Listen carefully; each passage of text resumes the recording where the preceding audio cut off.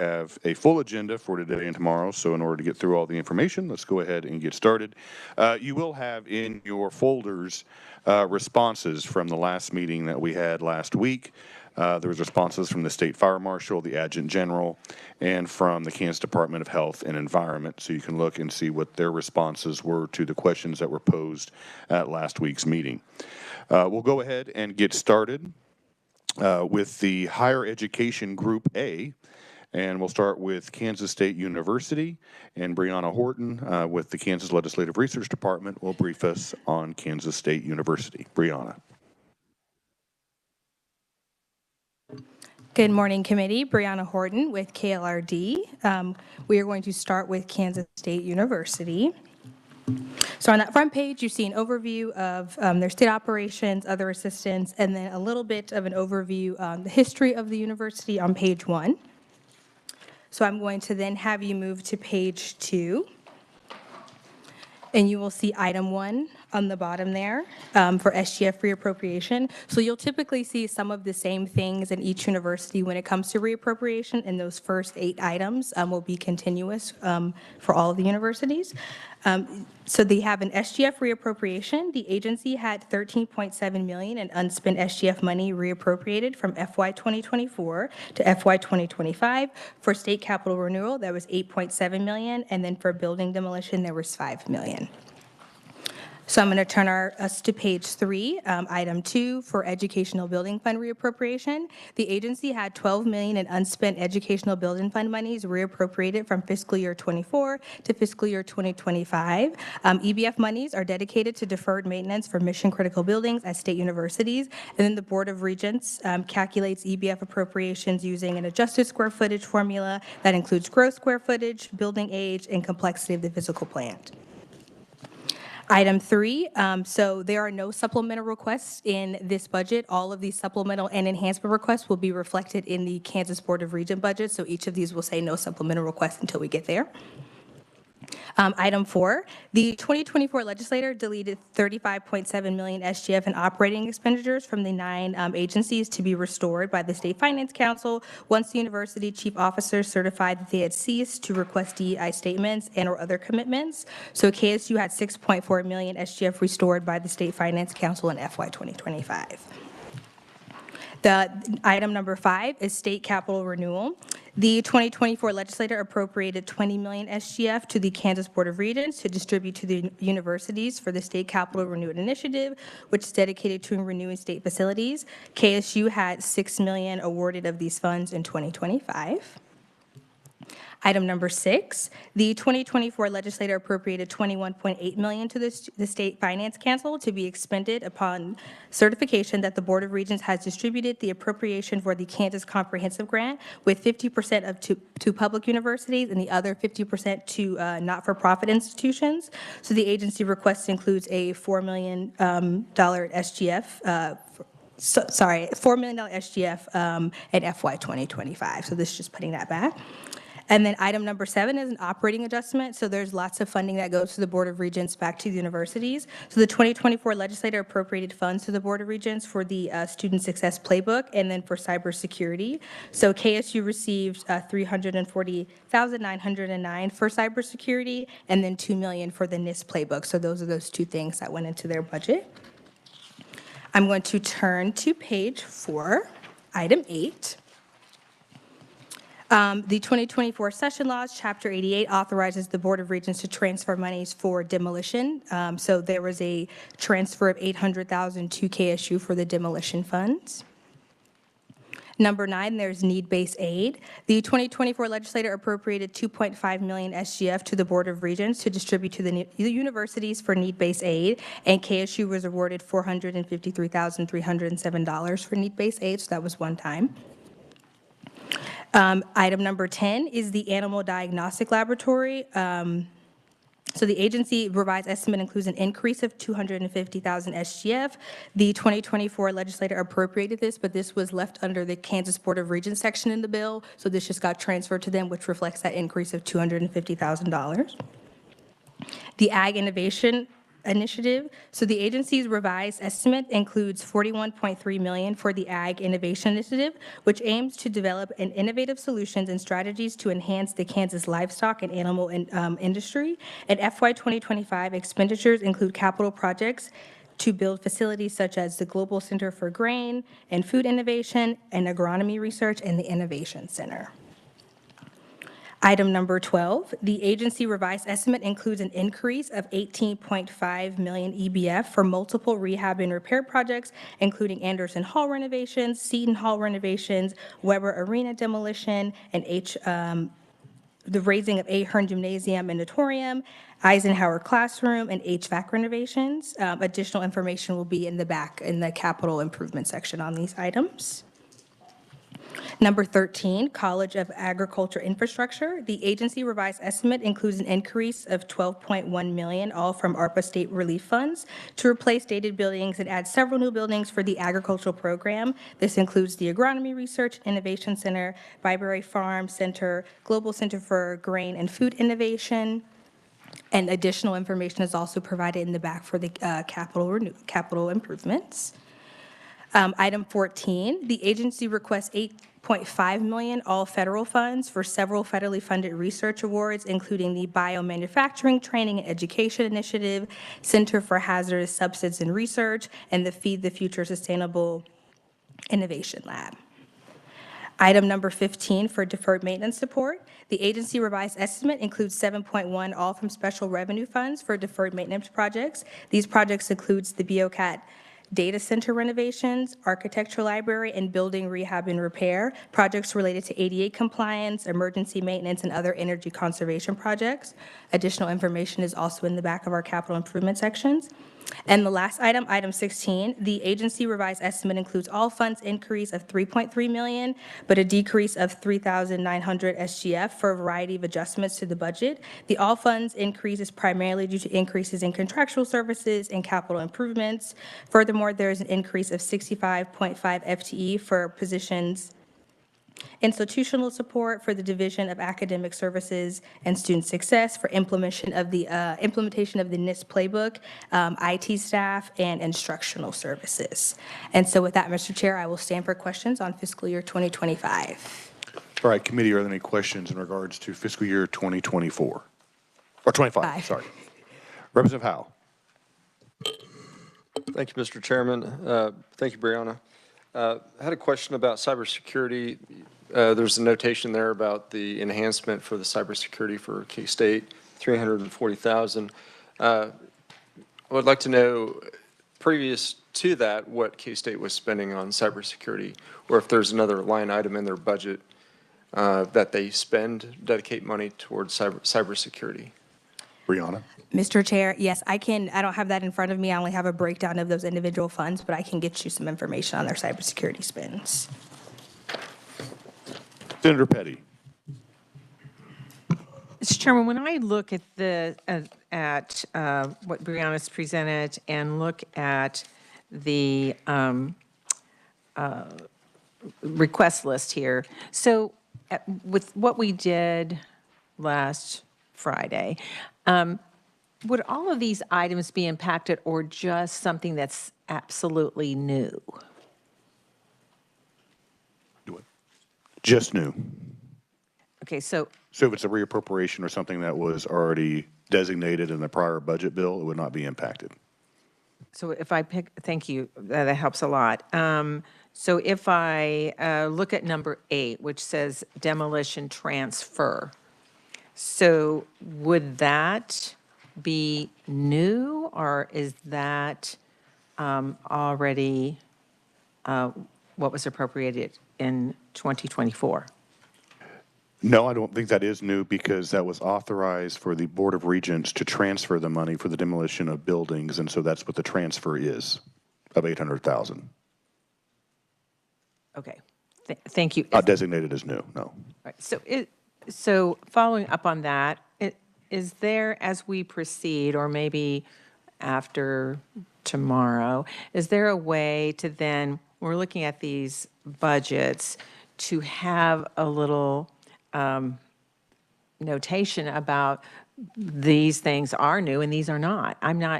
Because it's, I'm just a little unclear from particularly what we did last week as to specifically, I mean, I look at a lot of these and I think most of them would not be new, but then if I look at 16, which says add 65.5 positions, would all of those positions then be considered new?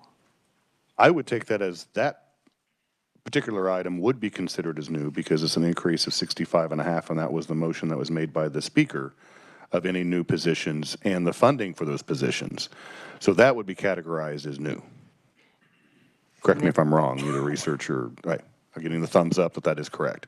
So, and I didn't necessarily see in here that there were any, so I don't know if any of those positions were tied to something that we actually passed legislation for last year. And maybe research can clarify that. And would those then also be considered new if it's tied to actions that the legislature did last year? Dylan, do you have a, yes, please.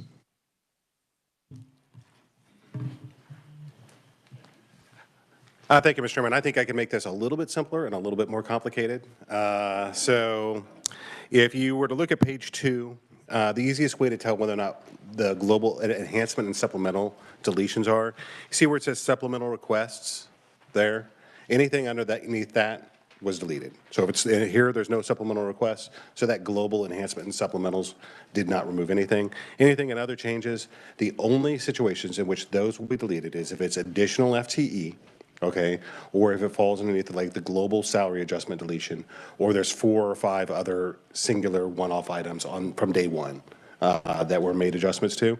We are working hard to come up with the FTE deductions. It is challenging, particularly for something like the Board of Regents, because they're partially funded by a bunch of different from a bunch of different places. But generally, if it's added FTE, they are being removed. We're hoping to give you a shorthand, which will detail all of those before the end of the day tomorrow. Senator Petty.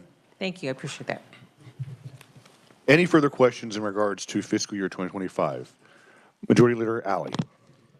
Thank you, Mr. Chair. I'm on number 15, and it said add $7.1 million off from special revenue funds for deferred maintenance. Is that in addition to the money which we had set aside last year for deferred maintenance? Brianna. Yes, Senator Alley. So the universities have to set aside funds because there's a match for any EBF monies or other money. So this is money that they've set aside for these projects. Okay, this is their money, not additional SGF money. Thank you. Any other further questions before we move on to fiscal year 2026? Chairman Howe. Thank you, Mr. Chairman. Just a clarification on number 10, the animal diagnostic lab. That $250,000 was for a feasibility study, is that correct? It wasn't necessarily for the construction of a laboratory? My understanding is that it's for a facility, but I can get clarity on that item. All right, thank you. Committee, any other questions? All right, Representative Carlin. Well, it sounds like, and this might be too simple, but it sounds like if it's, sometimes we just need to give budget authority for things. And is that one of the ways we look at this to tell if it's new or old? Because projects are going and money is there, but they ask for budget authority in some cases. I don't know about this particular case. But is that one of the clues to new and old? I think Dylan's going to answer that question. Dylan. So our understanding of the motion, and revisers, correct me if I'm wrong, is that the motion specified enhancements or supplementals. And enhancements and supplementals are actually tagged in the budget system. Now, you are correct that the reason people in an agency would submit an enhancement or supplemental is because it is supposed to be a new program. So in other words, if you have an increase in spending, maybe salaries and wages for group health insurance, Even though that's an increase, it's not considered to be necessarily an enhancement or supplemental because it's an ongoing cost that had been previously approved. And so enhancements and supplementals should be your new items. It is occasionally the case where something could be new but not submitted as an enhancement or supplemental. Those are not covered by this motion specifically, but they'll probably be addressed through the budget process as we go forward. Then if there was money left over brought forward, and you go back into that, would that be just authority to use the money? Dylan. Mr. Chairman, I believe you're referring to reappropriations. So if you're talking about money that's carried forward, those were not part of the motion, so Right. reappropriations were not deleted. Okay, thank you so much. Thank you, Mr. Chair. Any further questions? All right, seeing none, Brianna, move on to fiscal year 2026. Thank you, Mr. Chair. So that's page 6, item number 1. You'll see that, as I stated before, there are no enhancements in the budgets because they're all in the Kansas Board of Regents budgets. Sorry. Item number 2 is the diversity, equity, inclusion. So KSU had 6.4 million SGF restored by the state in FY25 that carried over into FY 2026 as a part of the agency's base budget. So since we're looking at it versus the approved, the 6 million is just a part of their base budget. Item number 3 is student financial aid. So the 2024 legislature deleted 21.8 million SGF from the 9 agencies. KSU had 4 million SGF restored by the State Finance Council in FY 2025, and that carried over into FY 2026 as a part of the agency's base budget. Item number 4 is for KSU Ag Innovation. The 2024 legislature appropriated 25 million SGF for the Ag Innovation Project as a one-time expenditure in FY 2025. These funds are budgeted to be expended in FY 25 and do not continue to FY 2026. Item number 5 is for the Central Immersive Training Hub. The 2024 legislature appropriated 4 million SGF for the Central Immersive Training Hub in FY 2025. These funds are budgeted to be expended in 25 and do not continue into 26. Item number 6 is for the Ag Innovation Initiative. The agency request includes an increase of 53.1 million, all from restricted fee funds. The fund is largely being used for the Ag Innovation Initiative, which includes capital projects to build facilities such as the Global Center for Grain and Food, Agronomy Research and Innovation Center. This increase also includes, this is an increase also due to salary and wages expenditures in the research program. So there's a little bit of both in that account. Item number 7 is housing projects. The agency requests an increase of 16.2 million, all from special revenue funds for housing projects. These housing projects include renovations to Strong Complex and a remodel of Moore Hall bathroom. And there's additional information in the capital budget section on these items. If we turn to page 8. Item 8, deferred maintenance projects. The agency requests an increase of 11.7 million, all from special revenue funds for deferred maintenance projects. These projects include rehab and repair projects, UNGA relocation, building security cameras in the International Student Center. And then there's more information in the capital budget on these projects here.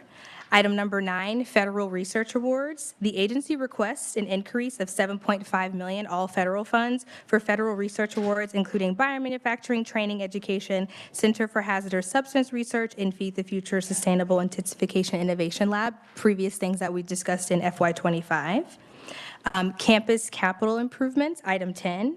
The agency request includes an increase of 6 million, all from the general fee fund for the Ag Innovation Initiative with 7 million, and renovation of classrooms on the main campus with 500,000. And this is partially offset by decreases in salaries and wages and then other commodities for that account. Item number 11, similar to what was discussed in FY 2025, the agency request includes a decrease of 12.5 million, all from special revenue funds, due to one-time federal funds being expended for the College of Agriculture project in FY 2025. The purpose of the project is to replace dated buildings and add several new buildings for the agricultural program. This includes agronomy research, innovation, Global Center for Grain and Innovation, and then there's additional information for all of these projects in the capital budget. Item 12, the last item, the agency request includes an increase of $1.8 million, including $763,639 SGF for a variety of other adjustments for FY 2026. This increase is primarily due to expenditures in categories such as capital improvements and contractual services. This is partially offset by decreases in debt service payments. The agency requests also an additional 65.5 FTE, so they requested it in 25. The request carries over into 26. And there are increases in institutional support, which is 64.1 FTE, and then it details the remainder of those FTE that are affected. And Mr. Chair, with that, I will stand for any questions on fiscal year 2026. All right, any questions for Brianna? Representative Hoffman. Thank you, Mr. Chairman. A couple questions. One of them is on the number 6, innovation initiative. The restricted fee fund, what exactly is that? What is the restricted fee fund that those are coming from? Brianna. So the restricted fee fund is multiple fees, so primarily fees from like student activities and other applications like that. It's just a list of those fees that are compounded into that account that they use for certain purposes. All right, great. And I also. Oh, yeah, go ahead. I mean, interject, but I assume that in the language in here is to build facilities and not facilitates. Yes, to build facilities. Representative Hoffman. All right, thank you, Mr. Chairman. And then number 10, it says here $6 million, all from the general fee fund. And then later it says special revenue funds. Now, is a general fee fund, that's not SGF. That's a general fund at K-State? General fee fund, so for general fee fund, for all the institutions, it means their tuition Okay. revenue account. All right. Thank you, Mr. Chair. Senator Erickson. Thank you, Mr. Chair. Thank you for the report. So following up on Representative Hoffman's question, how much money is in the restricted fee fund? Brianna. I don't have that information in front of me. I can go back and look and give you an estimate on what's in that fund. I think it'd be helpful to know how much money is in those special funds. It seems like that's an awful lot of drawdown. I'd be interested to know what the balance of those are. And I would encourage maybe we look at reducing fees on students. Thank you, Mr. Chair. Representative Howe. Thank you, Mr. Chair. Brianna, wanted to see if you could give me a little bit more information about what a public service program would be. And so if you, it's under item number 12 about the FTEs. I'd just like to have a little bit more information at your convenience for that. Brianna. Mr. Chair, in the very back, I've detailed all of the programs. So public service is on page 13. So this is from the agency just describing each of the programs that they have. And this would describe kind of what those employees are doing and how those service the students. All right, thank you. Going back to Senator Erickson's question, it's possible to get the balances of those fee funds? Yes. All right, thank you. Any further questions in regards to fiscal year 2026? Okay, seeing none, we'll go ahead and move on to the next, still Kansas State University, but it's going to be the Veterinary Medical Center. So Brianna. Mr. Chair. Mr. Chair, would you like me to read the capital budget section? Yeah, you may. Okay. So we've broken out the capital budget section with, to highlight state general fund projects, very large expenditure projects, which includes the ag innovation for K-State, and then we've grouped other projects because there's several hundred projects that have rehab and repair. So item number 1 is state capital renewal. The agency revised estimate includes 14.7 million SGF for state capital renewal projects, including but not limited to 2.3 million for the BOCAT data center renovation, 3.2 million for a Thompson Hall renovation, 3.3 million for Eisenhower Hall classroom and HVAC renovations, 2 million for the Fairchild Hall renovation, and then 3.8 million for smaller capital improvement projects.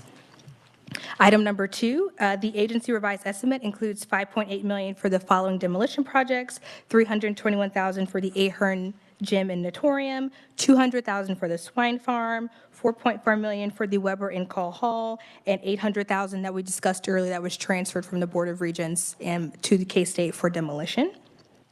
Item number 3 just goes over the ag innovation, which I've described earlier. The agency revised estimate includes $97.9 million, including that $25 million SGF for the Ag Innovation Center. If we turn to page 11, the agency revised estimate includes $59.1 million for other agency projects. So I've just hit those high-value projects right there at the top. $26.8 million for EBF rehab and repair. Some of those projects were described earlier in the document.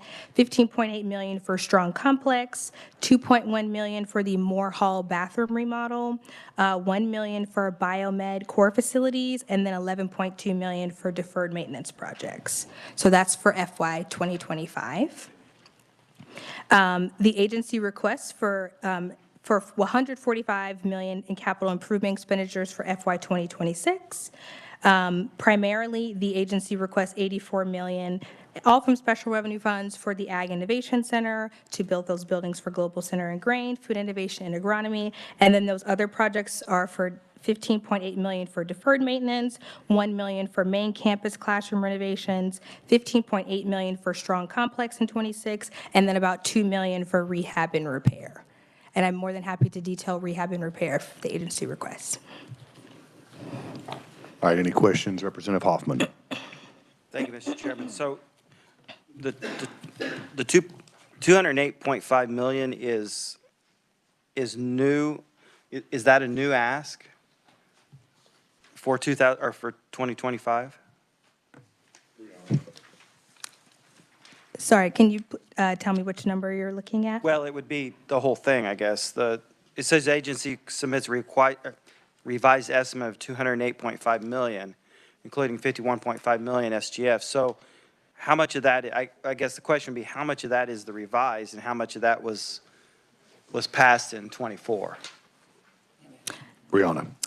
So for the state projects, those were monies either that had reappropriated or that had been dispersed from the Kansas Board of Regents toward those projects. And then the other ones are just revised estimates on those projects from what they originally estimated to what they have now. So we've already okayed all of it? That is my understanding, yes. Okay, all right. It's last year. Okay, thank you. Any other questions? Senator Fagg. Thank you, Mr. Chairman. When you look at number 3 on the Ag Innovation Initiative, and it says 25 million SGF, I'm sitting there thinking back when we looked at 2026, there's 53 million from the restricted fee fund. So I guess my question would be, what's the balance in the restricted fee fund? How we decide what's SGF and what's restricted fee fund? Brianna. Mr. Chair, Senator Fagg, I'm going to get that balance on the restricted fee fund, and then I can work to figure out how the agency is deciding on how these funds are being spent for these projects. Thank you. Senator Erickson.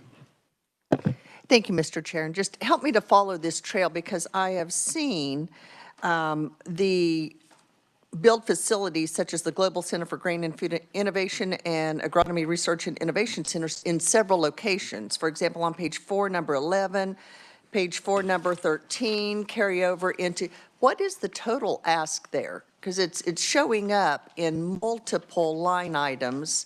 So can we have it, what is the total cost of those projects? Brianna.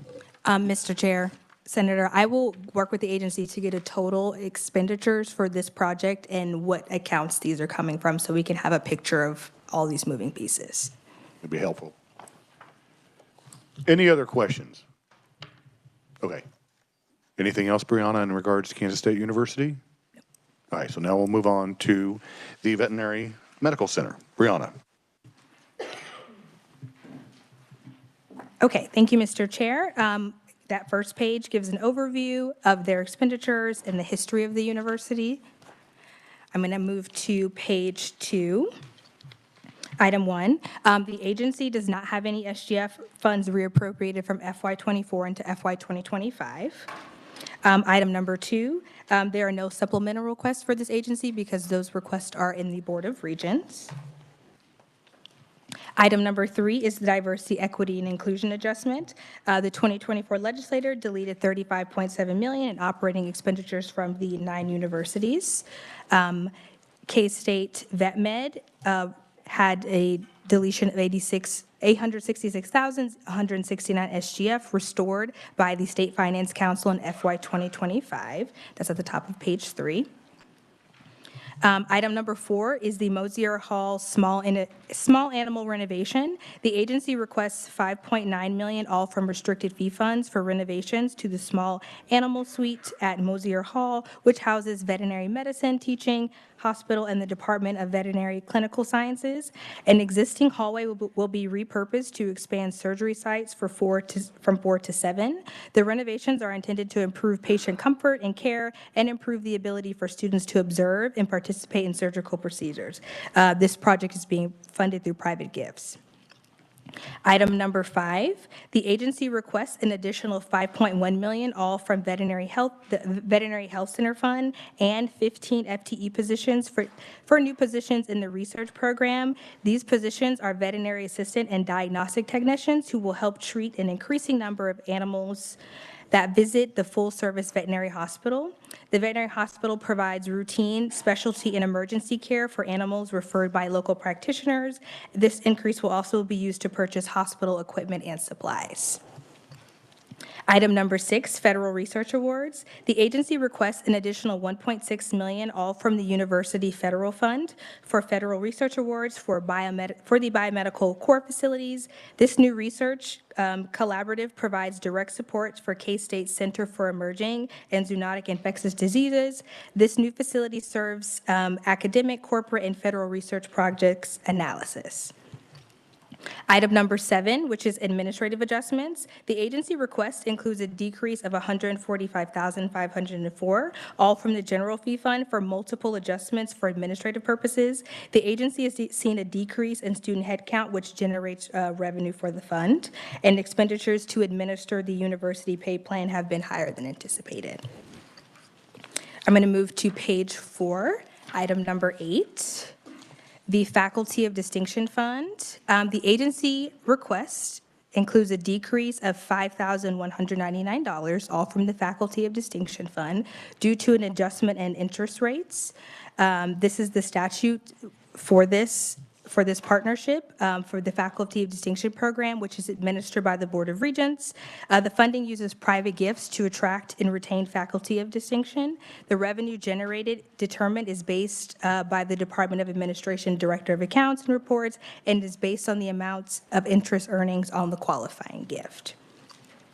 Item number 9, as all other adjustments, the agency requests an increase of $891,601, all from special revenue funds, for a variety of adjustments in FY 2025.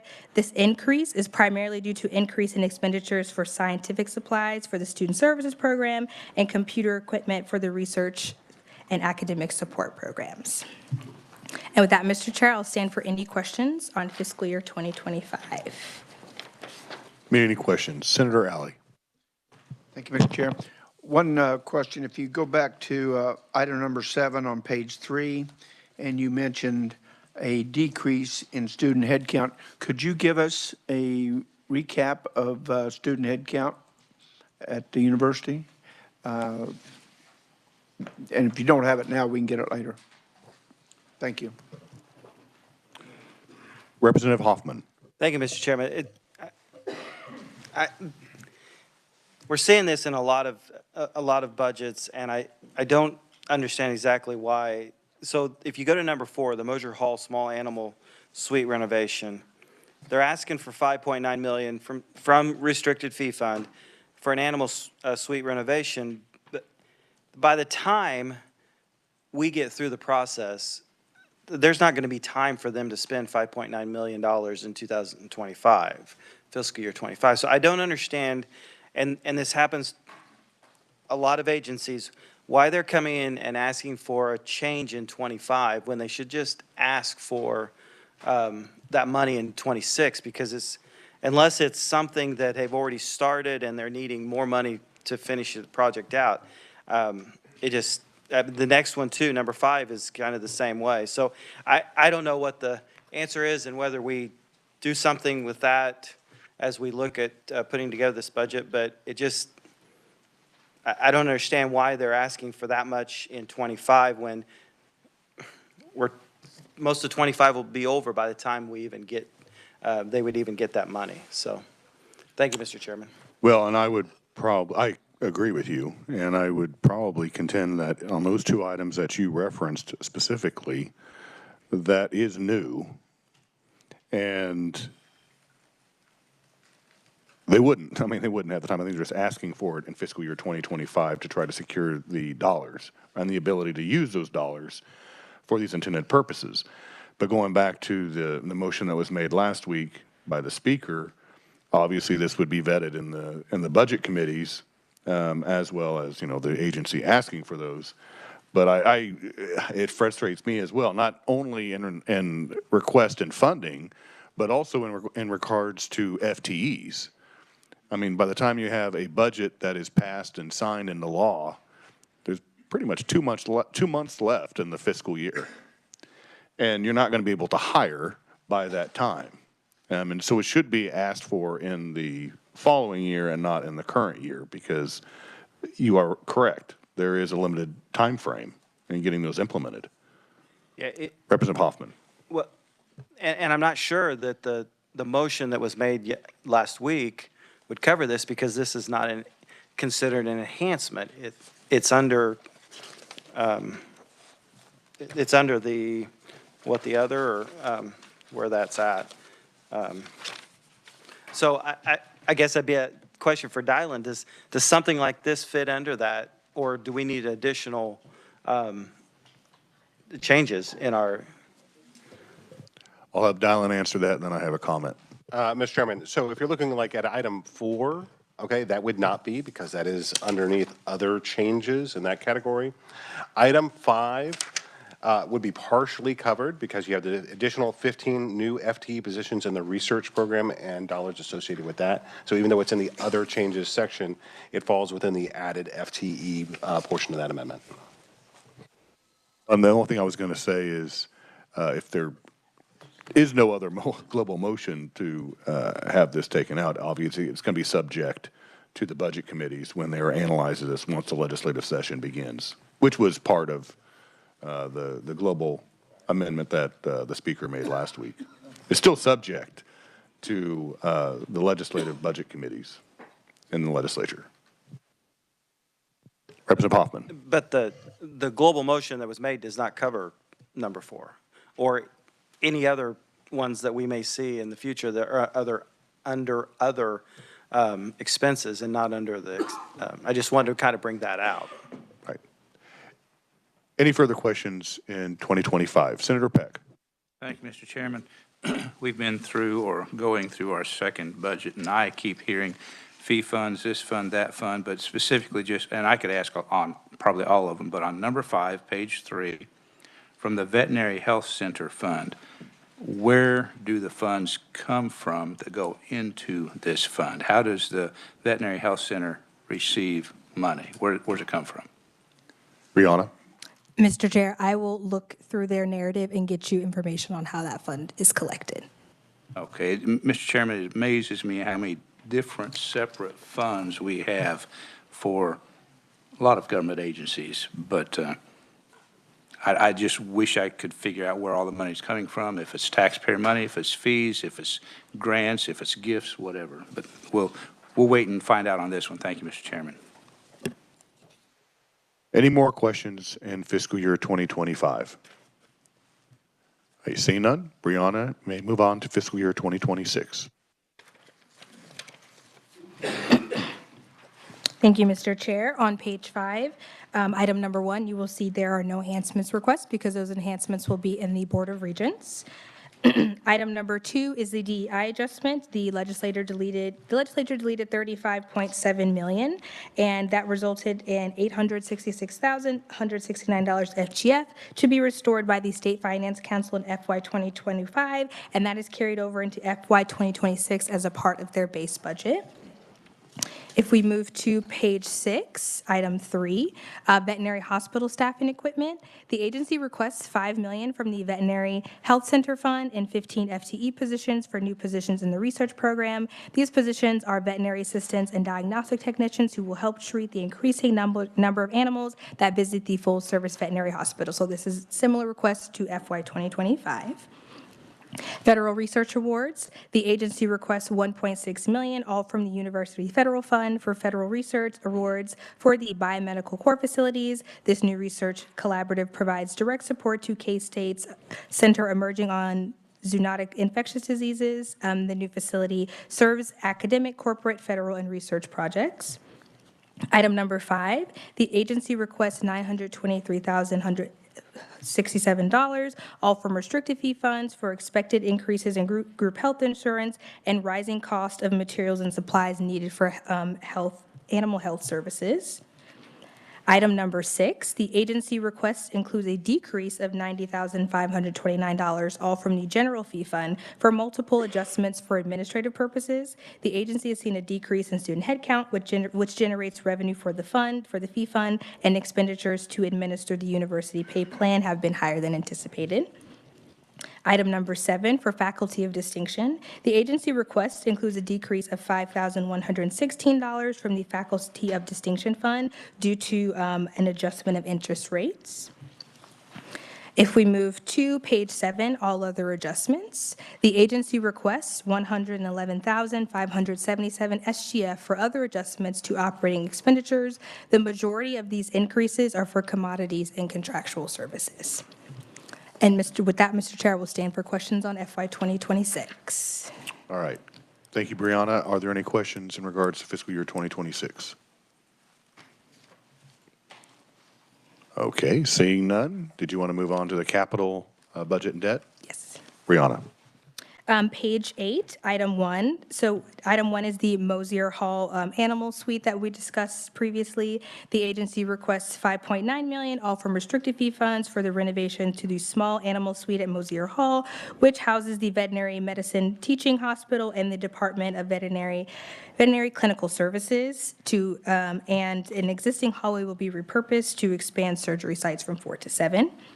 Item number 2, the agency requests $342,366, all from the Veterinary Medicine Teaching Hospitality Fund for renovations to dog-run facilities to improve plumbing infrastructure and to foster an enhanced animal environment for FY 2025. For FY 2026, the agency requests $457,917 in capital improvement expenditures for FY 2026. This is primarily for debt service payments. The agency debt service payment goes towards the College of Veterinary Medicine capital lease.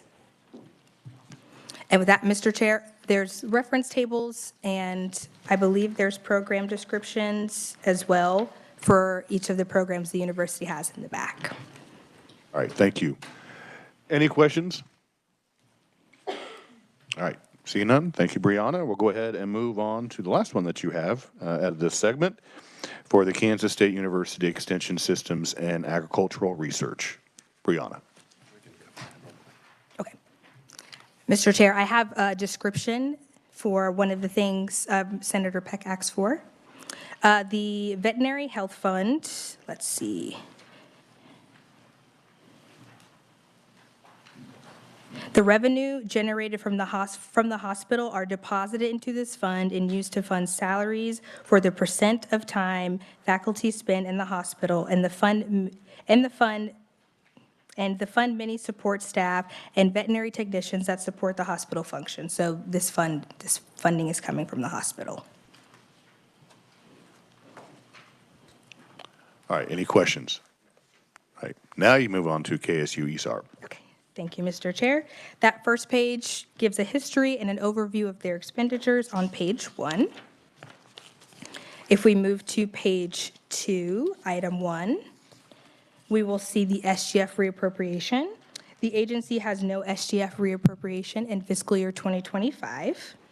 Item number 2, supplemental requests. All supplemental requests will be reflected in the Kansas Board of Regents budget. Item number 3 is diversity, equity, inclusion adjustment. That adjustment happened for all of the 9 agencies, and K-State ESARP had 3 million SGF restored by the State Finance Council in FY 2025. Item number 4, the restricted fee fund. The agency request includes $2.2 million from the restricted fee fund, which is funded through student fees, such as student activities. These fees can be used only for specific purposes for which they are collected. Funds support research initiatives, including staff salaries, benefits, and equipment purchases. This increase is related to an increase in expenditures for contractual services in the public service and research program, and the agency sees increase in research activity. Item number 5 is grants and research. The agency requests $8.3 million all federal funds for increased grant receipts. This increase reflects expenditures to sustain increased research activity. The funds are largely being used to support research staff and laboratory equipment in the research and public services program. And item number 6, the agency request includes an increase of $46,438, all from special revenue funds in FY 2025. This is due to increases in contractual services, partially offset by decreases in capital outlay and salaries and wages across the university program. The agency also requests a decrease of 8.4 FTE positions for research assistants related to projects and activity reliant on federal grant funding. These positions are anticipated to expire without renewal. And with that, Mr. Chair, I will stand for questions on FY 2025. Committee, any questions for fiscal year 2025? Representative Howe. Thank you, Mr. Chairman. Brianna, where is the K-State 105? Where is that in the budget? I believe it was a little confusing with all the institutions. Correct me if I'm wrong, Brianna, but I believe that's falling under the Board of Regents because aren't all the enhancements falling under them? Mr. Chair, yes, so K-State 105 is housed under the extension ESARP, but that request for K-State 105 is housed in the Board of Regents right now. Thank you. Any further questions in regards to fiscal year 2025? All right, seeing none, Brianna. I will move to page 4. You're going to see similar requests in FY25 into 2026. As number 1, enhancement requests. There are no enhancement requests for the university at this time. They are in the Board of Regents budgets. The DEI adjustment, the legislature deleted 35.7 million SGF. The K-State ESARP had 3 million SGF restored by the State Finance Council in FY 2025 and carried over into FY 2026 as a part of the agency's base budget. If we move to page 5, number 3, the agency requests $2.5 million for increases in salaries and wages, largely attributable to an increase in research contractual services. The agency notes a rapid increase in research activity. Item number 4, grants and research. The agency requests $8.3 million for increased grant receipts. This increase reflects This increase reflects the increased estimates to sustain increased research activity. Item number 5, all other adjustments. The agency requests $367,775, including $334,742 SGF and all other adjustments for increased operating expenditures and categories of contractual services and commodities. And with that, I will stand for questions for FY 2026. All right, thank you, Brianna. Committee, any questions? I'm not seeing any, so you may proceed on to the capital budget and debt, if there is any. Thank you, Mr. Chair. There are no capital improvement expenditures. There's lots of capital improvements for FY24, but for 25, those payments are primarily for debt service, as you can see, debt service and principal, and those are for the Knox Land capital lease for the agency. All right, any further questions? If not, thank you, Brianna. We'll go ahead and move on to the next budget, and that is going to be General Government Group A, and the first one we have is the Kansas Department of Commerce, and so Sharday Kane with Kansas Legislative Research Department will be briefing us on the Department of Commerce. Sharday.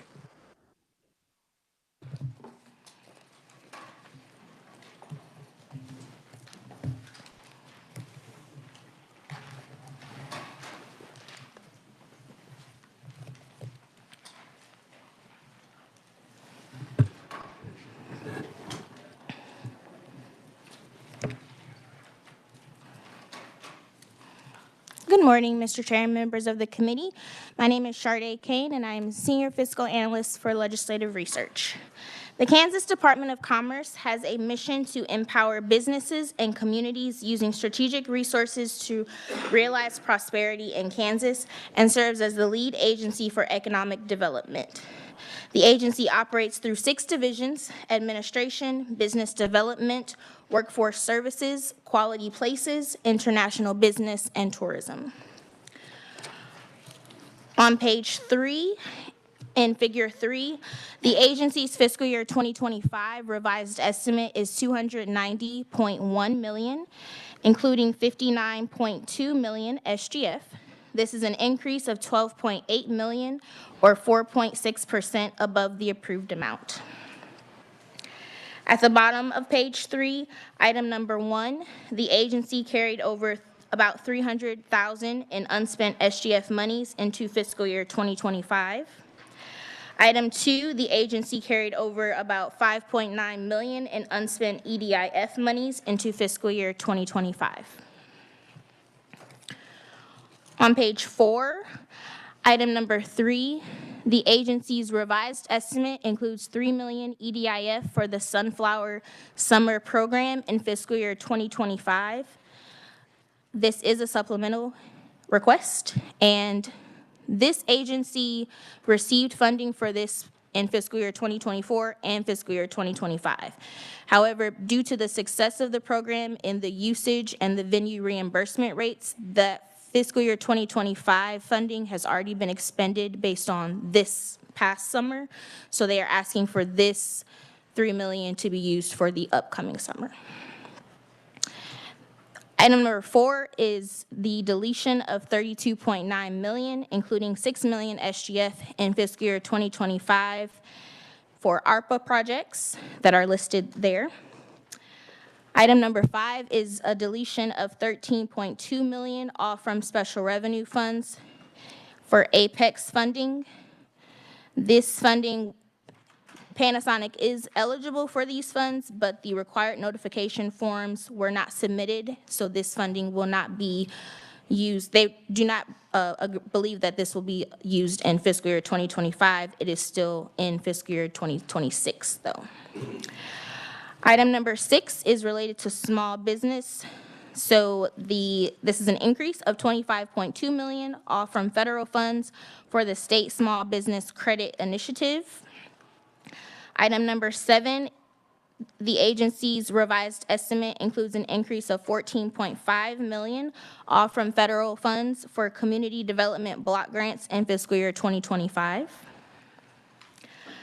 At the bottom of page 4, top of page 5, item number 8 is related to broadband grants. The agency's revised estimate includes an increase of $12.1 million, all from federal funds for broadband grants that are listed there.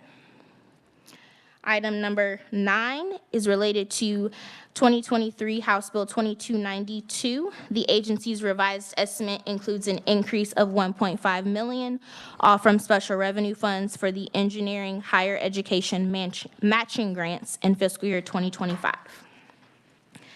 Item number 10 is related to the retain program, and it is an increase of $1 million, all from federal funds. Item number 11 is an increase of about $1 million, all from federal funds for the apprenticeship program, Apprenticeship USA.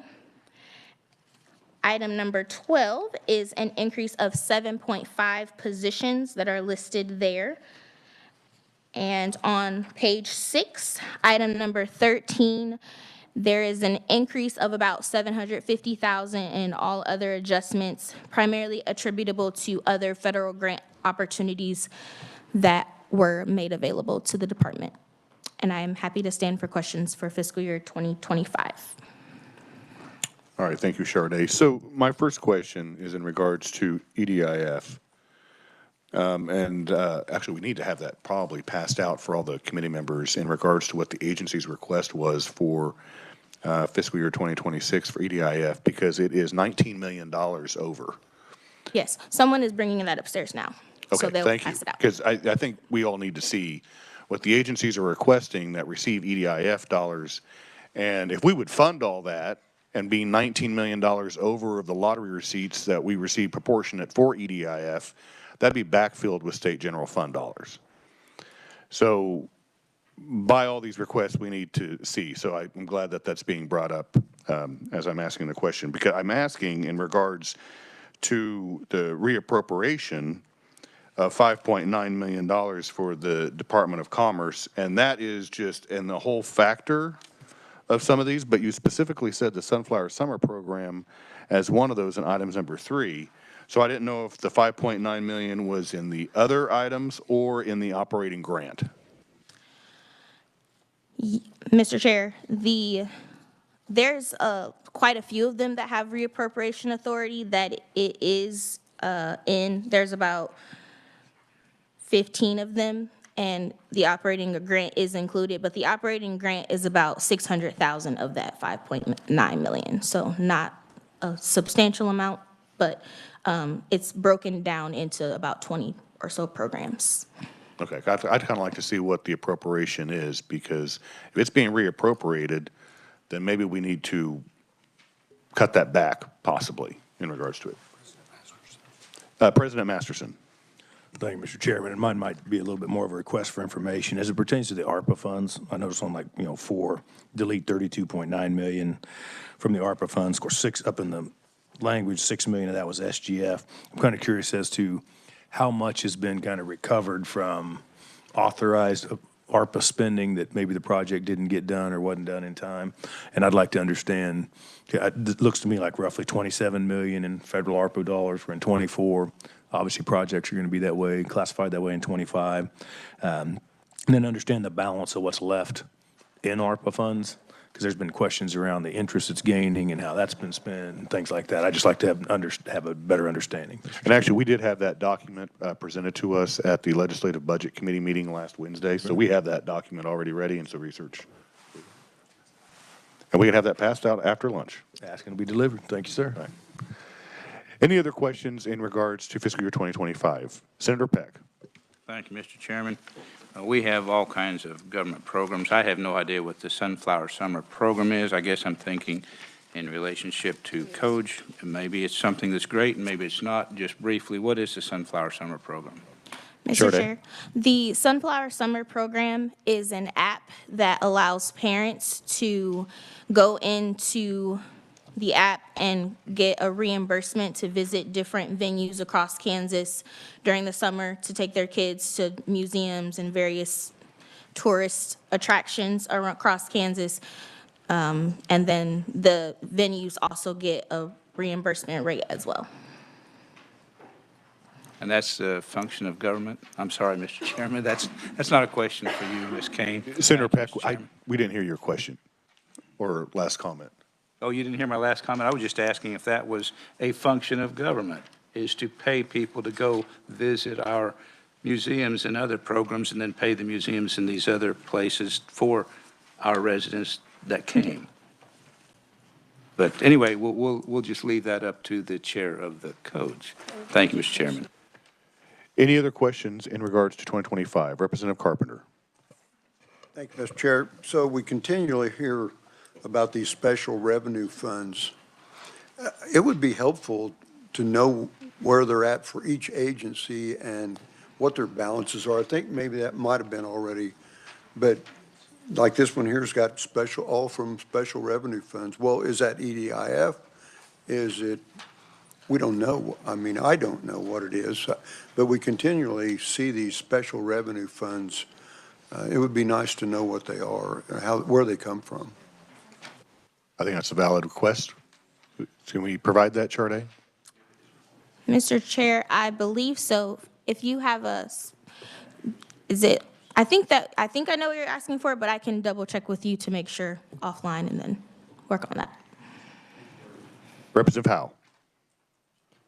Thank you, Mr. Chairman. On item number 6, the State Small Business Credit Initiative, is that a pre-existing program through Commerce, or is that a new program that's maybe started through, I guess, the federal government legislation or something like that?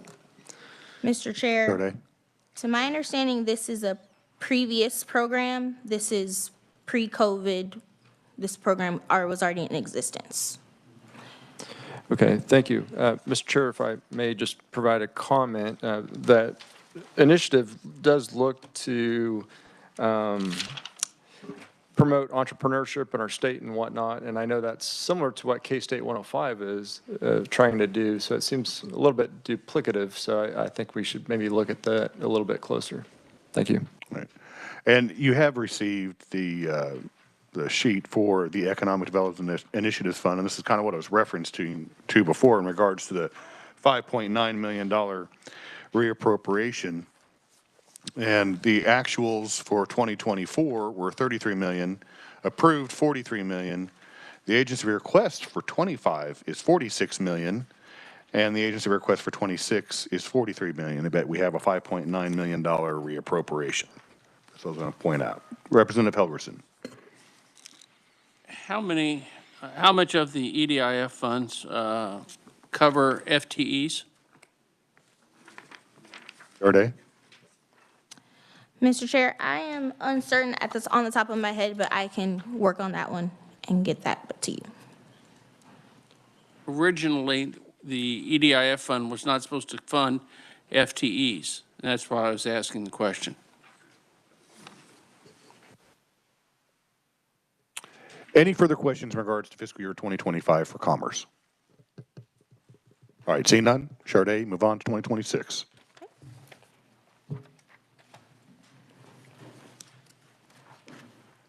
Right. On page 7, figure 6, the agency's fiscal year 2026 request is $190.4 million, including about 840,000 SGF. This is a decrease of $80.7 million, or 29.8% below the approved amount. At the bottom of page 7, item number 1 is an enhancement request for the Sunflower Summer Program for fiscal year 2026, and that same amount of $3 million. Item number 2 is an enhancement request for World Cup marketing. This is an agency request to create, publish, and place a variety of advertising and marketing through billboards throughout Kansas to highlight Kansas tourism and encourage travel across the state. Item 3 is related to healthcare upskilling. The agency's request includes $1 million to create a training grant program that will provide Kansas hospitals, health systems, long-term care facilities, and workforce intermediaries with funding to support existing training programs and establish new training programs. Approximately 20% of job openings on the Kansas Works website are in the healthcare field. Item number 4 is related to the Mobile Visitor Center. The agency's request includes 500,000 EDIF and 2 FTE for a van that this is a pilot program currently based on what the agency has reported to me. So the van is attending events across Kansas and then across the country, being used for job fairs to help in the Love Kansas Talent Recruitment Initiative, and also in helping with marketing Kansas as a destination travel location. Item number 5 is an enhancement request for the Kansas Arts Commission. This $500,000 in EDIF would be used to expand grant programs for nonprofit arts organizations, increase general operating support, enhance arts education programs, and support cultural facility improvements. Item number 6 is related to the transparency database. The agency's request of $350,000 EDIF is to make improvements to the database by hiring a consultant. This would be to sync the transparency database and provide real-time searchable data. Item number 7 is related to the Global Growth Program. This is a request for $200,000 EDIF for a Canada in-country representative, the Export Kansas Accelerator Program, and 2 global resources to assist with supply chain and workforce development partnerships.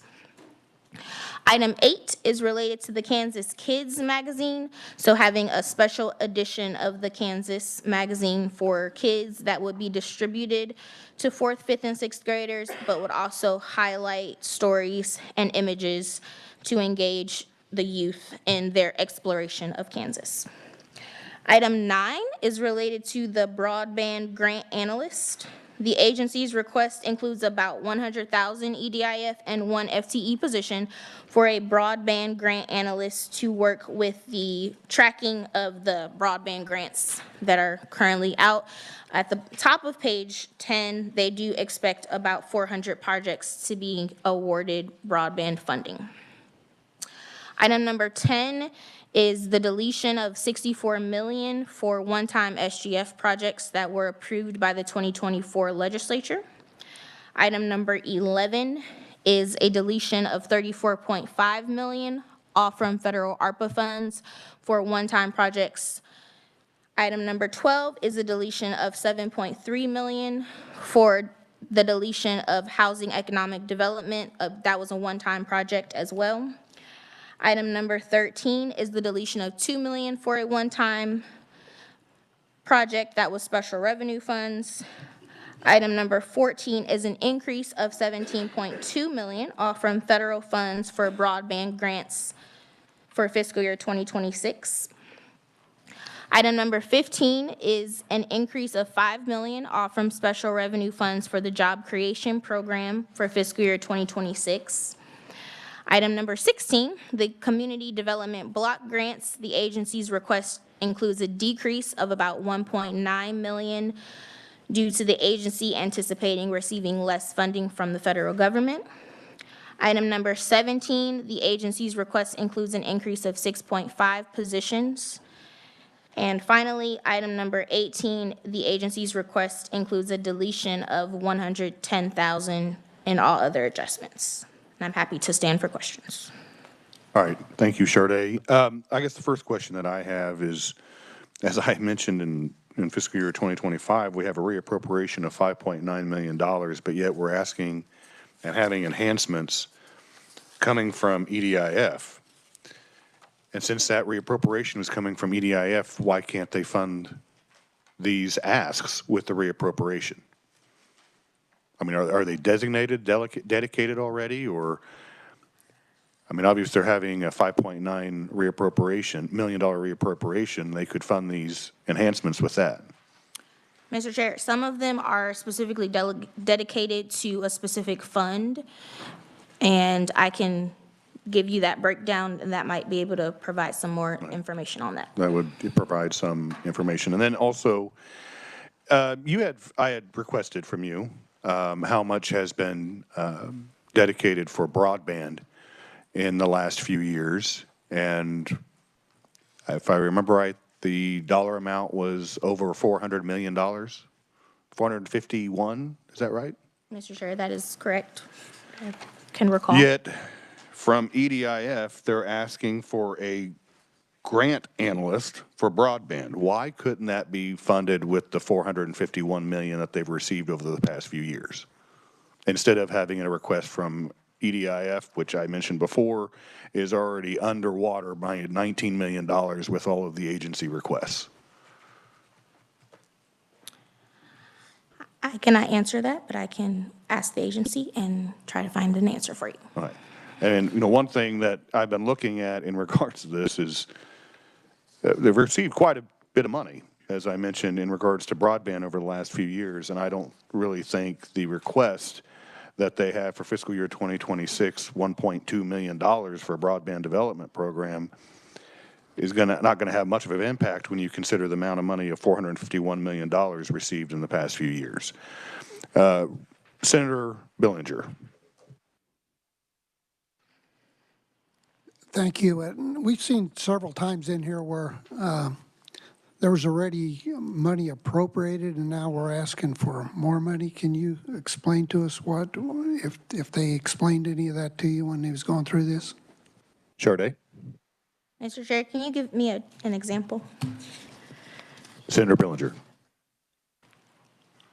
There was $19 million that already had been provided, and then it was asking for another couple $1 million, or 1.5, so I did. What number was that?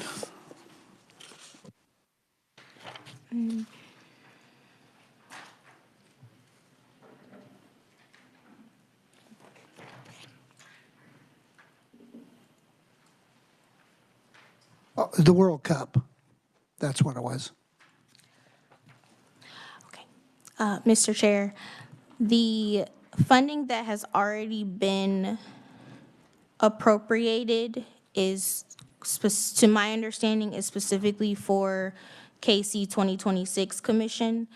This funding would be for the Department of Commerce to use internally for their marketing efforts.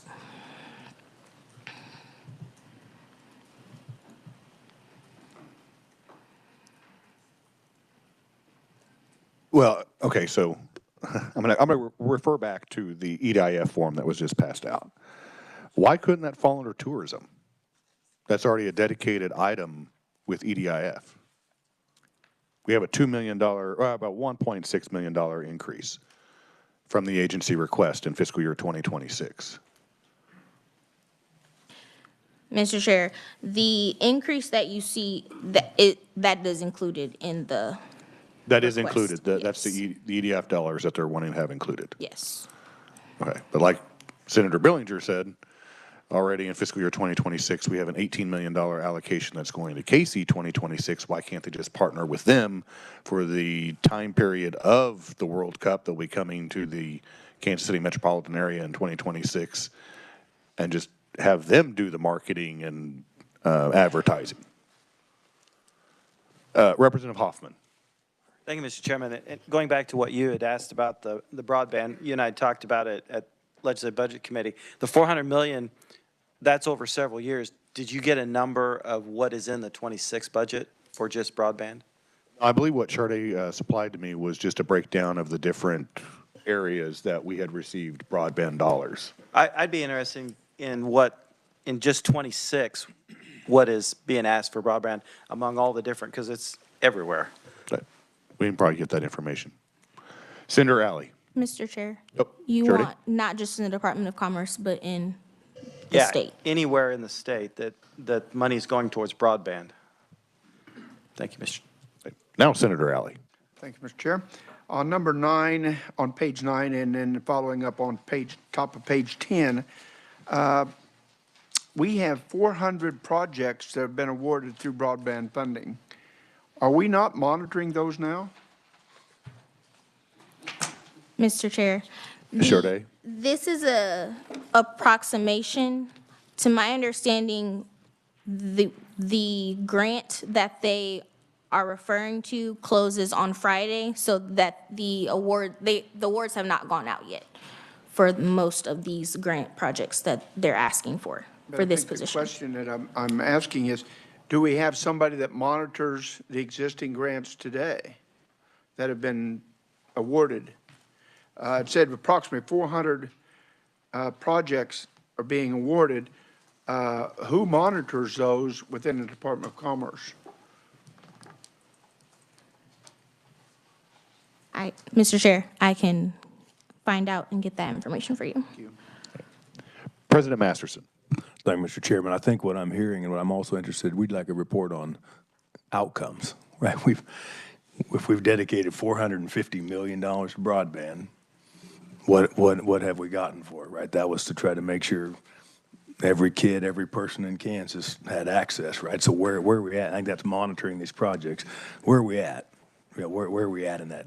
That's the question I'm heard being asked, and I'd be interested in that. Where are we at right now on that? But I've been going back to the question that I posed. I think they can find the 99,000 within that $451 million that's already been allocated. Representative Williams. Thank you, Mr. Chair. And just changing gears just a little bit, this question is actually, I want to direct it to Dylan based on this budget and all the budgets. When we see other changes, they're not supplemental, they're not enhancements. So is this what happens between the time that we leave the legislature and when we come back? Are these no fund limits, federal funds that we don't necessarily have to approve? They're already in transition. I'm just trying to distinguish between those and what the speaker made the motion to cut. Dylan. Mr. Chairman, so there's a variety of things and other changes. So if you were to look at page 7 on this document, so what we're trying to do here is we're trying to show how you get from the 24 approved budget without reappropriations to where they are at right now. So you get things and other changes like these negatives. So those one-time ARPA projects that are being deleted. I mean, you're going to see things in there like that, showing that those one-time fundings are going away. And then you're also absolutely going to get increased expenditures from no limit special revenue and federal funds. There is a provision inside of the budget bill that would allow the governor to draw down federal funds in the event that it does not have a matching requirement for state dollars or an additional performance requirement from the state. And so you see these, and what you're seeing here is us reporting on those actions that are taken, sort of these new federal funds have become available. So technically, other than the fact that we approved the final budget, we don't really have a say on those drawdowns of those no limit funds, especially those federal funds. Is that correct? During this time period? Dylan. So I would not say that you don't have a say. The actions can be taken. There are always alternatives. You could remove the language from the bill. I mean, there would be consequences to that certain institutions like Regents would not be able to draw down federal funds. You could put specific limitations on those funds. You could put fund limits rather than having them all as no limit funds. There are options you could choose if you wish to restrict agencies' ability to spend funds. You just instruct us and we'll do it. Okay, I appreciate that because I think that every time we come back, there are a significant number of federal funds that do come into Kansas, FTEs that are added to many budgets, and we really didn't authorize those. Thank you. Representative Helgerson.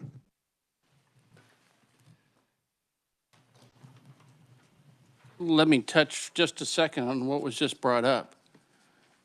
Mostly when we look at the budget, if you look at it's a nice thick 1 inch, 1.5 inch, but our recommendations are only a very small part. The rest of it is enabling legislation to receive the federal funds or to do other things in the various agencies. I don't know if we're going to talk about that today or tomorrow when we introduce a bill, but that's a substantial amount of direction that most times we never give to the agencies or to the governor. We just accept that. So I agree with you. That's something that if we're going to seriously look at this, we should make some policy decisions on that. I wanted to go back, and it was hit several times up here about the broadband. And the director, I believe, last year or the year before was asked in Commerce, how much money do you need to do broadband across the state? And the comment was, I need all the money I can get. There was an unlimited amount of requests to do everything that they want to do. We could give them all the state general fund and they'll spend it. Seriously, I haven't heard that one out in a while. I think all that we're asking is very crucial, but I also think we should ask how many millions of dollars are flexible that we could pull out of the broadband expansion, that is state general fund dollars, because we have suddenly got a wealth of money coming in from the federal government that was not anticipated when we started putting SGF dollars in there. And just like we have for EDIF dollars, the various columns, I think we should have various agency, they have state general fund, they have EDI, whatever they're spending in order to spend to do broadband expansion, where the money's coming from, and do we have the flexibility of altering that? Now, my question, we heard the budget profile and how we're down $400 million. Traditionally or historically, what we're going to do is we're going to take the $400 million from the reserves. We're going to say, well, that's the budget this year and 400 million from next year, we have to pull it out because that's not coming in. I take the attitude that we should be looking at 25 and 26, not enhancements, but $400 million of less money that we have now. We should be looking at trimming $400 million out of the budgets, 25 or 26, because we had a figure in mind of where we were going to end up, and our figure is wrong, and so the agencies have to share that. We don't start dipping into our reserves or the ending balances necessarily. We start looking at money that's been not spent, carried forward. They're delaying it for a year or 2 years, and that should also be one of our priorities.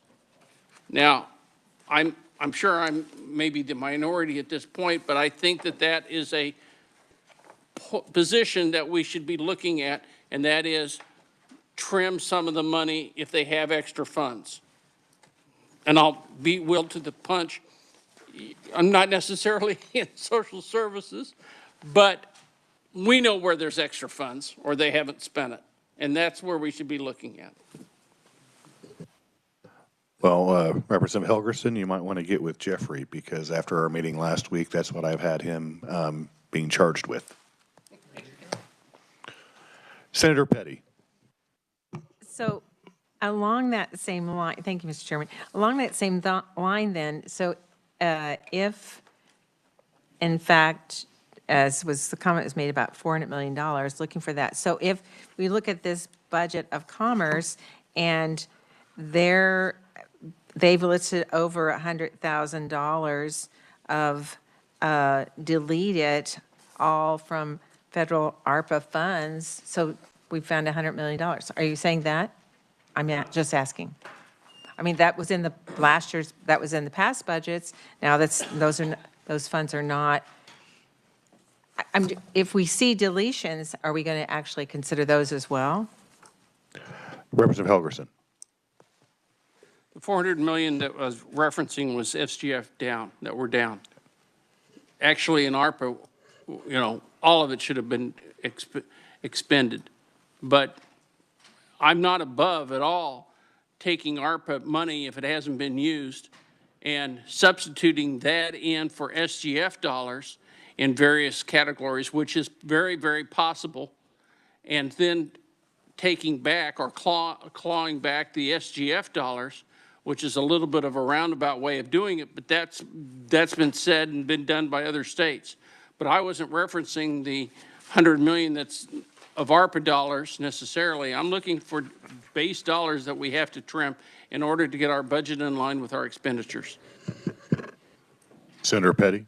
Well, but you did also reference the broadband grants, and that's all federal dollars. I mean, the broadband money is all federal dollars here. No, it's not. I'm looking at, I'm The sorry, money I'm just that looking is- at the 17.2 million.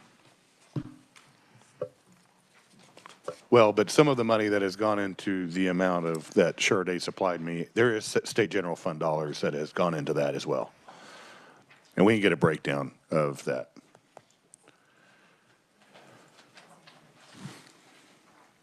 Any further questions on fiscal year 2026 for the Department of Commerce? All right, see none. Sharday.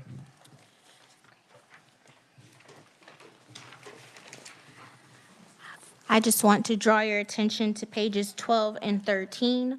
Page 12 is the capital budget and debt. For fiscal year 2025, the agency submits a revised estimate of $200,000 off from the reimbursement and recovery fund to have a project to include 3 storefronts and all windows for energy conservation and exterior modernization. And for fiscal year 2026, the agency requests $130,000 to replace the existing roofing.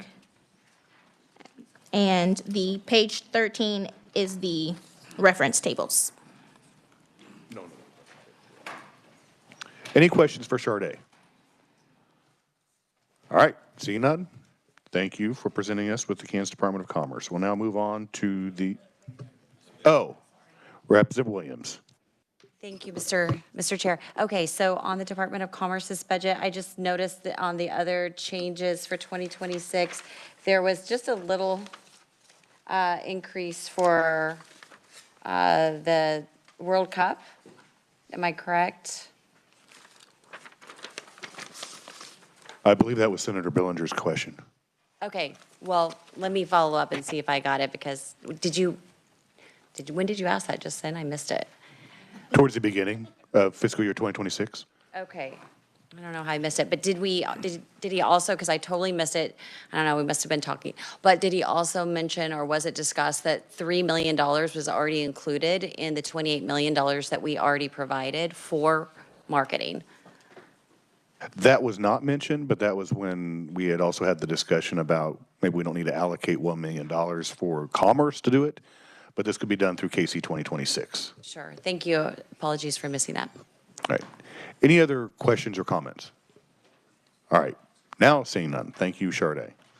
We'll now move on to the Board of Cosmetology, and Jacob is going to be providing us with the budget for the Board of Cosmetology. Jacob.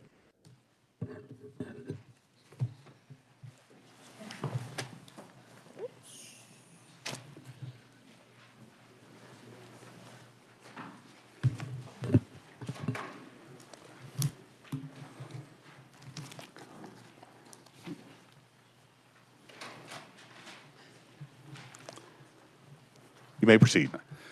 Good morning, Mr. Chair and members of the committee. My name is Jacob Klesby, and I'm a legislative fellow with KORD assigned to analyze the budget for the Board of Cosmetology. Behind me in the audience is the executive director of the agency, and he may be prepared to stand and answer questions. The Board of Cosmetology, or KBOC, accepts the responsibility to provide licenses, access to access to information necessary to ensure the health, safety, and welfare of the consuming public. The board also contracts with an exam company to administer national standardized written and practical examinations to licensed students training in the fields of cosmetology and body art. On page 2, this begins the analysis for fiscal year 2025. For the fiscal year 2025, the agency has approved, the legislature has approved agency spending of $1.3 million, and the agency has requested spending of $1.5 million. This is a 20% increase from the approved amount and a 26% increase over the previous year's actuals, and the agency requests an ending balance of $105,000.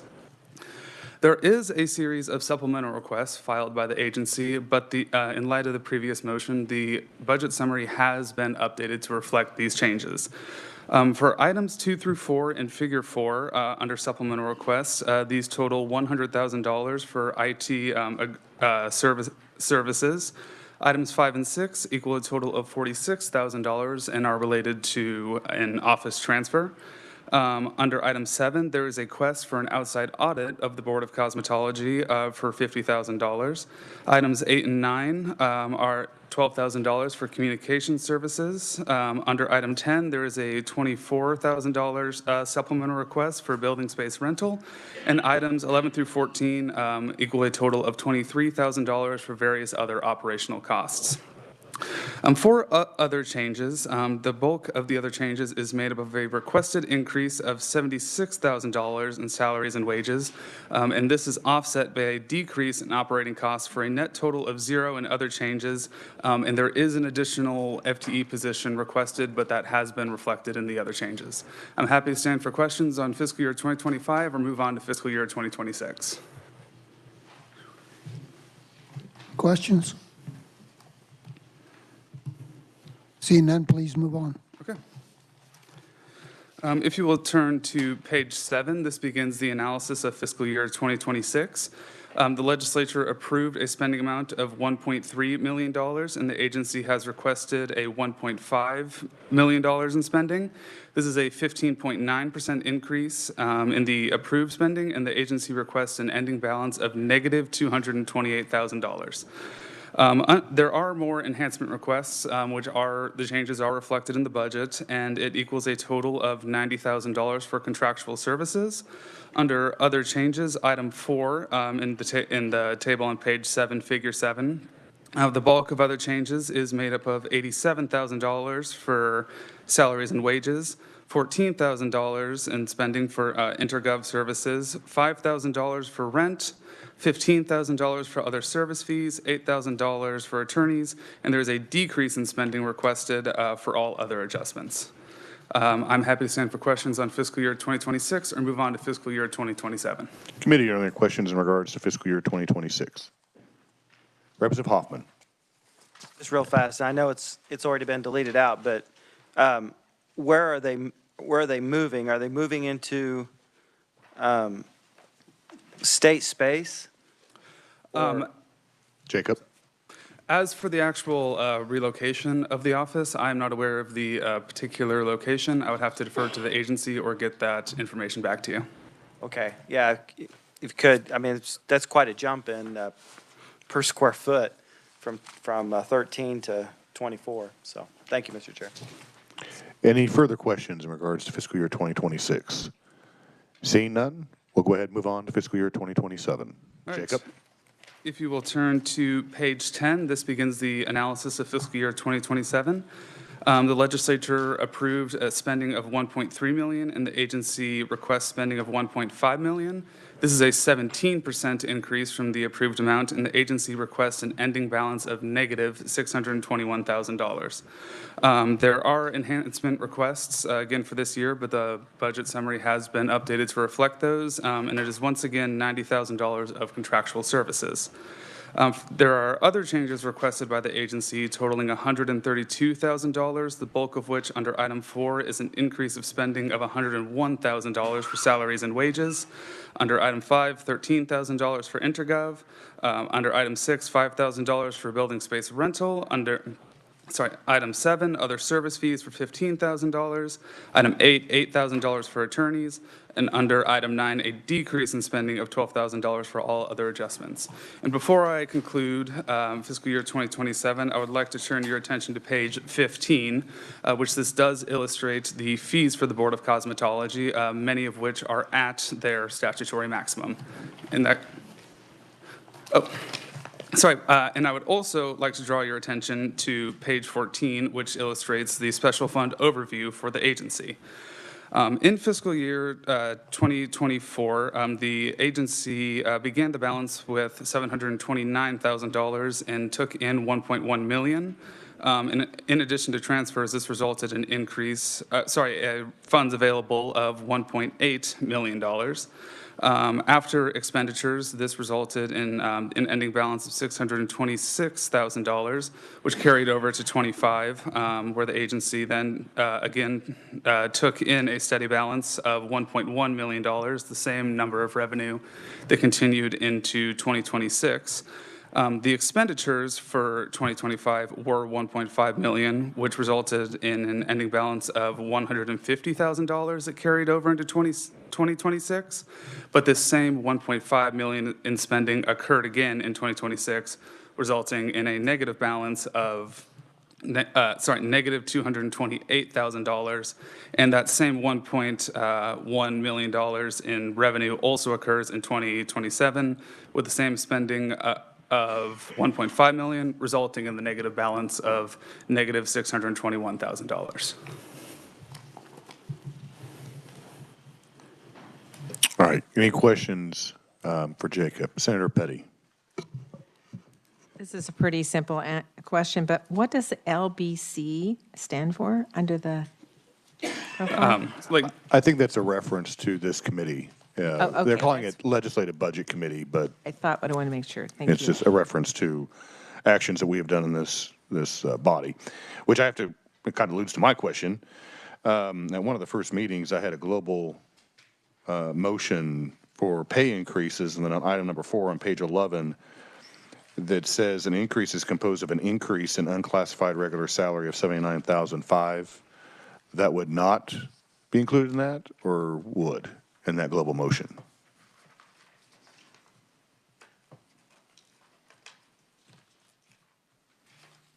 I guess that's a question more for Dylan, maybe. Yes.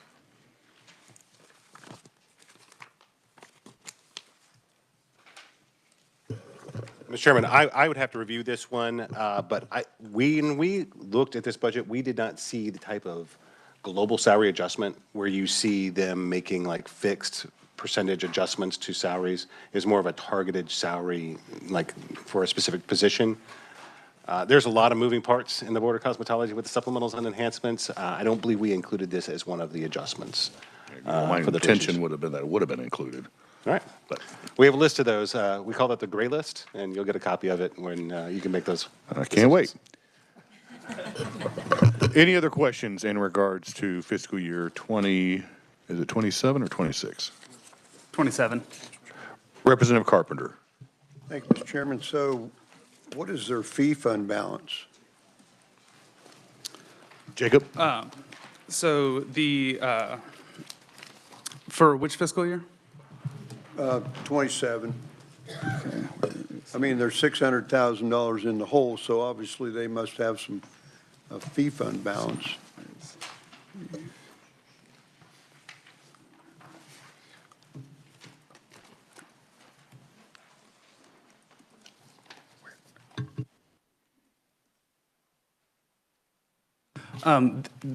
The negative 621,000 is the fee fund balance. So they have no, they're broke, they have no fee, they have no ending balance, no money? Dylan, did you want to Wow. jump in? Okay. Yeah. Sorry, Mr. Chairman, and I think Jacob's doing a great work, but he is new, and so I'll just do a little assistance. So this profile is based upon the assumption of the full agency request and that amount of revenue that is projected by the agency. The balance will be slightly larger because of the deletion of the various enhancements, but the projections would still be negative underneath the current structure. And I believe Jacob did draw your attention to page 15, which shows the various fees and where they are relative to the statutory limits. We are not aware at this point of any request from the Board of Cosmetology to adjust those limits. Wow. Any other questions or comments? All right, seeing none. Thank you, Jacob. We'll now move on to the last budget for this morning, and that is the Board of Indigent Defense Services. And Molly Pratt, who actually we're going to be seeing you right after lunch, is going to be providing us with that budget. Molly?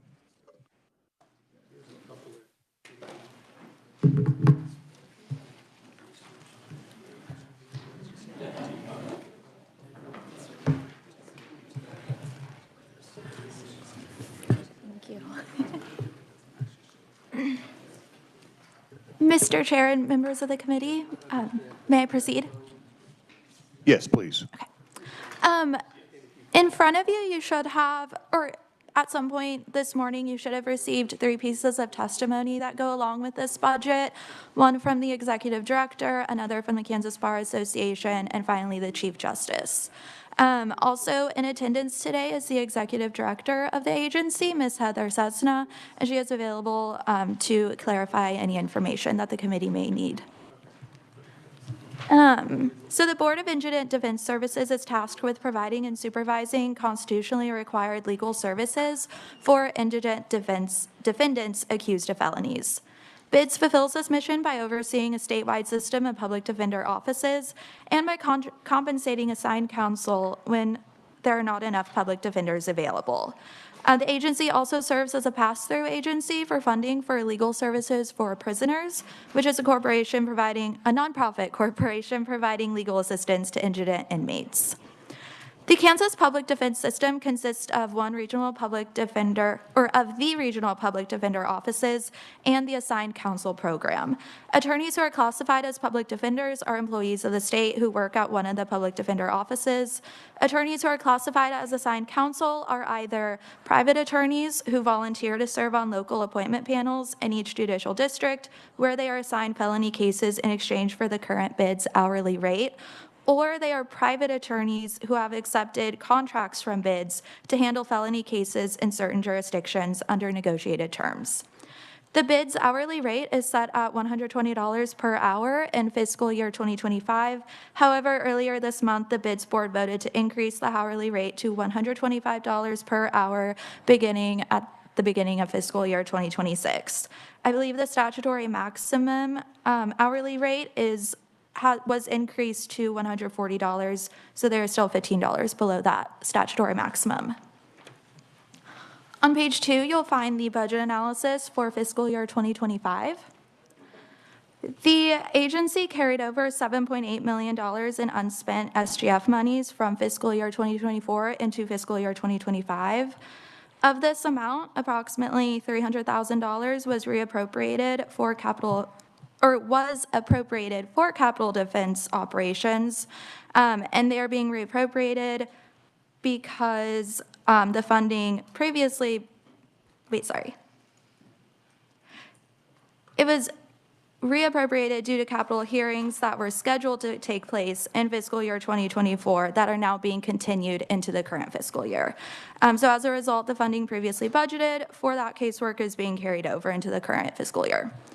$492,533 was appropriated for assigned counsel vouchers, and that is being reappropriated because the agency anticipated it would receive more billing vouchers from assigned counsel in fiscal year 2024 for work completed during that fiscal year.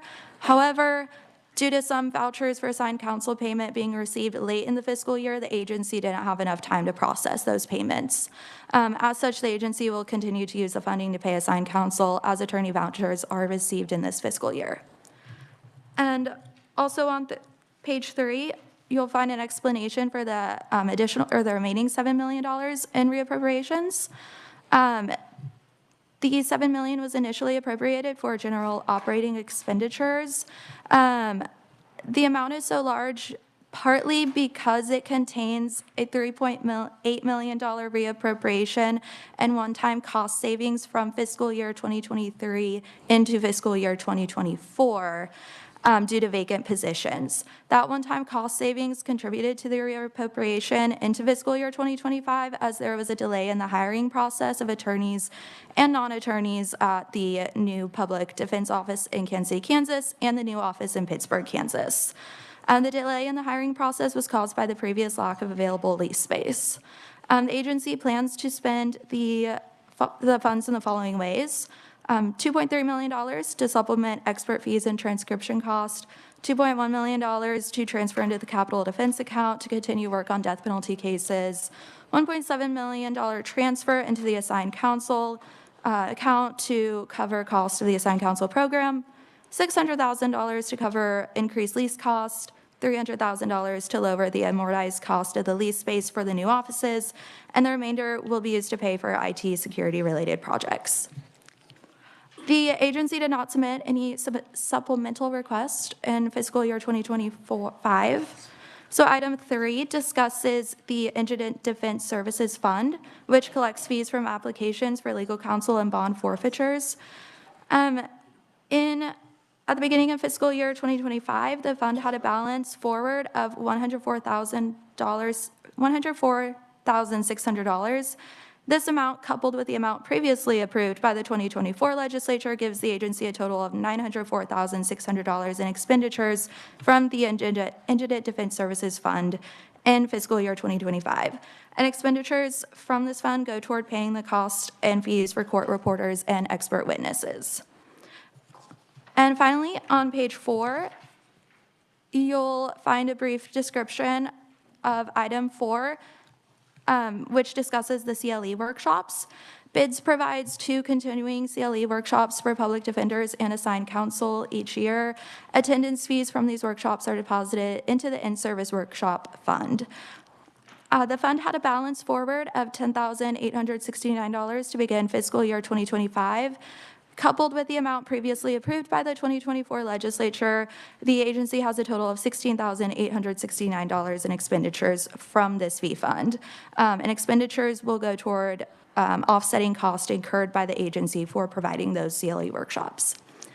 And Mr. Chair, do you or the committee have any questions on fiscal year 2025, or should I continue on to fiscal year 2026? No, let's go ahead and pause and see if there's any questions for fiscal year 2025.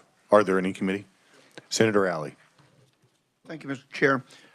You mentioned the hiring process was delayed, and you're now in new offices, and are you coming back? What is your total FTE? What's your actuals? You have 289 in here for FTE. What's your actuals? Molly? As of this past November, the agency stated that there were 37 vacancies. 37 vacancies in there. Okay, thank you. Did you have another question? I'm sorry. No, that's it. Representative Hoffman. Thank you, Mr. Chairman. So on page 3, the reappropriation of, 4 million, or 3 million, I guess. Well, understand the 3.8 million reappropriation, but the 2.3, the 2.1, 1.7, are those one-time costs? Or will those be embedded into 26 when we get into 26? Molly?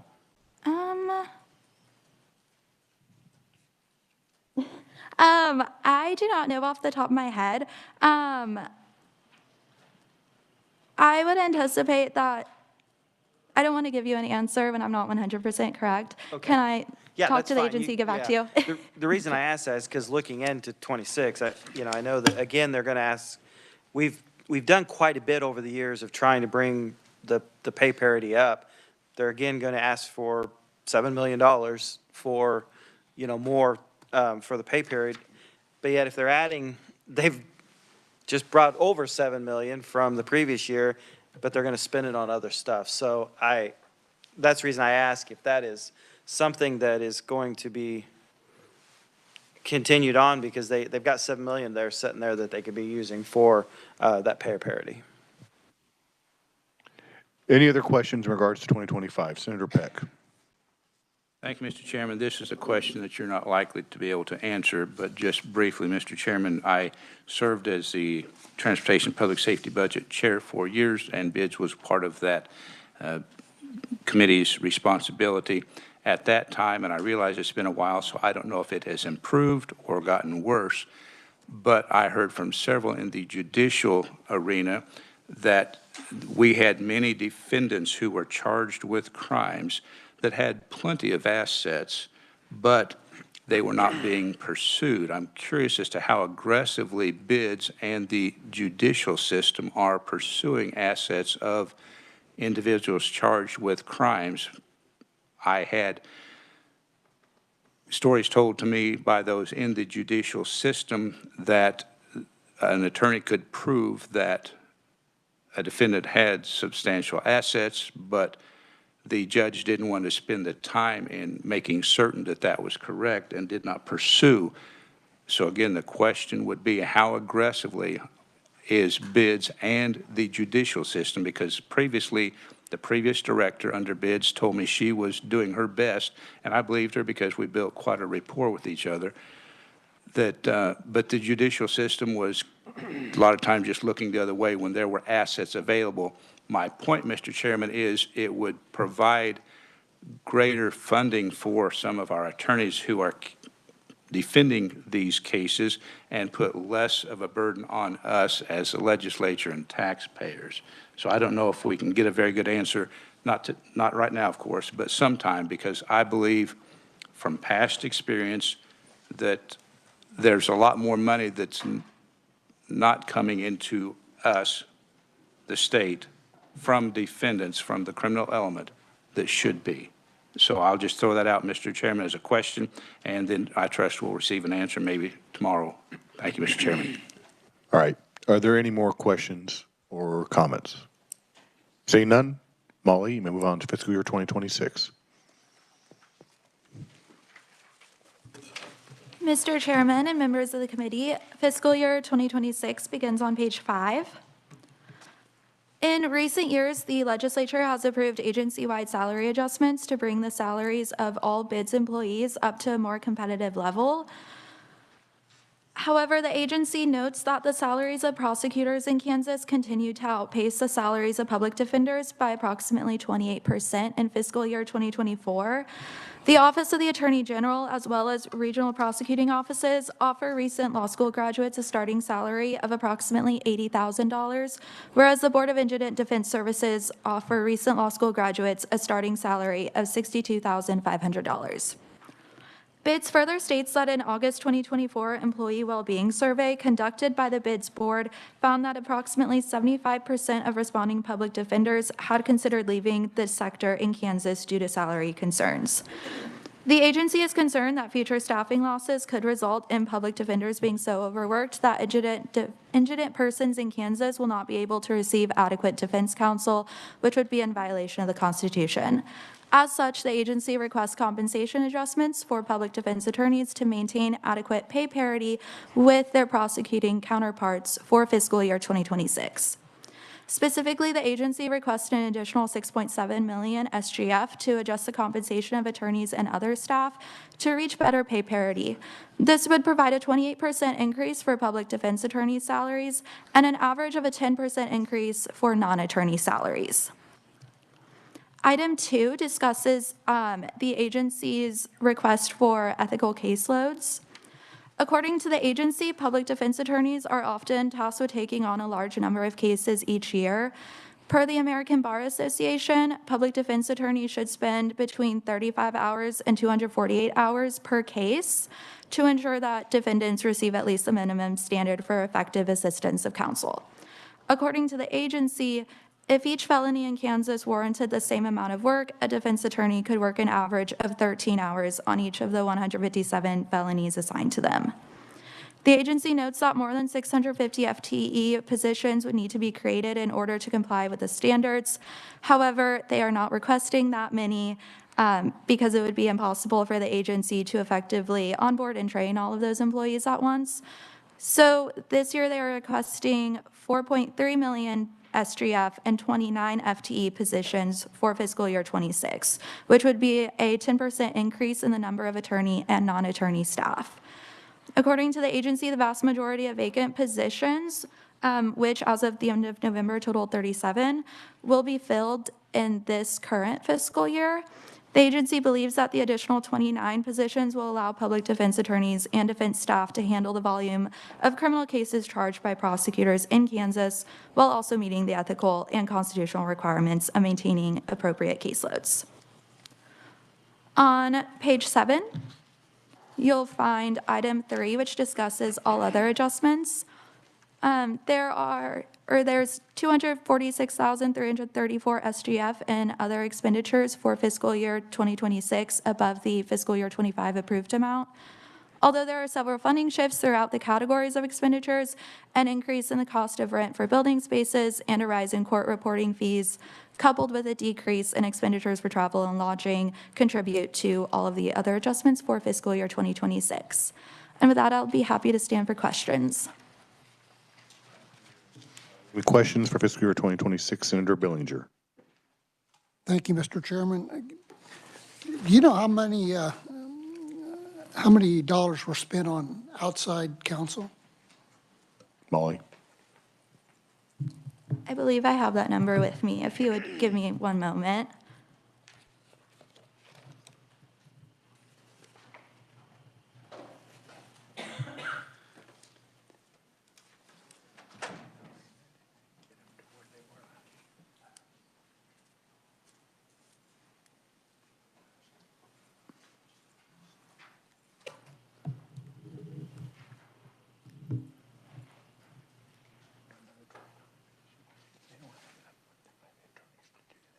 I think I left my sheet with the exact number, but I believe it's approximately 29 million on assigned counsel for both contracted attorneys and non-contracted attorneys.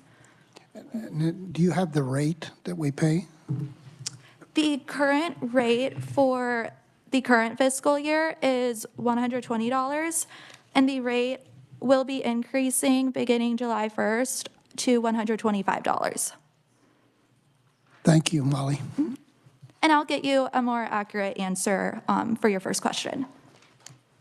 Committee, any questions for 2026? I'm not seeing any. Molly, did you have anything else? I'll just draw Mr. Chairman, I'll draw the committee's attention to page 8, which just includes the reference tables that are in every budget summary that you'll see. The 10-year or the 3-year average for all funds for the Board of Indigent Defense Services is approximately $47 million. And as you just heard, in fiscal year 2024, they're requesting $73 million. All right. Any further questions for Molly? All right, seeing none, thank you again. So committee, that was the last budget that we have before we break for lunch. I did want to make a comment. We did have some technical difficulties this morning, but all of the documents should be uploaded online for either if you're working remotely or if you have your laptops in front of you, they should be all there. That has been rectified. So we will break for lunch, and Molly will be back with us right after lunch. If you have not signed your vouchers yet, please sign those and give those to me so they can be turned in by the end of the day.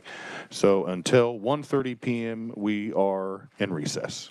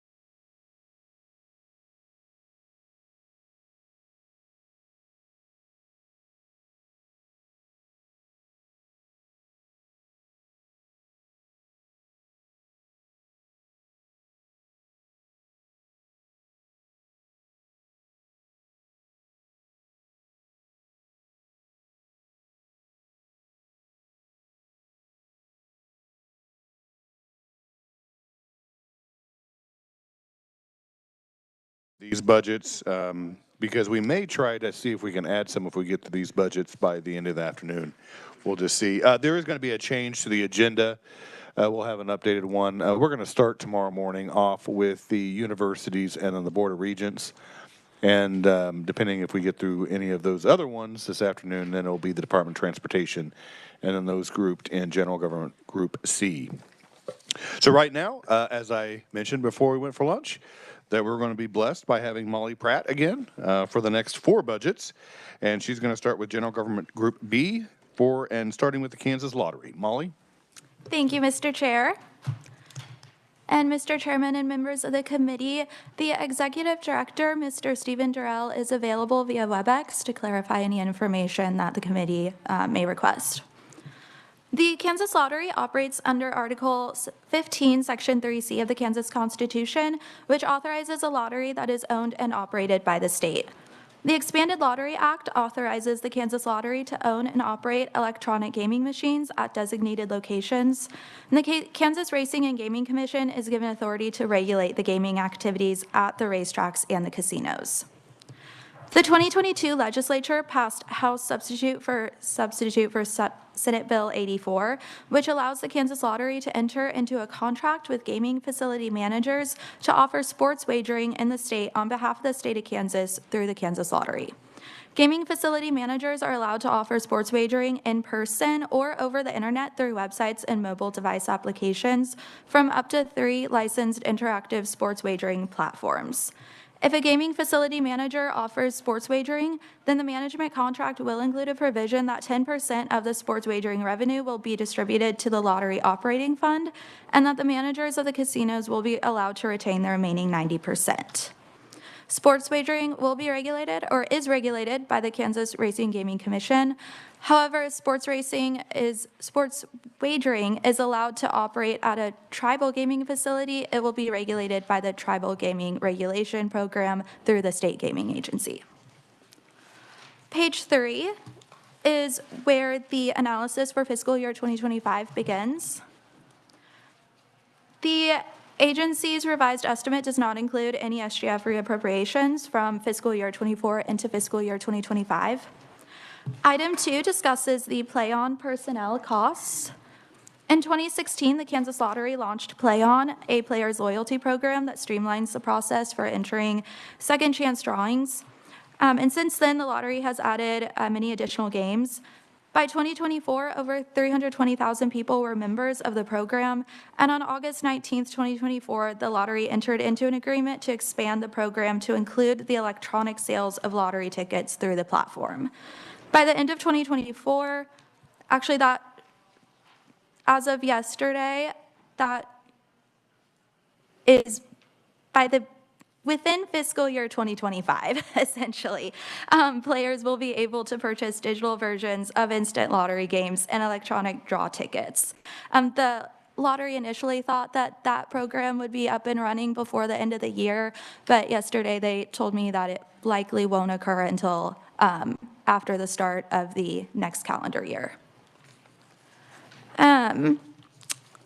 Due to the expansion of the program, there's an increase in duties for the agency, including marketing the expanded program and working with lottery retailers to provide incentive bonuses. In order to offset the impact of the additional duties, the lottery requests supplemental funding of $165,191 from the lottery operating fund to raise employee pay. Item 3 also details the loyalty expansion. In August 2024, the lottery expanded the loyalty program to include the electronic sales of e-instant tickets and draw games. The cost of the amended contract will be 22% of net gaming revenues and 10.5% of sales for all draw games sold through the platform.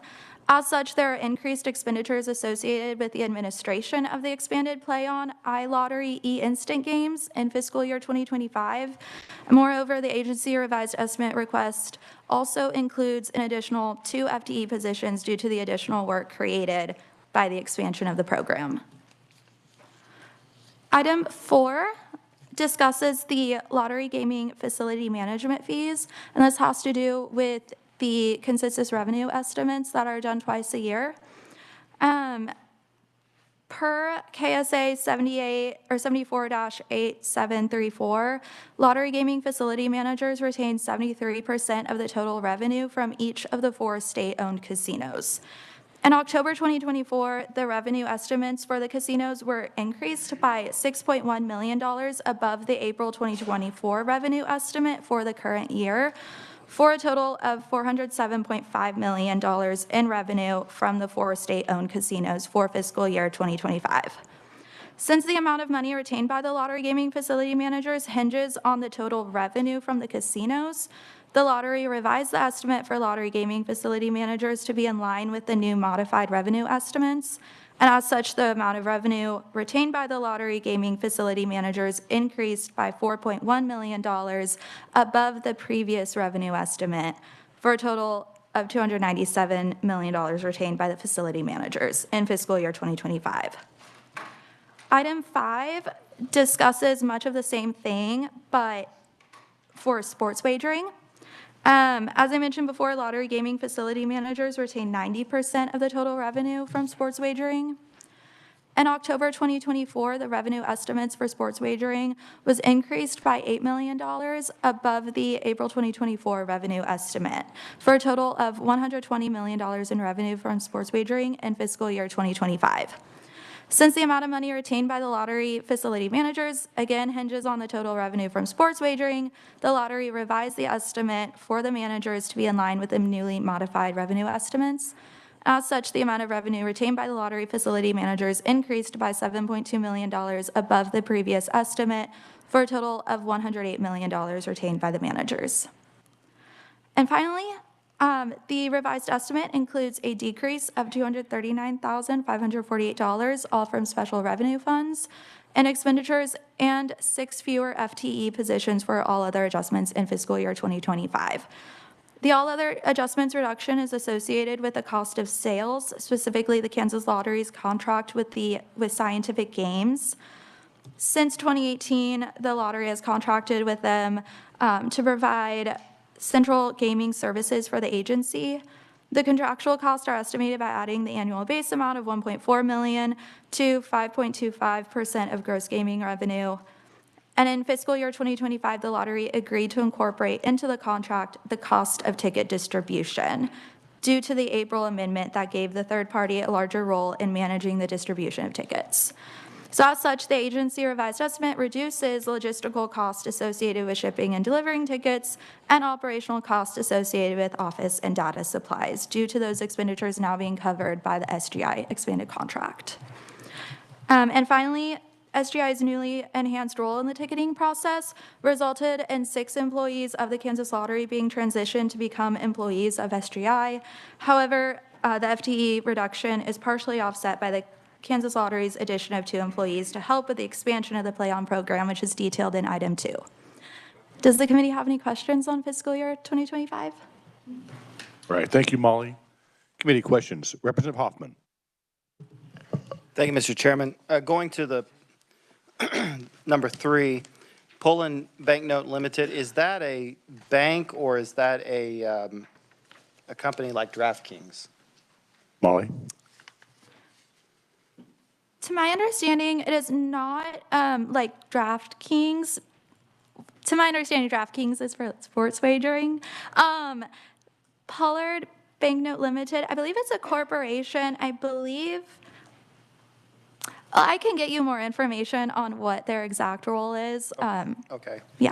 And I guess my question is the 22%, they're getting 22% of the net gaming revenues. How does that compare to what the state is going to receives whenever you buy a ticket from a retailer? So how does that compare to what the retailer gets now? And I said, because I can't remember those percentages. Mr. Chair. Yes. I do not have that information, but I can reach out to the lottery and hopefully they can provide you with it by tomorrow. That's fine. That's fine. Okay, thank you. Representative Helgerson. Number 2, agency, at the top of the page 4, add $165,191, all from the lottery operating fund for an increase in employee pay due to additional duties created by the expansion. It's not additional FTEs or additional employees. They're just being tasked to do a little bit more complex task, and so we're paying them $165 million extra. Mr. Chair. Yes, Molly. Representative Helgerson, to my understanding, the increase in salaries and wages is mainly for cost of living adjustments that the agency provides normally. For some, it was entered in as a supplement in the accounting system, which is why it's called out in here as a supplemental request. I can. How many employees? There are 91 employees. I'm sorry, does this cover the full 160? All the employees, they're dividing up the 165, or is there other money in addition to this for increases?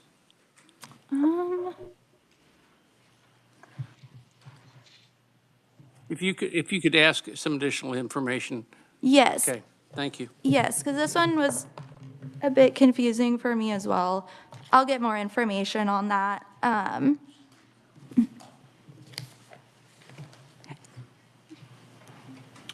Any other questions in regards to fiscal year 2025? Speaker Hawkins. Thank you, Mr. Chairman. So how much additional revenue are they projecting that they will get off of using PlayOn as a conduit to buy those tickets online? Let me see if I have that information.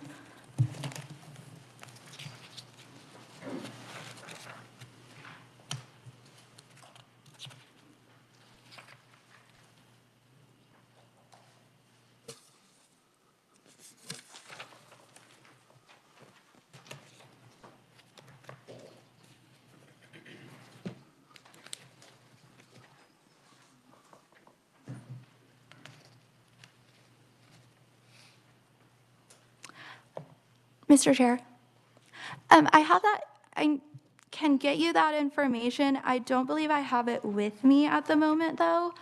But I can provide that by tomorrow, if that is all right. Okay. Any other questions?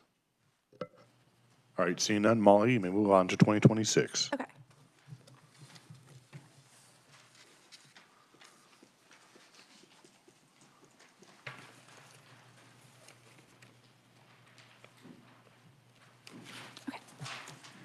Mr. Chair and members of the committee, the analysis for fiscal year 2026 begins on page 6. Item 1, again, relates to the PlayOn personnel cost for additional duties for the agencies, such as marketing the expanded PlayOn program. In order to offset the impact of the additional duties, the Kansas Lottery requests $334,933 to raise employee pay for fiscal year 2026. Item 2 also relates to the PlayOn loyalty expansion. There are increased expenditures associated with the administration of the expanded PlayOn iLottery e-instant games for fiscal year 2026. Moreover, the agency revised request includes an additional 2 FTE positions due to the additional work created by the expansion of the program. This is above the approved fiscal year 2025 number, so they are not requesting an additional 2 compared to their revised request for fiscal year 2025. The third item discusses the lottery gaming facility management fees. In October 2024, the revenue estimate for the casinos was increased by $6.1 million above the fiscal year 2025 approved revenue estimate for a total of $407.5 million in revenue from the 4 state-owned casinos for fiscal year 2026. As such, the amount of revenue retained by the lottery gaming facility managers is predicted to increase by $3.5 million above the previous estimate for fiscal year 2025, for a total of $297 million retained by the facility managers for fiscal year 2026. When compared to the revenue estimate made in April 2024 for fiscal year 2026, the predicted amount of revenue increases by $6.1 million. Item 4 also discusses the sports wagering facility management fees. This past October, the revenue estimate for sports wagering was increased by $8 million above the fiscal year 2025 approved revenue estimate, for a total of $120 million in revenue from sports wagering, predicted for fiscal year 2026. As such, the amount of revenue retained by the lottery gaming facility managers is predicted to increase by $7.2 million above the April 2024 estimate for fiscal year 2025, for a total of $108 million retained by the managers for fiscal year 2026. And item 5 discusses the all other adjustments. The agency request includes an additional $394,287 in expenditures and 6 fewer FTE positions. Of this amount, a little less than 1/2 relates to fees for various services, including fees for annual financial audits and fees for various other services such as dues to industry organizations, subscriptions, operating costs for the multi-state lottery, and other items that further enhance the agency goals. Also included within all other adjustments is an increase in employer contributions for fringe benefits, and the remaining funds will go toward routine expenses such as rent and repairs. And finally, on the last page, on page 8, you'll find the same explanation as you did in fiscal year 2025 for the 6 employees. There's essentially a reorganization of the agency. 2 employees are being moved to work with the Play On expansion program, and 4 of those 6 employees detailed on page 8 are now employees of, I believe, the Scientific Games or the Play On program. So there was a reorganization in FTE, essentially. And if there are any if the committee has any questions, I'll be happy to stand and answer those now. All right, thank you, Molly. Representative Hoffman. Thank you, Mr. Chairman. So I missed this in 25. So Scientific Games, it says it's a third party. That's a private company, or is it a offshoot of the lottery? Is it? Molly. Mr. Chair, to my understanding, it is a third party. It's a different company. Okay, so those 6 employees are going to a private company to work. Okay. That doesn't happen very often. Thank you. Any other questions for fiscal year 2026? All right, seeing none. Molly, do you have anything else for the lottery? And Mr. Chair, just page 9 explains the expenditures by program, FTE positions by program, and it gives a 10-year expenditure history. All right, thank you. You may move on to the Kansas Racing and Gaming Commission.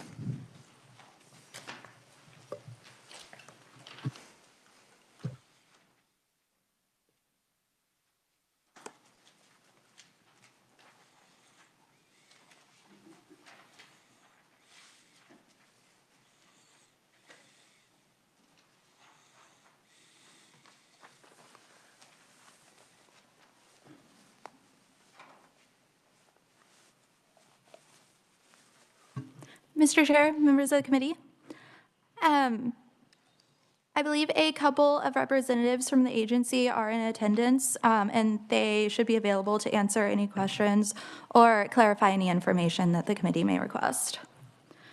The mission of the Kansas Racing and Gaming Commission is to ensure that all racing and gaming activities that occur within the state are conducted with integrity. The KRGC is viewed as both a regulatory agency and an enforcement agency. As a regulatory agency, the KRGC is tasked with verifying that all gambling activities comply with state law. And as a criminal justice agency, the KRGC is tasked with enforcing all gambling laws. Rather than detail all of the programs, I will go straight into the fiscal year 2025 analysis, which begins on page 3. The agency does not have any SGF to reappropriate from fiscal year 2024 into fiscal year 2025. And the revised estimate does not include any supplemental request. Item 3 discusses parimutuel racing equipment. The 2024 legislature approved $1.4 million in fiscal year 2025 for the regulation of historical horse racing machines at a parimutuel facility in Sedgwick County. The agency anticipates that a facility in the county will be operational within the current fiscal year and that regulatory activity will begin within this current fiscal year.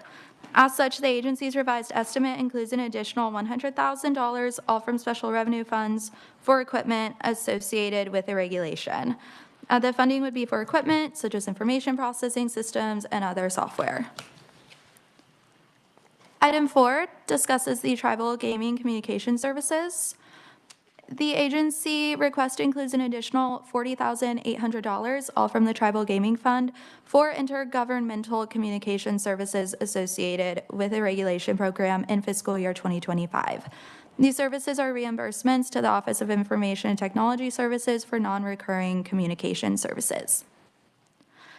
Item 5 details a request to decrease by $139,599 the spending on employee benefits in fiscal year 2025.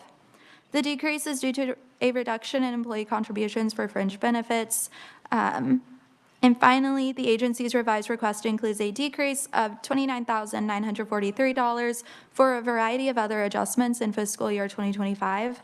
The primary factor for the reduction in funds is due to the agency's anticipated shrinkage of approximately 7.5%, though the agency also anticipates that the tribal gaming program will need additional or less monies for commodities such as gasoline. And Mr. Chair, that is all for fiscal year 2025, and I'll be happy to stand for questions. All right, committee, are there any questions for fiscal year 2025? Seeing none, you may proceed. The analysis for fiscal year 2026 begins on page 5. The agency's request does not include any enhancement requests. The agency does request an additional $135,781, all from special revenue funds, for salary and wage expenditures for fiscal year 2026. The agency is under the assumption that vacant positions within the gaming program will be filled throughout the fiscal year.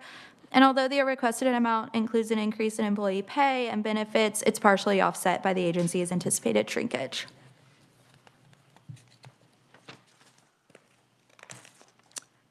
Item 3 is on page 6, and it discusses the parimutuel racing equipment.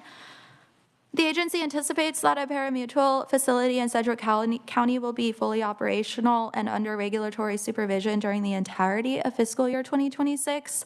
And as such, the agency requested an additional $20,000 for equipment associated with that regulation. Funding would be for information processing systems and other software that will assist the agency in regulating historical horse racing machines. Item 4 is related to tribal gaming communications again. The agency requests an additional $40,800, all from the Tribal Gaming Fund, for intergovernmental communication services associated with the regulation program for 2026. And finally, the agency's revised request includes a decrease of $2,081 for a variety of other adjustments. Specifically, the tribal gaming program anticipates expending less on commodities and data processing supplies. And Mr. Chair, that is the end of the fiscal year 2026 analysis. Would you like me to detail the reference tables on the back or stand for questions? Why don't we stand for questions? So the historical horse racing facility in Park City, that's going to be fully operational by July 1? Mr. Chair. Or after July 1, because it says for the entirety of fiscal year 2026. Mr. Chair, that is my understanding. I will reach out to the agency to see if they have any updated information on that if you would like, though. Okay, because I drove by the construction site It was just a few weeks ago, and I'd be surprised if it's open by September of 25. All right. Committee, are there any other questions for Molly? All right, see none, you may go on to the tables. Molly. And page 7 includes the reference tables that you've seen on all of the other budget summaries. The 3-year average for the Racing Gaming Commission is approximately $8.7 million or $8.8 million. And as you all know, the agency is requesting $12.6 million for fiscal year 2026. And with that, I can stand for questions. All right, Molly, I'm not seeing any questions, so I believe next is the Judicial Branch. They got big raises.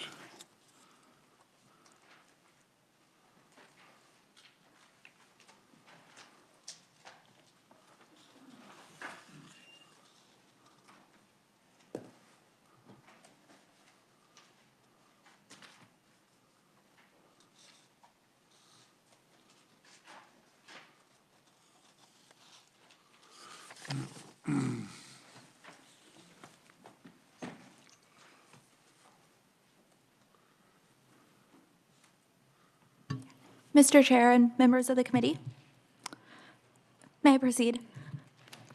Yes, please. Mr. Chair and members of the committee, the Chief Fiscal Officer for the Judicial Branch is in attendance in case there are any questions that you would like her to clarify. The Kansas Constitution vests the judicial power of the state in one court of justice, which is divided into the Supreme Court, district courts, and other courts as provided by law. The Judicial Branch's budget includes funding for the Supreme Court, the Court of Appeals, personnel cost of the district courts, and some funding for technology and a number of other judicial and professional review boards and commissions. Most non-salary costs of the district courts are funded by the counties. And while individual counties may pay operating expenses for district courts, the Judicial Branch pays the salaries of all Judicial Branch judges and employees. And under this funding structure, the state appropriation for the unified court system accounts for a significant portion of judicial personnel cost, which is about 90% of expenditures in fiscal year 2024. The analysis for fiscal year 2025 begins on page 2. The agency reappropriated $840,853 in unspent SGF monies from fiscal year 2024 into fiscal year 2025, due primarily to the agency expending less than it initially planned on costs associated with the security incident notification and credit monitoring. The majority of the funds will be used to continue credit monitoring for those who had been impacted by the 2023 security incident. The agency revised estimate does not include any request for supplemental funding in fiscal year 2025. Item 3 details the Information Services Support Program of the agency. Following the security incident that occurred in the fall of 2023, the Judicial Branch created the Information Services Support Program to more accurately track all security-related and technology-related expenditures. As such, the revised request adjusts the budget to add $3 million in all funds to the Information Security Subprogram. The majority of expenditures for the subprogram go toward capital outlay and information technology items like information systems, consulting, and computer software, as well as other contractual services. The remaining expenditures from the subprogram go toward salaries and wages and office commodities. The additions to the subprogram are partially offset by an overall decrease of $1.9 million in all funds from the Information Services subprogram of the Information Services Support Program. This subprogram exists to enhance efficiency and productivity through the use of technology, such as modernizing the website for the Judicial Branch. Due to the creation of the other subprogram, the agency shifted many expenditures from the other subprogram to this subprogram. And in regard to the Information Services subprogram, the branch plans to reduce expenditures for commodities and contractual services. Services for the Information Services subprogram relate to computer software and information systems consulting. Finally, the branch increased the salaries and wages for the subprogram due to the hiring of 8 new FTE. The agency revised estimate also includes an all funds decrease of $1.6 million, including an SGF decrease of $839,963 and all other adjustments in fiscal year 2025. There are a variety of funding shifts throughout various programs and categories of expenditures. For example, in calendar year 2024, there was an issue regarding fringe benefits within the district court program. Specifically, the issue related to differentiating between the judge's retirement system and the Kansas Public Employee Retirement System. So as such, the issue results in an all funds decrease of $1.5 million in salaries for the district court program. Judges receive different retirement benefits and other judicial personnel because their salaries are tied to statute, and due to that, expenditures increased by $1 million in the judges of the district court's accounting subprogram, and decreased by $2.5 million in all other accounting subprograms of the district court program. And the 1.5 FTE increase is attributable to non-FTE grant-funded positions related to elder justice. And with that, Mr. Chair, I would be happy to stand for questions on fiscal year 2025. So, committee, any questions? Representative Hoffman. Thank you, Mr. Chairman. So in 24 and then also in 25, we added money for the incident. Some of that was one time, and then some of it probably was going to continue. But I'm not seeing in here anywhere where that those one-time expenses have been deleted for 26. Molly? Mr. Chair. So to my understanding, most of those expenses will be ongoing.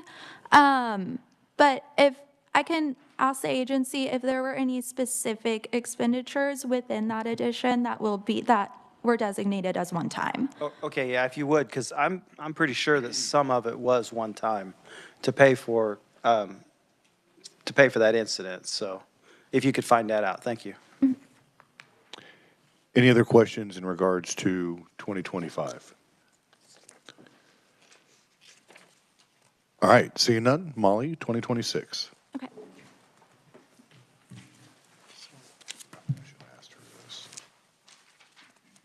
The analysis for fiscal year 2026 begins on page 4. On item 1, the agency requests $6.5 million SGF to increase the salaries of non-judge employees of the Judicial Branch by 5% to maintain market pay for fiscal year 2026. The vast majority of the Judicial Branch employees are not judges.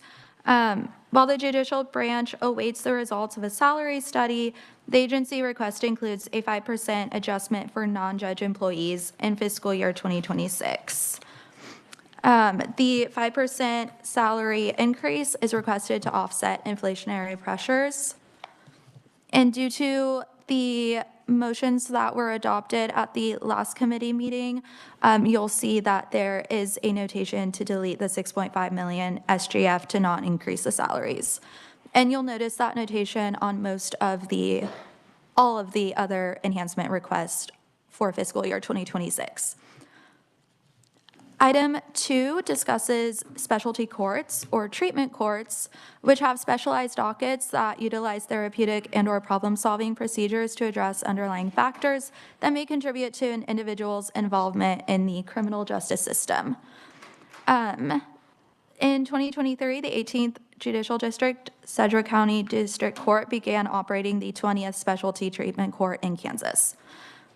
The Specialty Court Funding Advisory Committee of the Supreme Court recommended that the state dedicate funding to the Specialty Court Resources Fund for specialty court operations when grant funding is not available.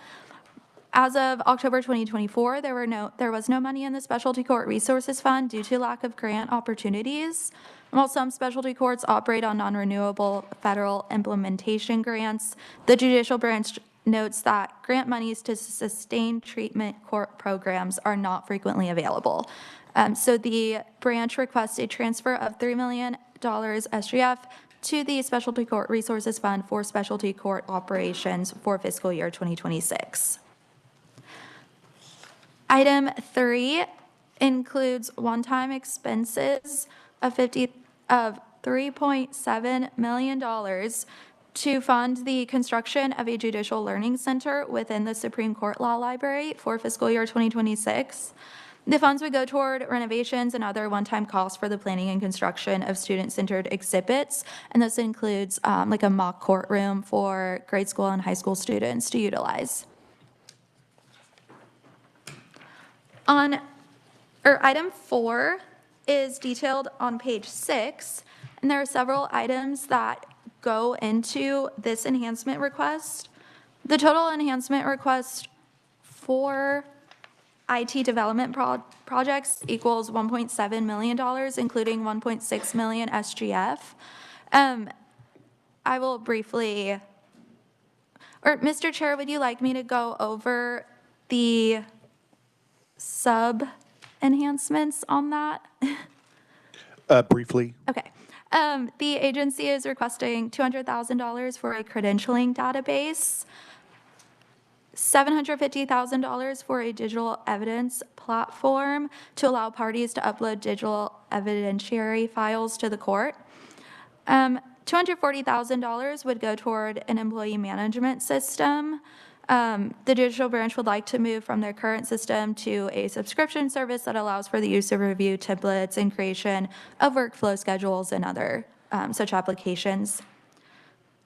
Also included is $150,000 for a card payment upgrade.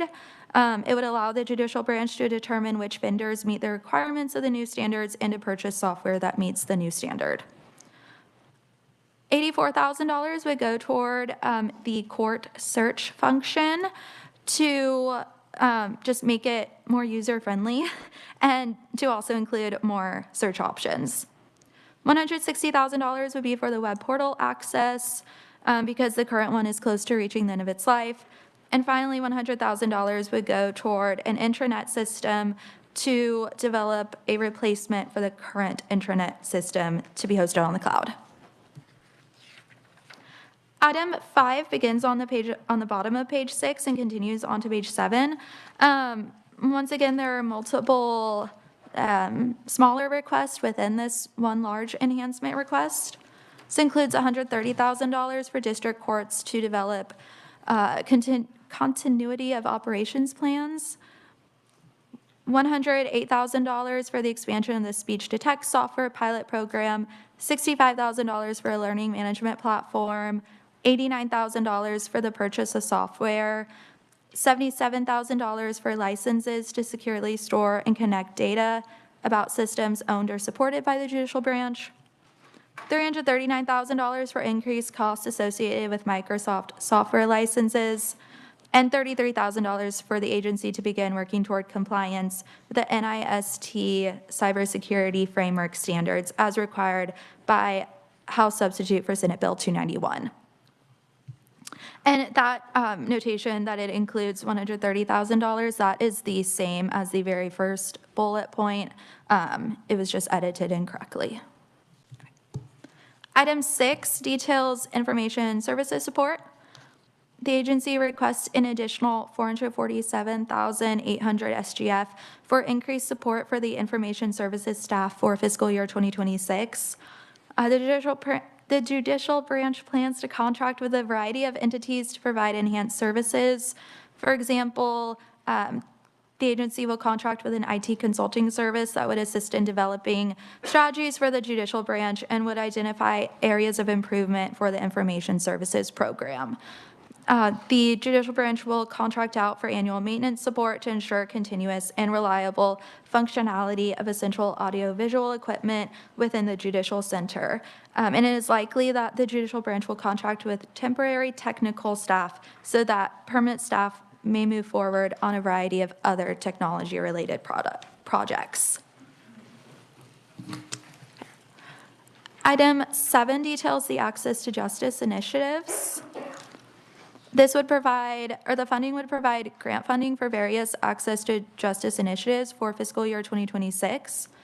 $350,000 would be for the transfer of the protection order portal and the marriage license portal to a new interface that the agency will develop for self-represented litigants. $200,000 for the creation of a competitive grant for innovative resolution of criminal issues.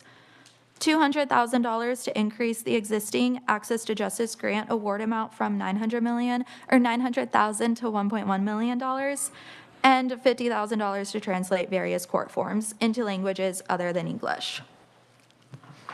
Item 8. The rest of the items are other changes. They were not inputted into the accounting system as enhancement request. Item 8 details the salaries and wages of judges and justices in Kansas. The agency requested an increase of 10.1 million SGF in expenditures for salaries and wages of judges for fiscal year 2026. 2023 House Substitute for Senate Bill 229 established new compensation rates for judges based on the annual salaries of U.S. district judges. Beginning on January 1st, 2025, a Kansas district judge will earn 75% of the annual salary of a U.S. district judge, and from there, salaries for other judges would be based on a percentage of the revised salary for Kansas district judges. The U.S. district judge salaries are outlined in Schedule 7 of the general schedule. And as of today's date, Congress has not passed an appropriations bill for the Department of Justice for calendar year 2025, meaning that the agency incorporated 2 assumptions into the budget submission to account for this. The first being that a federal 4% cost of living adjustment for January 2025 will be adopted, and the second that there will be a federal 2.9% COLA beginning on January 1st, 2026. The requested increase in salary and wage expenditures for judges reflects these assumptions. Number 9 also details a salary and wage increase for non-judicial employees, but this is separate from the first enhancement request.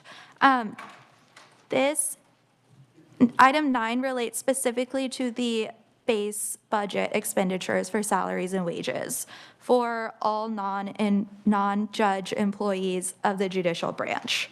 It would be approximately $3 million, including 2.1 million SGF, to increase the salaries and wages.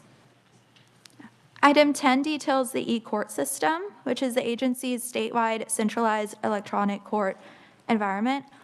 The agency requested an additional $708,900, including 1.2 million SGF, for increased expenditures related to e-court services for fiscal year 2025, for fiscal year 2026. According to the branch, the e-court initiative has increased access to courts, improved efficiency, and ensured that personnel have complete and timely information. As of now, all 105 counties across the state are online. And with the e-court system, court personnel are able to electronically process case documents in other counties. The requested increase is due to the third-party vendors' assistance in the modification or development of the applications. And finally, the all other adjustments includes a decrease of $1.8 million, and all funds including an increase of 1.3 million SGF. More specifically, there is an increase associated with contractual services such as professional fees for the Office of Judicial Administration. However, this is offset by a decrease in contractual services associated with the Information Security Services Program, as well as a decrease of $1 million in ARPA funds. And finally, the 1.5 FTE increase above the fiscal year 2025 approved amount is due to non-FTE grant-funded positions related to elder justice. And Mr. Chair, I would be happy to stand for questions for fiscal year 2026. All right, thank you, Molly. Representative Hoffman. Thank you, Mr. Chairman. The committee, keep in mind, he was the former general government budget chair. That's why. Yeah, I'm trying. Page 9, number 10, I'm a little confused on that. At the very bottom, add 708,000, including 1.2 million SGF. Is there some offset there somewhere, or? Lee? Mr. Chair, yes. There is an offset. Well, essentially, I might throw this to Stephen to see if he could help me answer it, or to explain it clearly. Stephen? Oh, hi. It's Stephen with Legislative Research. My guess, I would need to double check, my guess is that the agency is spending less out of its, there used to be a number of years where there was a dedicated e-court maintenance fund that some monies from docket fees were transferred into. My guess would be that that would be offsetting the SGF appropriation. And a lot of this is just caught up in that move to spending more out of its SGF expenditures, spending more out of its SGF appropriations in general. Because we moved them to SGF instead of the fee funds? That would be my guess, yes. So is the 708, is that fee funds or is that SGF? That's the total amount. That's the total amount, so it's all probably SGF. No, let me see.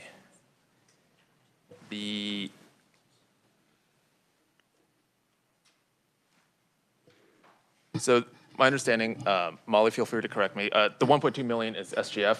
There is enough, the difference between the 1.2 million and the 708,000, that's what that offset is. It's coming from somewhere else. Yeah, that's correct. Okay. Okay, it doesn't make sense quite the way it's written, so I was just kind of wondering. Yeah, okay. Don said he'd talk to me later.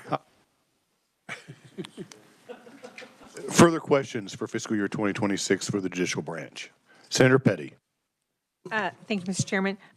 This is a small amount, but because the updated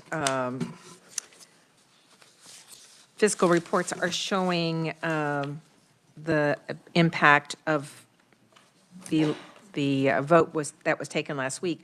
I was just curious, on page 7, under the software and training programs, if there's a $33,000 for the agency to begin working towards compliance with the National Institute of Standards and Technology, it is required through legislation that we passed last year. And so I'm just using this as an example. So if we see something in the budgets that's required due to legislation that we passed in the last session, is that still going to be considered a new expense? No, that is not considered new. Well, it's part of this, the delete. Dylan. Yep, Yeah. he's going to answer my question.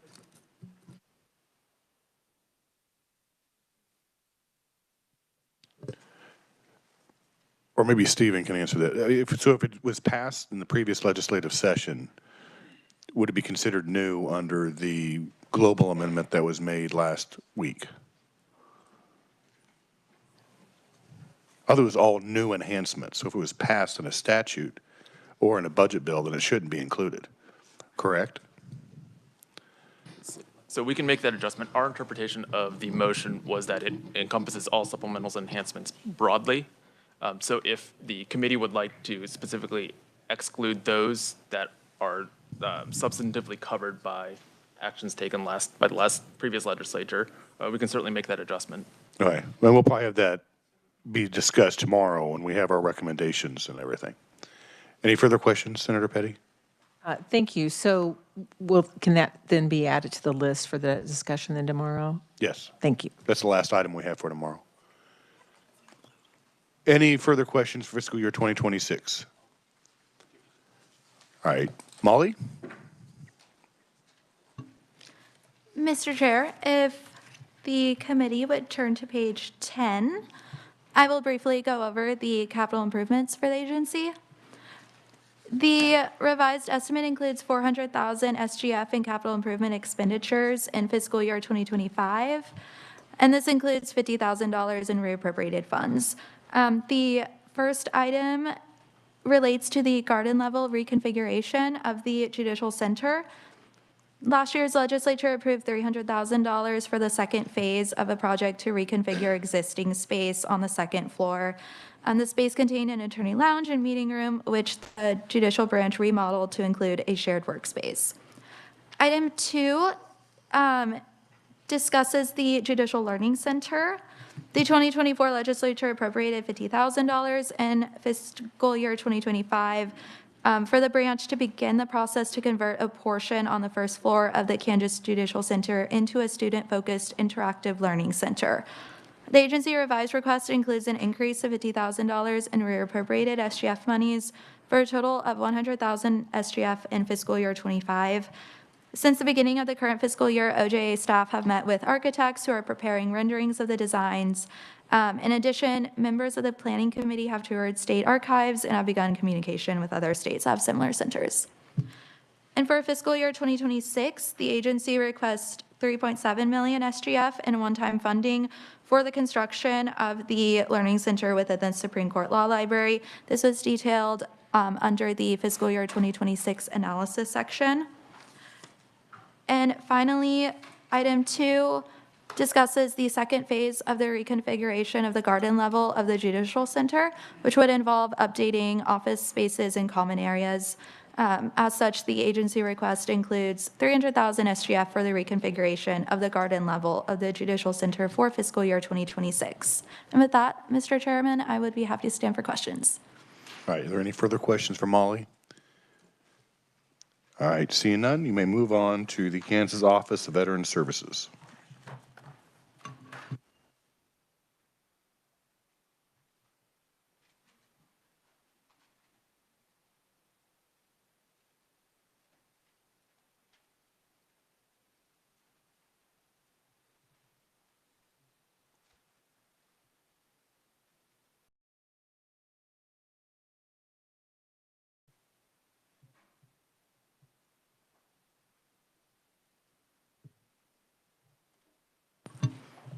Mr. Chair, may I proceed? Yes, please. Mr. Chair and members of the committee, the Kansas Office of Veteran Services, previously known as the Kansas Commission on Veterans Affairs Office, provides veterans and veterans' families in Kansas with advice and assistance in obtaining veterans' benefits and services that are intended to improve the quality of their lives. Aside from assisting veterans in obtaining benefits, including internment benefits, the KOVS operates 2 veterans' homes that provide long-term and domiciliary care to veterans and, on occasion, families of veterans. The KOVS established the 5 programs that are detailed below to effectuate the agency's mission to provide advice and assistance to veterans and their families in Kansas. And rather than go into too much detail on all of the various programs, I will jump straight into the analysis for fiscal year 2025, which begins on page 4. The agency carried over $979,746 in reappropriated SGF monies from fiscal year 24 into fiscal year 2025. These funds included $452,149 for previously approved supplemental requests and legislative adjustments that were not entered into the accounting system until the end of fiscal year 2024. But the agency anticipates completing these projects and adjustments in this current fiscal year. That includes transitioning to the Office 365 services, providing additional grant monies to the veteran service organizations as part of the VCAP grant, additional monies to purchase a new van for the Kansas Veterans Home, and salary adjustments that were included in 2024 Senate Bill 28. Additionally, $413,000 would be for certain projects associated with the Veterans Cemetery Program that were not completed due to delays in receiving adequate bids. These are budgeted for fiscal year 2025. And finally, $114,426 in salary savings from positions that were not filled due to turnover.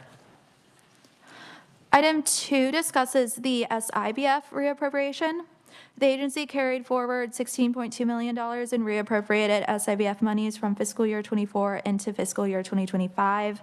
The reappropriation is associated with the construction of the new Northeast Kansas Veterans Home located on a plot of land near the Colmery O'Neill VA Medical Center in Topeka.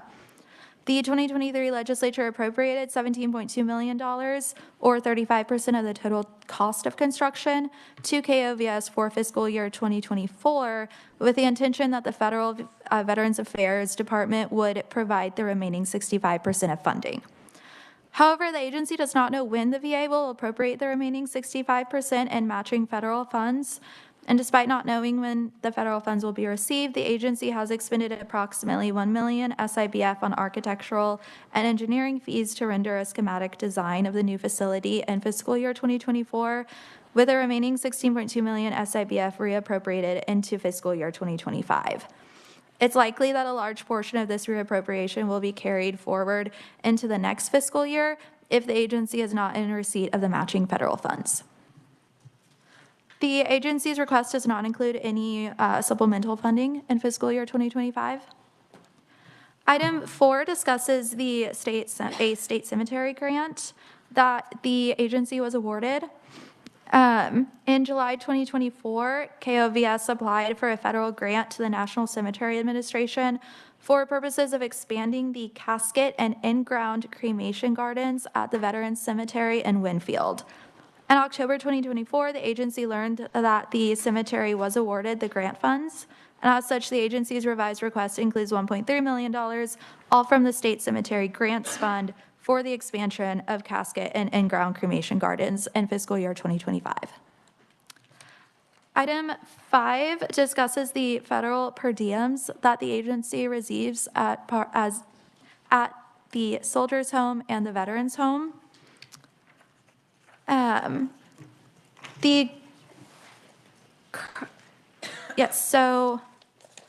The Veterans Administration will provide the agency with funds for domiciliary care provided to eligible veterans, as well as per diem payments for long-term care provided to veterans.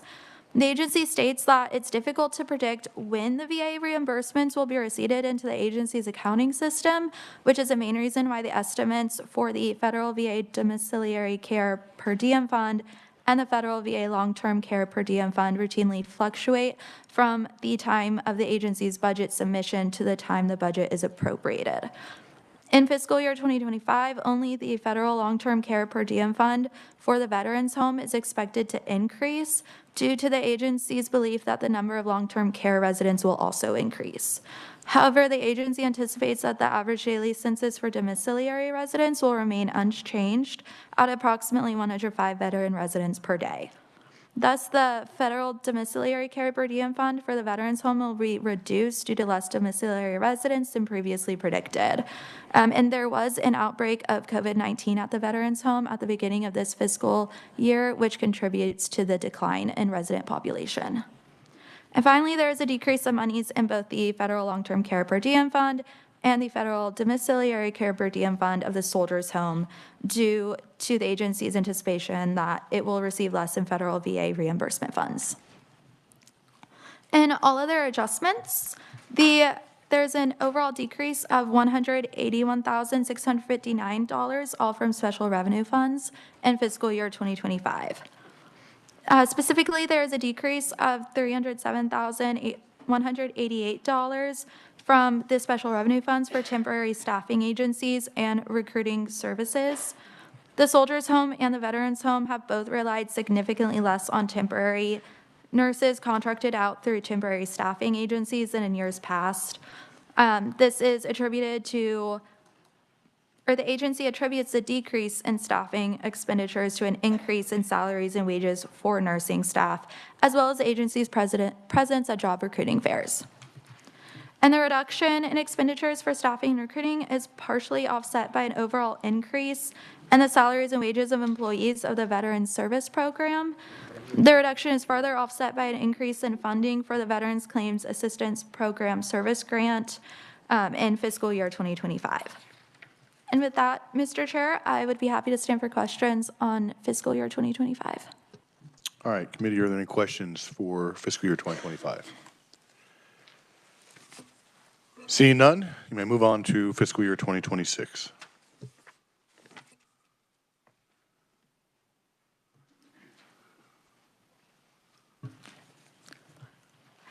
Mr. Chair and members of the committee, fiscal year 2026 begins on page 7. The agency does not include any enhancement request for fiscal year 2026. Item 2 is a bit confusing to understand because it has to do with a shift in expenditures away from contractual services to salaries and wages for nursing personnel at both the Veterans Home and the Soldiers Home. The agency has struggled to hire permanent nursing staff for both locations due to the locations of the homes and the nationwide nursing shortage. The agency frequently utilizes temporary staffing agencies to ensure that both homes have enough nurses on site. However, the agency plans to decrease the amount expended on temporary staffing services while increasing expenditures for salaries and wages of nursing staff. In fiscal year 24, the agency expended a total of $2.3 million in on-budget and off-budget expenditures for temporary staffing. And the 2024 legislature approved a total of $3 million in on and off-budget expenditures for this purpose. However, the agency anticipates that this amount will decrease by approximately $697,000 for a total of $2.4 million in on and off-budget expenditures for temporary staffing for fiscal year 2026. And the note may be helpful there. Essentially, there's an increase of $188,000 in on-budget expenditures for staffing services and a decrease of almost $700,000 in total expenditures for temporary staffing services. The agency request also includes an increase of $3.4 million from special revenue funds for the salaries and wages of nursing personnel. When the increase in on-budget expenditures for temporary staffing services is included, the amount expended on nursing personnel for FY 2026 will increase by $3.6 million above the fiscal year 2025 approved amount. And that is the notation that is noted at the bottom of the item. Item 3 discusses the Soldiers Home capital projects. Prior to fiscal year 2026, there are a variety of capital improvement projects being undertaken at the KSH. These projects range from replacing the roof of a building to remodeling the showers in the facility. For fiscal year 2026, the agency request includes a reduction of 1.0 million SIBF in capital project expenditures at the Soldiers Home. And the agency plans to complete emergency repair projects on the KSH, upgrade the IT infrastructure, and expand the pharmacy within Halsey Hall. And finally, the agency request includes a decrease of $2.4 million in all funds, but an increase of $1.8 million SGF for all other adjustments for fiscal year 2026. And the primary reason for this adjustment is due to the agency shifting how it pays for certain expenditures. There is an all funds reduction of $2.7 million in salaries and wages expenditures for non-nurse personnel at the Soldiers Home and Veterans Home for fiscal year 2026. However, there is an increase of $3.3 million SGF and a decrease of $6 million in all other funds and salaries and wages for non-nurse personnel. And with that, Mr. Chair, I will be happy to stand for questions for fiscal year 2026. All right, committee, are there questions for fiscal year 2026? All right, see none. Molly? And the capital improvement section begins on page 10. The agency submits a revised estimate of $21.9 million in capital improvement expenditures, including $615,000 SGF and $19.8 million SIBF. The revised request includes $2.1 million for 8 projects at the Soldiers Home, which is detailed below. It also includes $2.3 million for 2 projects in addition to emergency repairs and maintenance at the Veterans Home. Also included is $13.7 million SIBF for the new veterans home. However, that will likely be carried over unless the federal VA appropriates the 65% matching funds. And the state cemetery capital improvements program includes $2.1 million for 8 projects. And finally, there is about $53,000 to complete network modernization security projects. For fiscal year 2026, the request includes approximately $800,000 for 2 projects at the Soldiers Home, $1.8 million for 7 projects at the Veterans Home, and about $438,000 for 2 projects at the various state cemeteries. And with that, Mr. Chair, I'd be happy to stand for questions. All right, any questions for Molly? All right, seeing none, thank you. We'll now move on to the correctional facilities. And so I would have Nicole. She's going to be doing the plethora of the correctional facilities. So if you would start, I believe you're going to be starting with the Kansas Department of Corrections. Nicole.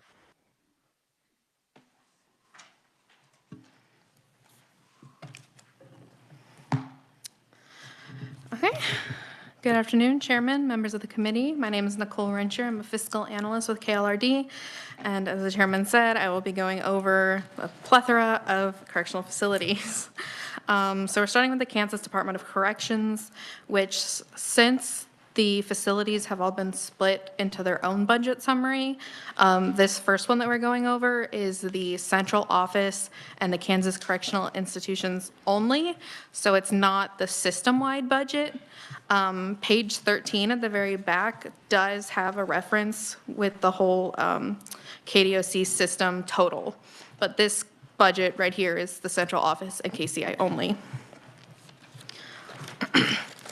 So if you'll turn to page 2, we can get started with the fiscal year 25 analysis. Fiscal year 25 approved amount was $371 million, including $332 million SGF. The agency deleted $10.6 million SGF, but added $12.2 million in all other funds for an overall total of $373 million, which is an increase of $1.6 million or 0.4% above the approved. So the original approved amount was $351 million, but there was an SGF reappropriation of $20.4 million, and an additional $32.7 million in budgeted reappropriations was included in the 24 legislative approved amount. So that's not in the SGF, the current SGF reappropriation, it's in the approved amount. There was also $188,000 reappropriated from the Correctional Institutions Building Fund. The agency did not have any supplemental requests, but there were additional changes to the budget. Item 4, which is explained on page 3, the agency deleted $19.5 million SGF for shrinkage reduction across all facilities. The 24 legislature approved a KDOC system-wide request to reduce the shrinkage rate to 5%. So these funds were appropriated to the central office and then transferred to each of the facilities. So there will be a corresponding increase in each of the facilities' budget, but it's a decrease in the central office budget. So item 5, the agency added $12.4 million SGF for increased expenditures for the evidence-based juvenile program. Per the direction of the Division of Budget, all reappropriated funds in the evidence-based program budget unit have been budgeted in fiscal year 25. Item 6, the agency added $8.3 million, all from special revenue funds, for increased expenditures by the Kansas Correctional Industries. A majority of this increase comes from the fiscal year 24 expenses for new construction at the Topeka Correctional Facility and the Winfield Correctional Facility being paid in fiscal year 25. Additional adjustments were that the agency added $206,635, all from special revenue funds for all other adjustment.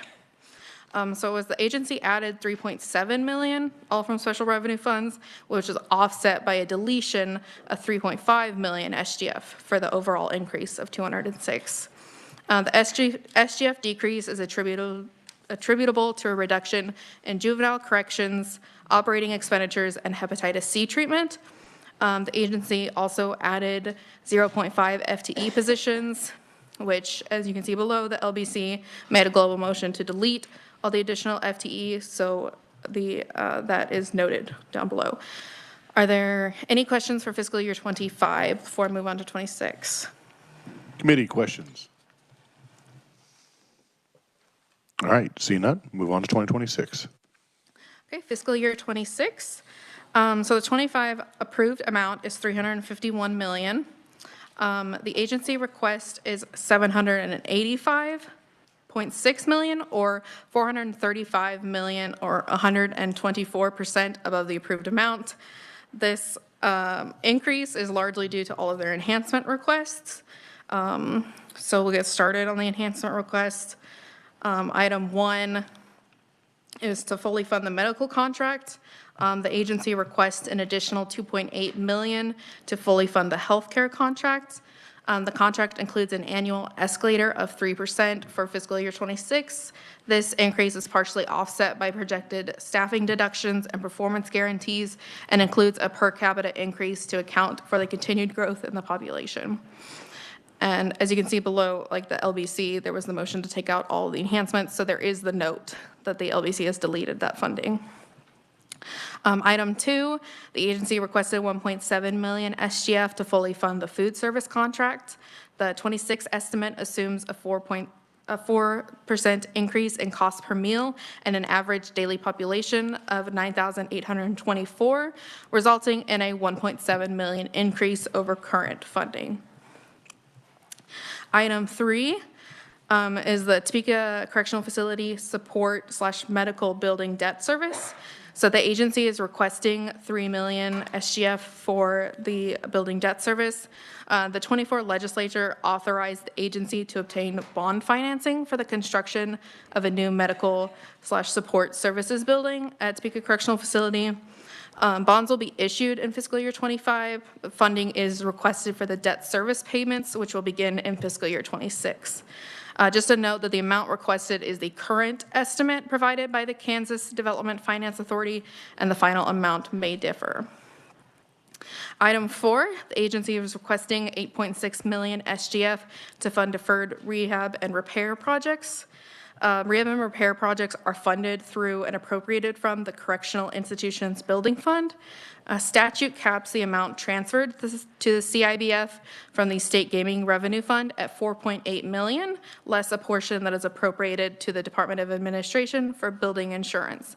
The agency states that some priority projects in fiscal year 25 were moved to fiscal year 26 due to funding limitations, so the agency requests the additional funding to prevent further delays.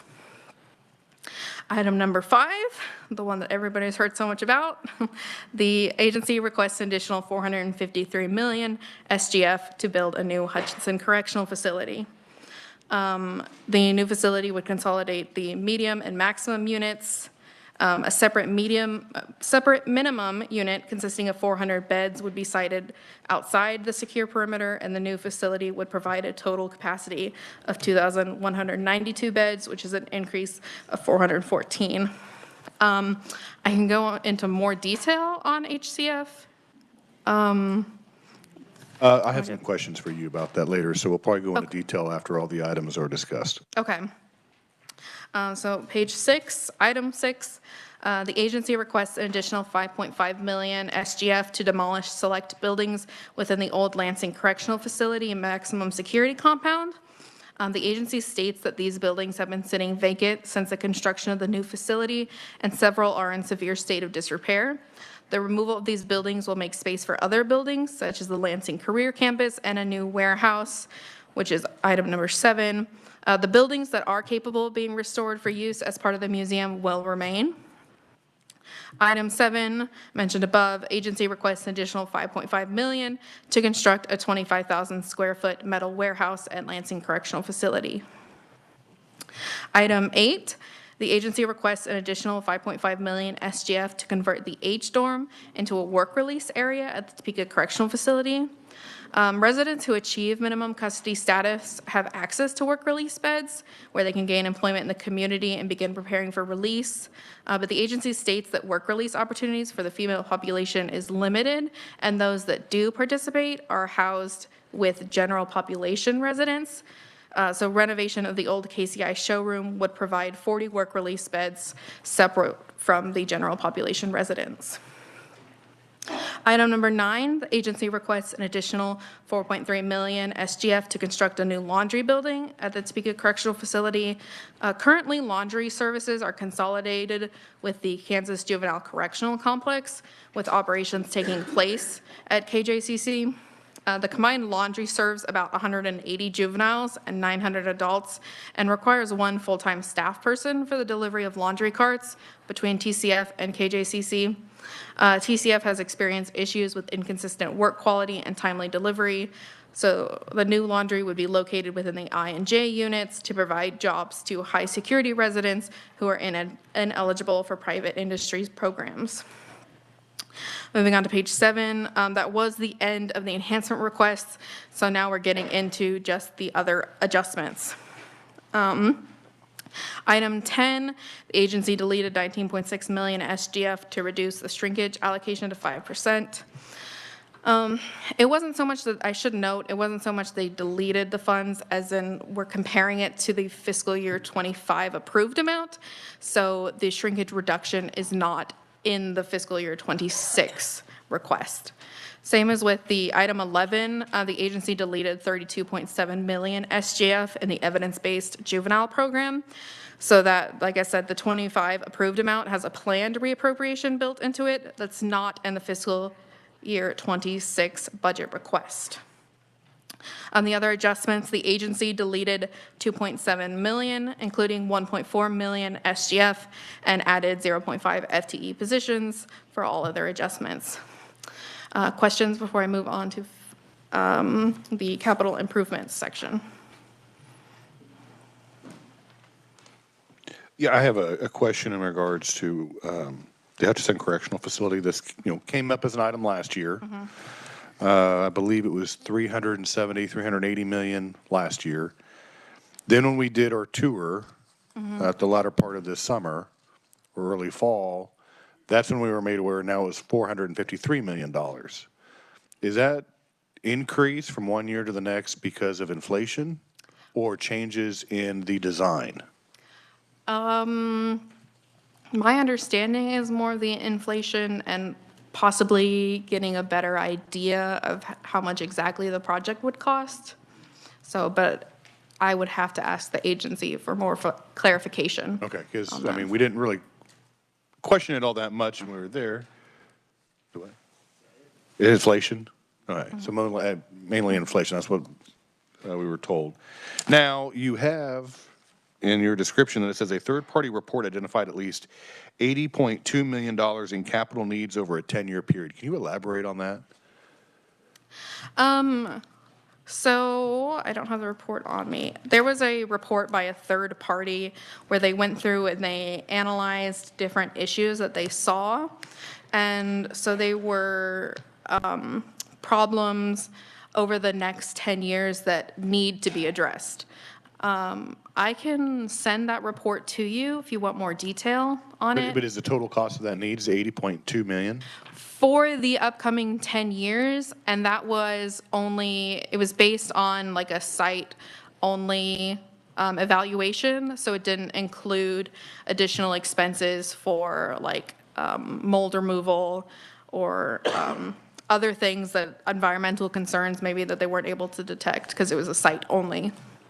Right. Well, this kind of goes back to the Legislative Budget Committee where I believe Representative Carpenter asked the KBI about their building because they were asking for about $110 million for a new building.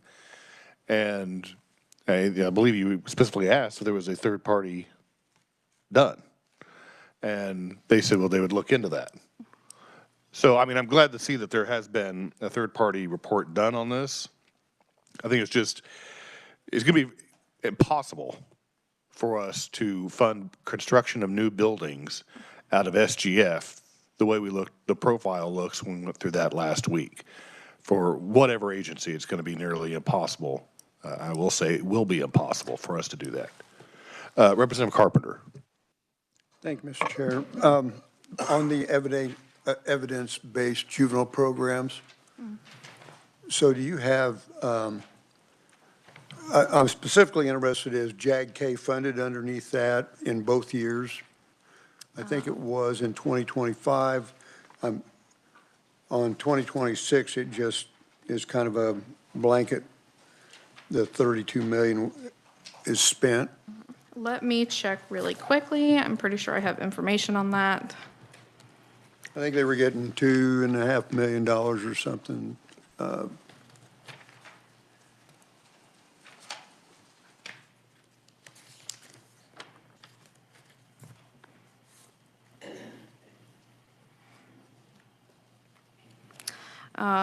The JAG-K for fiscal year 25 or fiscal year 26? Either, both. JAG-K.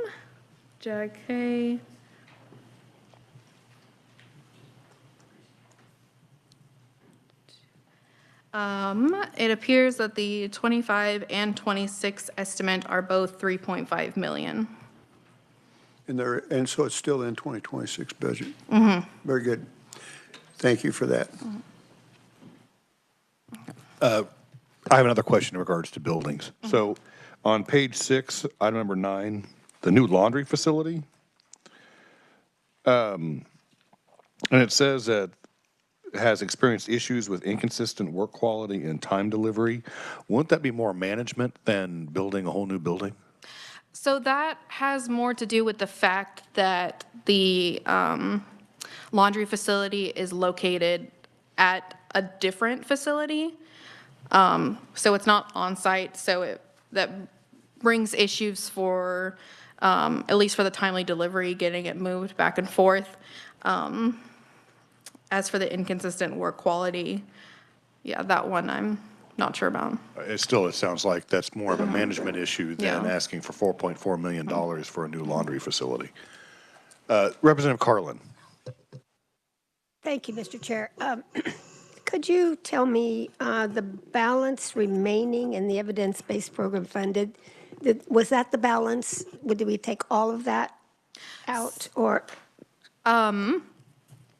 So per the division of the budget, all of the funds are budgeted for fiscal year 25. So it's budgeted to zero?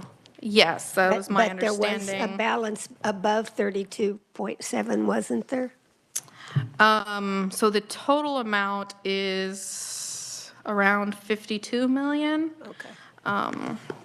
That's good. I'm just wondering what this meant. And then the other question is, if I might, you say the approved amount was reappropriated into 26. Where is it reappropriated? Do you know? Reappropriated into fiscal year 25. So it's deleted out of 26. Or, yes. Well, it says built into it that is not in the 2026. Okay. I just read. All right. Thank you, Mr. Chair. Thank you. Senator Alley. Thank you, Mr. Chair. My question goes to number 10 again. The agency deleted 19.6 SGF to reduce the shrinkage to 5%. What is the number of employees that 19.5 represents? FTE? I believe it is a system-wide,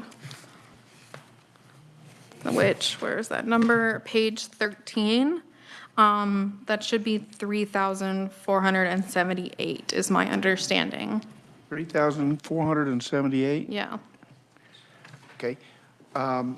So why, and maybe it's just the way that the math is worked, but why don't we reduce the number of FTEs from 25 to 26 by that amount? You've reduced to 19.5 or $19.6 million SGF. Why is you start over with the same amount of FTEs?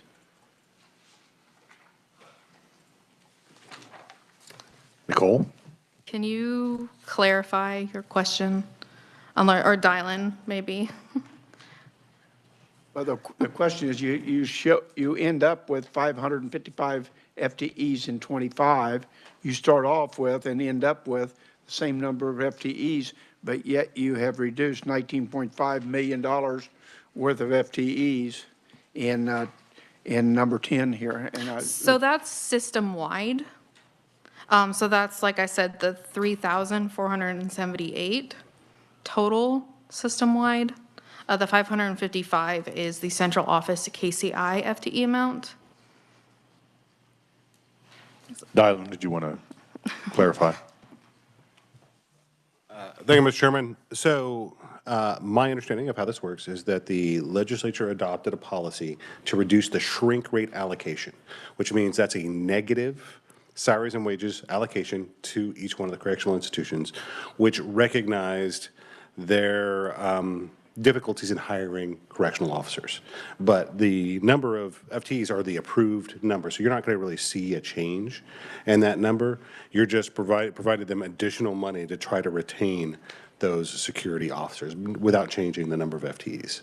So a reduction in shrinkage is an add of money, if that makes sense. perhaps. And I'm more than willing to talk about it with anybody who would like to after this. Thank you. Senator Billinger.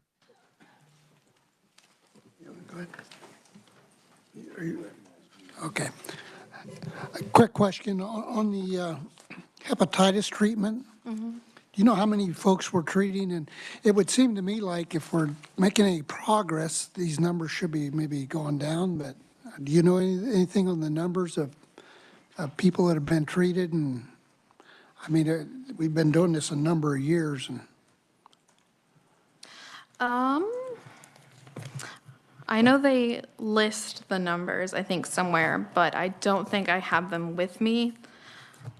if you can get them sometime, that's fine. Yeah. I'm just curious if we're making any progress. I mean, it seems like we've been doing this a number of years, and you would think at some point in time the numbers would fall. I'm sure we've been through the group maybe more than once, so. Do you want like the current numbers, or would you like a 5-year trend? Yeah, how about a 5-year trend so we can, chart our progress, make sure we're getting ahead of this, or maybe we need to do something different or add, more or less, whatever. Thank you. President Masterson. Thank you, Mr. Chairman. This might actually be a dial-in question, follow up on Larry's question to make sure I understand. So I understand shrinkage, right? We have, I'll pick your round numbers. We have 1,000 corrections officers, but we know we leave 100 of them are unfilled in any given year. So that's your shrinkage rate. You had 100. So you reduce the amount of money that we're giving to the agency to cover 900, but we've reduced our shrinkage. So now we're saying there's only 50. So they've got a little more money. But did I hear you say then they're using that excess salary money to increase the salaries of the remaining 900? Or, because you mentioned it was for retention purposes. That's correct, but it's not to increase the salary rates. Increase total salary spend is what it is. So it's not increasing the actual salaries of the correctional officers. There has been other salary adjustments that were implemented last year. The hope is that those salary adjustments which were implemented last year will aid in the reduction of that shrinkage rate. They're not described here because that happened last year. Gotcha. Thank you, Mr. Chairman. Any further questions? Senator Petty. Thank you. This is back to the number 11 and 26, although I know it's also in 25, the evidence-based program. So when this says that they're deleting that 32.7 million, you said that this was spoken to in 25, but when I looked back at 25, I don't see that. So that is built into the approved amount. So the SGF approved amount, the 311 million, that planned reappropriation is built into that. The evidence-based? Yes, the 32 million is built into the approved amount. So then we're just backing that out in the fiscal year 26. So they're not actually deleting funds. We're just backing it out, showing the change.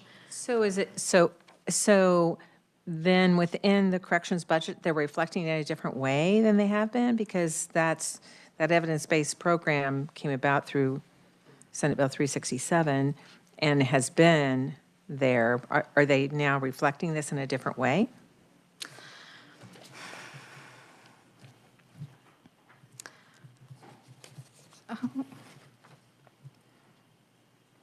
It's still like largely like reappropriated funds. There are funds that are appropriated to it. Typically, it's not the full amount that is appropriated, but this time it is fully appropriated. Sorry, does that make sense? Well, there's always been, ever since, well, it was replaced, our juvenile corrections program, that funding that we were saving was going into the evidence-based program. So I guess I'm having a little bit of trouble understanding, has there actually been funds removed? Or they've just been, you're saying they've just been reflected differently in the budget? They've just been continually reappropriated. Yeah. Dylan, do you want to? We haven't spent it down in the past, so. And here's the 404 right here. So my understanding is that this is simply an instruction to fully expend the evidence-based program funds carryover balance in the current fiscal year. We'll see if they're successful in that or not. They budgeted that way in the past, and it hasn't happened. Nothing negative about the corrections. You shouldn't spend money that you don't need to, but that is what is in the system, is simply to spend that amount of the reappropriation. There is still an additional appropriation. That doesn't mean there's no money in that fund. There's still an additional appropriation of $13.5 million for FY 2026 in the evidence-based programs fund. So, and that is the continuing appropriation which was created by the closure of the juvenile correctional facilities and the freeing up of that fund, of those funds. Mr. Chairman? Yes, Senator Petty. So now there's just going to be this 13.6 million a year. That's the, I mean, because as Representative Carpenter asked, whether it's JAG or other programs, there is there's a specific committee that deals with these funds. So now that you've basically taken what was in that evidence-based program, they've taken it out, and there's just going to be an annual appropriation? So I would note that There's nothing always has been. been removed from the fund and transferred to a different account. So it's all spent on evidence-based program purposes inside the Department of Corrections, as certified by the Department of Corrections, as with the transfers to the local units for those programs. All that's happening is it's being directed to be spent in this budget proposal. And once again, you know, we'll see what happens. The $13.5 million, that number is not fixed. It does change. It's based on a certification that comes from the Department of Corrections based upon savings stemming from these programs. Representative Hoffman.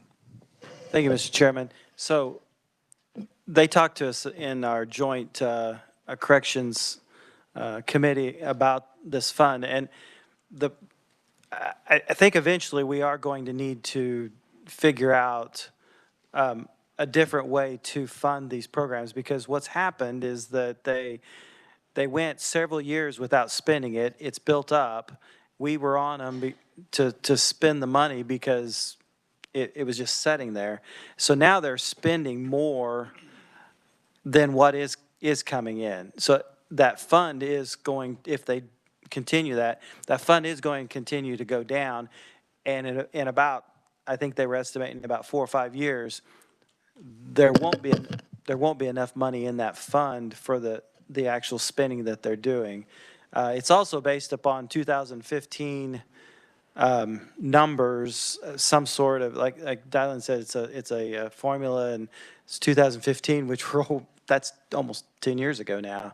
And eventually we're going to have to figure out a different mechanism if we want those programs to continue, because there's not going to be enough money generated from the savings on that particular formula. But so it is something, a good thing is they're actually finally starting to spend the fund. And it took them forever. I mean, it sat there for 4 or 5 years doing nothing, so. Representative Anderson. Thank you, Mr. Chairman. Yeah, Representative Hoffman kind of went where I was going to go, but last year we realized that I think they were getting something like $9 million a year, and this fund had been built up over $50 million, and they just weren't spending it at all. And so this, actually at the end of last year, Representative Owens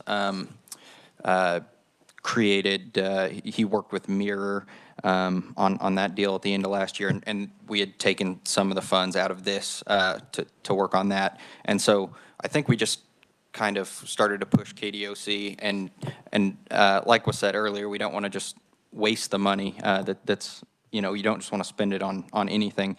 But I think that they said in the last year they were really going to work on try to spend it the way that it was intended. They just hadn't got around to it in the last few years. So hopefully we see that.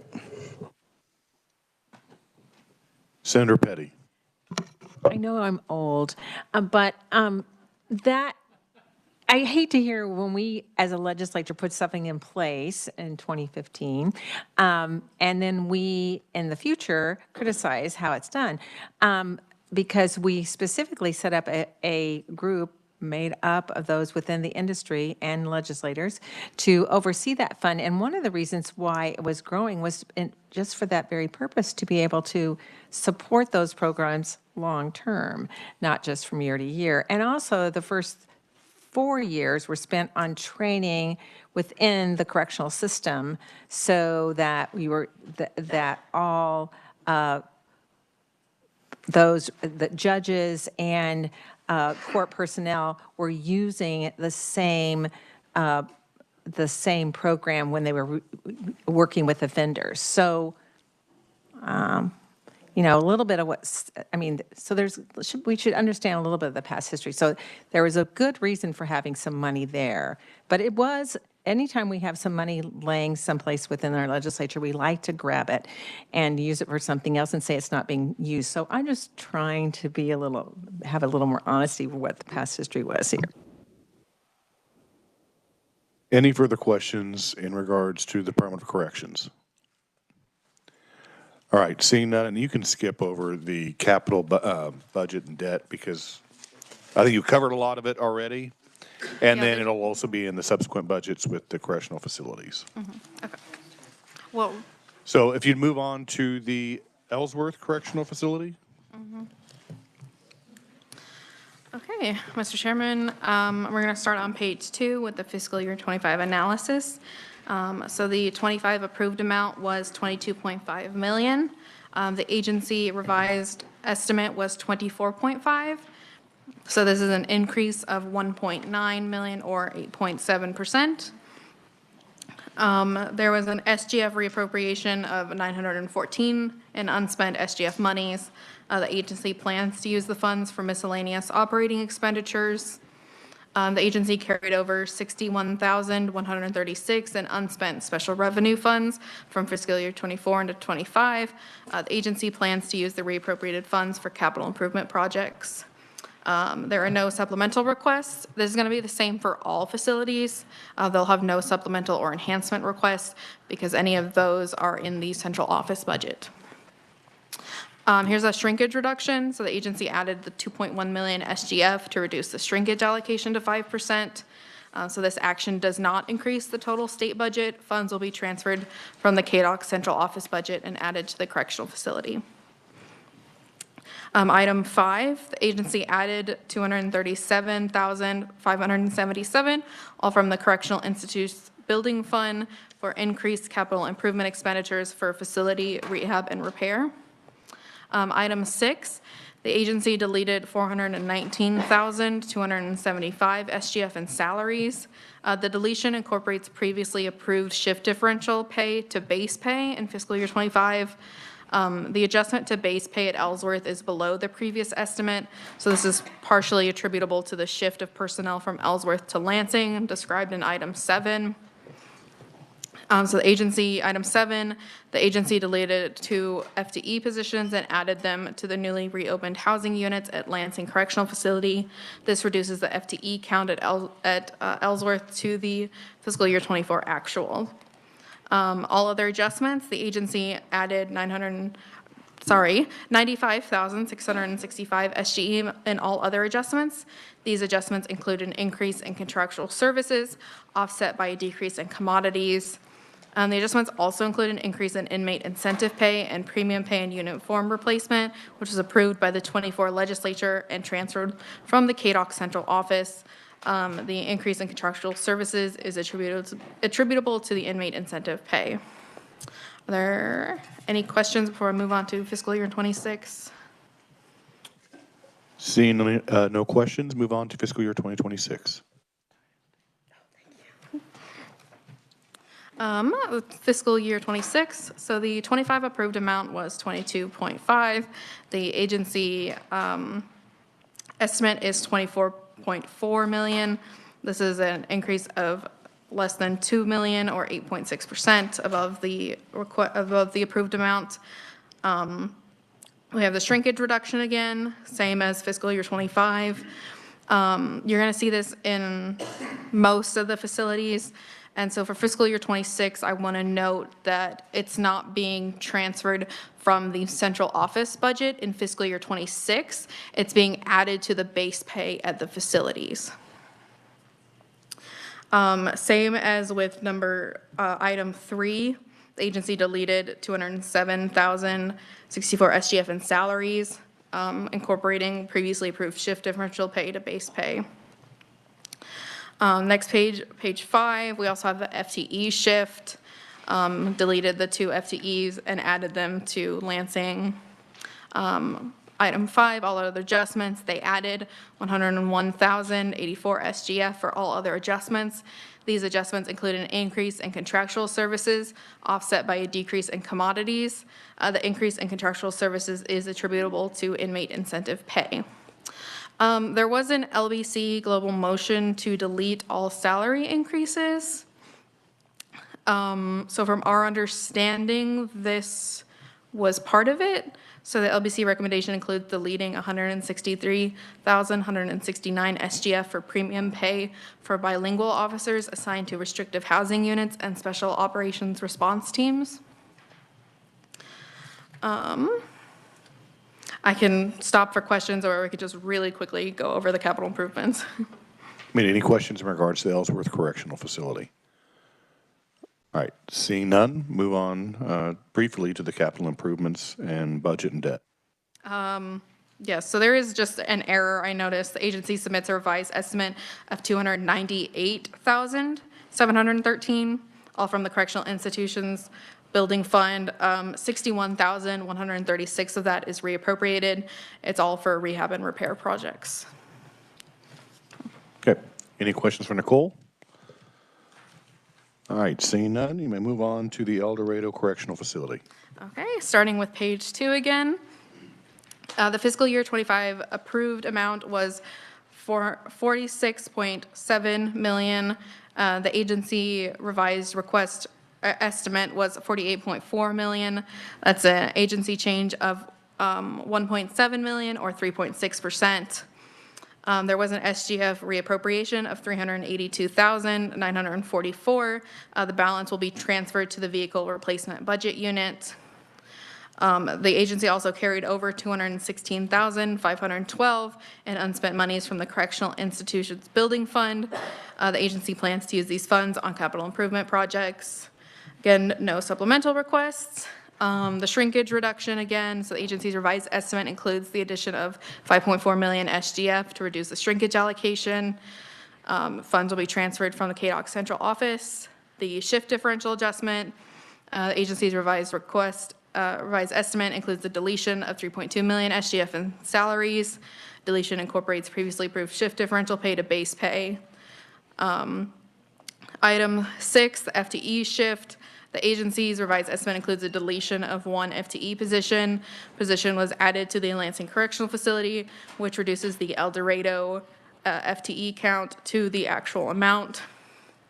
Item 7, there was an adjustment with the utilities. The agency revised estimate includes a deletion of 469,000 SGF in contractual services due to a decrease in expenditures for utilities.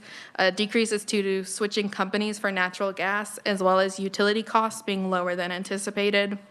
Item 8, There are all other adjustments. The agency's revised estimate includes a deletion of 30,000, including a deletion of 84,000 SGF for all other adjustments. Adjustments include an increase in inmate incentive and premium pay and uniform replacement, all approved by the 24 legislature and transferred from the KDOC central office. Questions before I get into 26? Committee, any questions? All right, seeing none, on to 2026. Fiscal year 26 approved amount, the 25 approved amount was 46.2 million. The agency request is 48.5 million, which is a change of 2.3 million or 5.1%. The shrinkage reduction again, addition of 5.6 million SGF. Item 3, there's a shift differential adjustment again, the deletion of 3.2 million. Page 5, item 4, again, the deletion of 1 FTE, transferring that to the Lansing Correctional Facility. Item 5, all other adjustments, deletion of 73,000, including 68,951 SGF. Adjustments include a decrease in contractual services offset by an increase in commodities. And then there is the premium pay recommendation. The LBC recommendation includes deleting 248,164 SGF for premium pay for bilingual officers. Real quick, the capital improvements, it's all being paid through with reappropriated funds, so there's no additional funds for capital improvements. All right, any questions for Nicole? Seeing none, you may move on to the Hutchinson Correctional Facility. Yes, thank you, Chair. Starting again with page 2, the fiscal year 25 approved amount was a little under 50 million.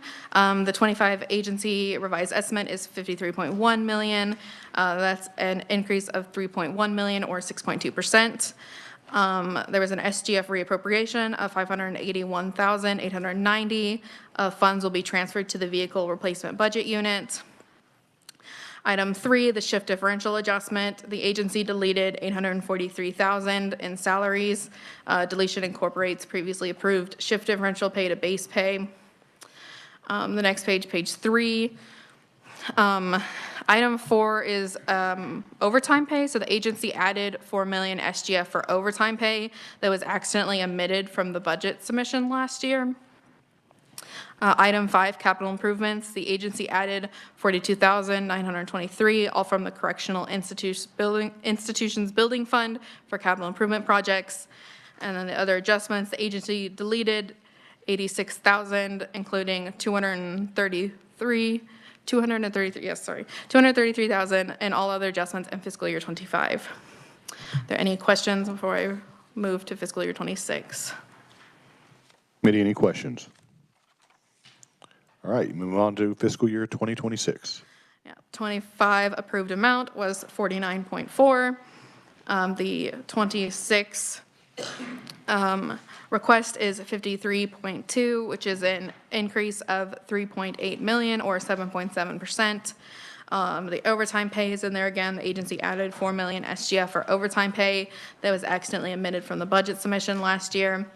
There's an FTE shift. The agency deleted 1 FTE position, adding them to Lansing. All other adjustments on page 5, the agency deleted 193,000, including 182,000 SGF and all other adjustments. And then the premium pay, the LBC recommendation includes deleting 162,000 for premium pay for bilingual officers. Any questions? Not seeing any. You may move on to the capital budget and debt. So the agency submits a revised estimate of 42,923, all from Correctional Institutions Building Fund. All right, not seeing any questions. You may move on to the Kansas Juvenile Correctional Complex. Okay, starting again with page 2.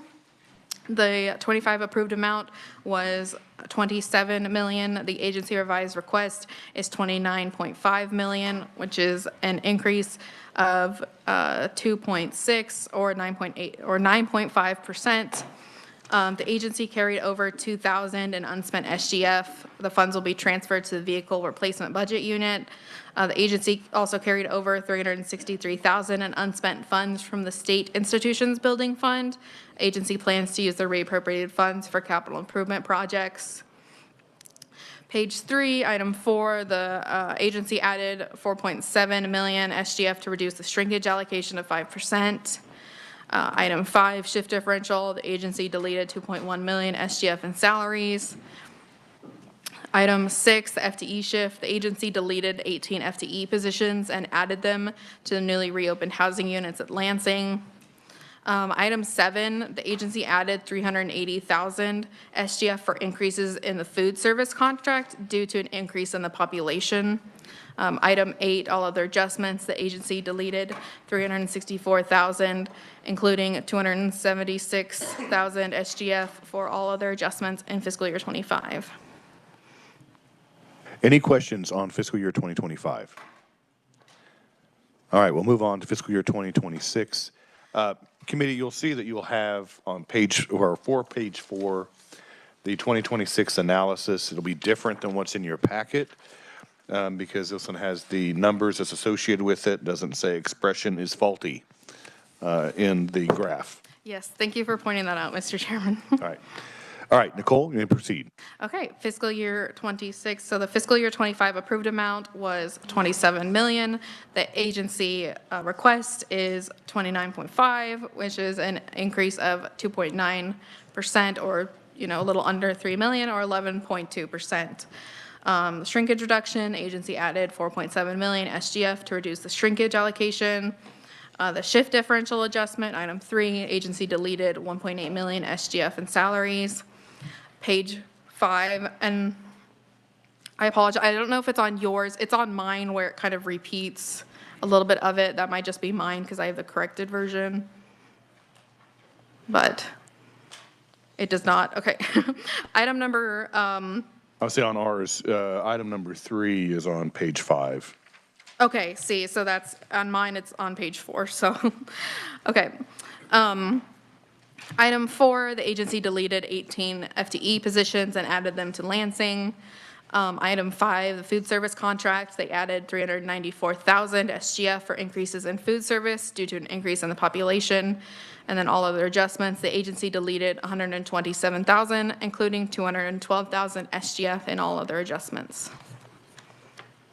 All right, any questions in regards to fiscal year 2026?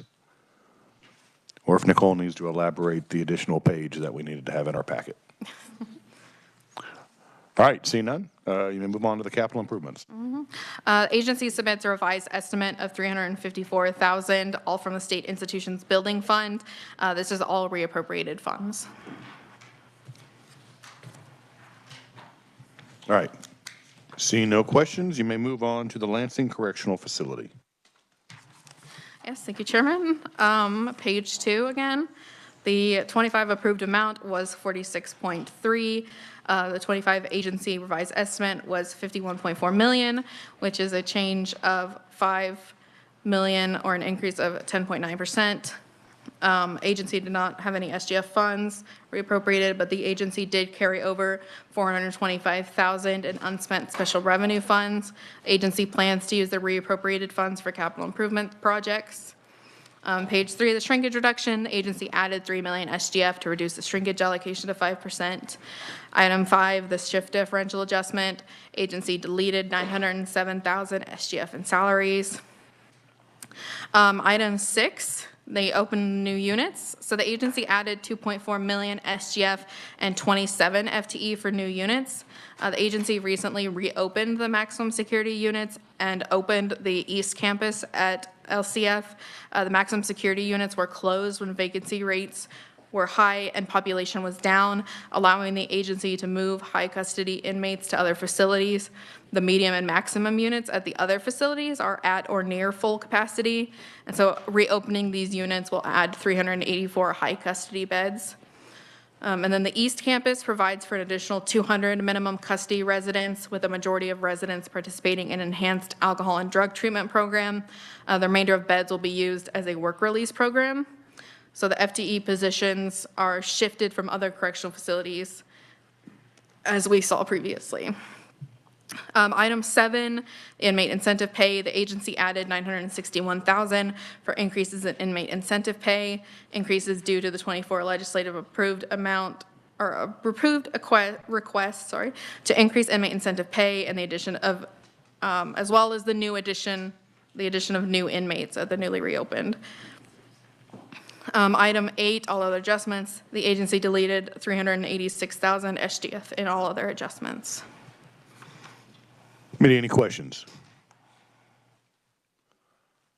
All right, seeing none, please proceed to 2026. The 25 approved amount was $46 million. The agency request is 51.7, a little under 52 million. That is a change of a little under 6 million, or 12.7% above the approved amount. So the shrinkage reduction, again, agency added 3 million SGF to reduce shrinkage. Shift differential adjustment deleted 907,000 SGF in salaries. Money as well for the new units. Agency added 2.9 million SGF and 27 FTE for the new units. The inmate incentive pay, item 4, agency added 997, again from the due to the 24 legislative approved amount, as well as the addition of the new inmates at the newly reopened unit. All other adjustments, the agency deleted 123,000 SGF for all other adjustments. The premium pay LBC recommendation, deleting the 197,797 SGF for premium pay for bilingual officers. Any questions? All right. Committee, any questions before we move on to the capital budget and debt? Representative Carpenter. So this probably is more not a question, but so El Dorado has 492 inmate or employees and 640 inmates. Look at Lansing.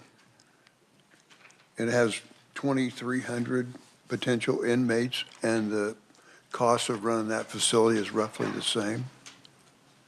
Is that just an anomaly? Here's the budget, 46 million. El Dorado's budget is 48 million. So am I making some kind of error here in figuring that? Nicole, would there be a rationale behind the discrepancy in the inmate numbers and cost? My guess would be that Hutchinson has more FTE Not than Hutch. No, El Dorado. this is a comparison between Lansing and El Dorado. El Dorado. I'm so sorry. Oh, that's okay. It's striking that. Again, I mean, El Dorado has more FTE, so that would be my. I'm not talking about the FTEs more as much as I am the inmate capacity. Is it like it says on the front page 20, the capacity, operating capacity is 2,400 beds? And I can try to answer this, maybe Dylan can help me. So when we had issues with El Dorado, and we couldn't keep staff, and the inmate population, I think, is different than in Lansing. And so there was a lot of things going on within El Dorado that we had to address. And Lansing, obviously we have the new facility open. So that the way we constructed that new facility actually can handle more inmates with less personnel. And so there's your difference in between two different correctional facilities, nearly the same budget amount but because of the physical structure, you're able to handle more with less. Mr. Chairman, you made my point. Right. Any further questions for Nicole? All right, you may proceed. Okay. I believe you're on to the capital improvements or budget and debt.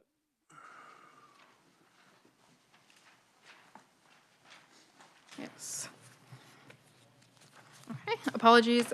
Page 6, the agency submits a revised estimate of $425,000 from the Correctional Institutions Building Fund. This is all reappropriated funds. Any questions? I'm not seeing any, so you may move on to Leonard State Correctional Facility. Okay, starting again on page 2, the 25 approved amount was $18.5 million. The agency revised estimate is $19.8 million, which is an increase of $1.3 million or 7.2%. The agency carried over $549 in unspent SGF monies. The agency also carried over $545,800 in unspent special revenue funds that the agency plans to use for capital improvement projects. Item 4, the shrinkage reduction again, the agency added $957,000 SGF to reduce the shrinkage allocation to 5%. Item 5, the shift differential adjustment, agency deleted $733,000 SGF in salaries. Item 6, the FTE shift, agency deleted 5 FTE positions and added them to Lansing. Item 7, all other adjustments, the agency added $1.1 million SGF in all other adjustments. These adjustments include an increase in contractual services and commodities. The increase in contractual services is spread across all categories, but the majority are attributable to utilities and ward and prisoner incentives. Commodities is similarly distributed within the majority, with the majority in clothing and supplies. Any questions before I move on to fiscal year 26? Committee, any questions? I have not seen any, so you may move on to 2026. Okay. Page 4, the 25 approved amount was $18 million. The agency revised request is $19.3 million, which is an increase of $1.3 million or 7.5%. Item 2, the shrinkage reduction again, agency added $1 million SGF to reduce the shrinkage allocation. Item 3, the shift differential adjustments, again, the agency deleted $771,000 SGF in salaries. Page 5, item 4, the FTE shift again, the agency deleted 5 FTE positions. Item 5, all other adjustments, the agency added $1.1 million SGF. Adjustments include increases in contractual services and commodities. The adjustments carry forward the increases from fiscal year 25. And then the premium pay LBC recommendation includes deleting $105,000 SGF for premium pay for bilingual officers. Committee, any questions for Nicole? Seeing none, you may move on to capital, budget, and debt. Capital Improvements Agency submits a revised estimate of $545,800 all from Correctional Institutions Building Fund. This is all reappropriated funds. All right, I'm not seeing any questions, so you may move on to the Norton Correctional Facility. Nicole? Yes, thank you, Chairman. Starting with page 2, fiscal year 25 approved amount is $25 million. The agency revised estimate is $27 million, which is an increase of a little under $2 million or 7.6%. The agency carried over $231,000 in unspent Correctional Institutions Building Funds going to be used for the capital improvement projects. Item 4, the shrinkage reduction, agency added $3.4 million SGF to reduce the shrinkage allocation. Page 3, item 5, the shift differential, agency deleted $1.8 million SGF in salaries. Item 6, uniforms, the agency added $164,450 SGF for uniform replacement. The 24 legislature approved a request to provide a higher quality and increased quantity of uniforms and uniforms for non-security staff who work security posts. So this action does not increase the total state budget. Funds will be transferred from KDOC's central office budget and added to the correctional facility. They also have the FTE shift. The agency deleted 12 FTE positions and added them to Lansing. All other adjustments, the agency added $200,986, including $195,000 SGF for all other adjustments. Any questions before I move on to fiscal year 26? Questions? Seeing none, you may move on to 2026. Okay, the 25 approved amount was $25 million. The agency request is $26.2 million. This is an increase of $1.5 million or 6.1%. The shrinkage reduction again, agency added $3.4 million SGF. Item 3 is shift differential adjustment, agency deleted $2.2 million. Page 5, the FTE shift again, the agency deleted 12 FTE positions. Item 5, all other adjustments, the agency added $378,000, including $375,000 SGF for all other adjustments. Adjustments include increases in contractual services and commodities. Commodities increase is primarily attributable to clothing and construction material. And then the LBC recommendation includes deleting $141,658 SGF for premium pay. All right, committee, any questions? Seeing none, move on to capital budget and debt. Yep, so the agency submits a revised estimate of $231,000. This is all reappropriated funds. All right, Nicole, I'm not seeing any questions, so you may move on to the Topeka Correctional Facility. Okay, starting on page 2. Fiscal year 25 approved amount was $24 million. The agency revised estimate is $25.2 million. This is an increase of $1.5 million or 6.3%. Agency carried over $43,871 in unspent correctional institutions building funds being used for capital improvement projects. Item 4 is shrinkage reduction. Agency revised estimate adds $2.4 million SGF to reduce the shrinkage allocation. Item 5, shift differential adjustment. Agency revised estimate adds $381,413 to convert previously approved shift differential pay to base pay. Funds are transferred from KDOC central office, so it results in a net zero change. Item 6, utilities. Agency revised estimate deletes $639,000 SGF in expenditures for utilities to better match expected expenditures in fiscal year 25. All other adjustments, the agency revised estimate deletes $615,000, including $506,000 SGF for all other adjustments. All right, committee questions. All right, you may proceed on to 2026, Nicole. Okay, thank you, Chairman. 25 approved amount is $24 million. The agency request is $25.4 million. This is a change of $1.7 million or 7.1% above. Item 2, the shrinkage reduction again. Agency added $2.4 million SGF to reduce the shrinkage allocation. Shift differential again. Item 3, agency adds $546,000 to convert previously approved shift differential pay to base pay. Page 5, item 4, the utilities. The agency requests delete $624,000 SGF in utilities to better match expected expenditures. Item 5, all other adjustments. The agency deleted $182,000, including $491,000 SGF in all other adjustments. And then the premium pay LBC recommendation, deleting $105,000 for premium pay. All right, seeing no questions, you move on to the capital budget and debt. Okay, the agency submits a revised estimate of $43,871, all from Correctional Institutions Building Fund. This is all reappropriated funds. Okay, Nicole, your last one, the Winfield Correctional Facility. Thank you, Chairman.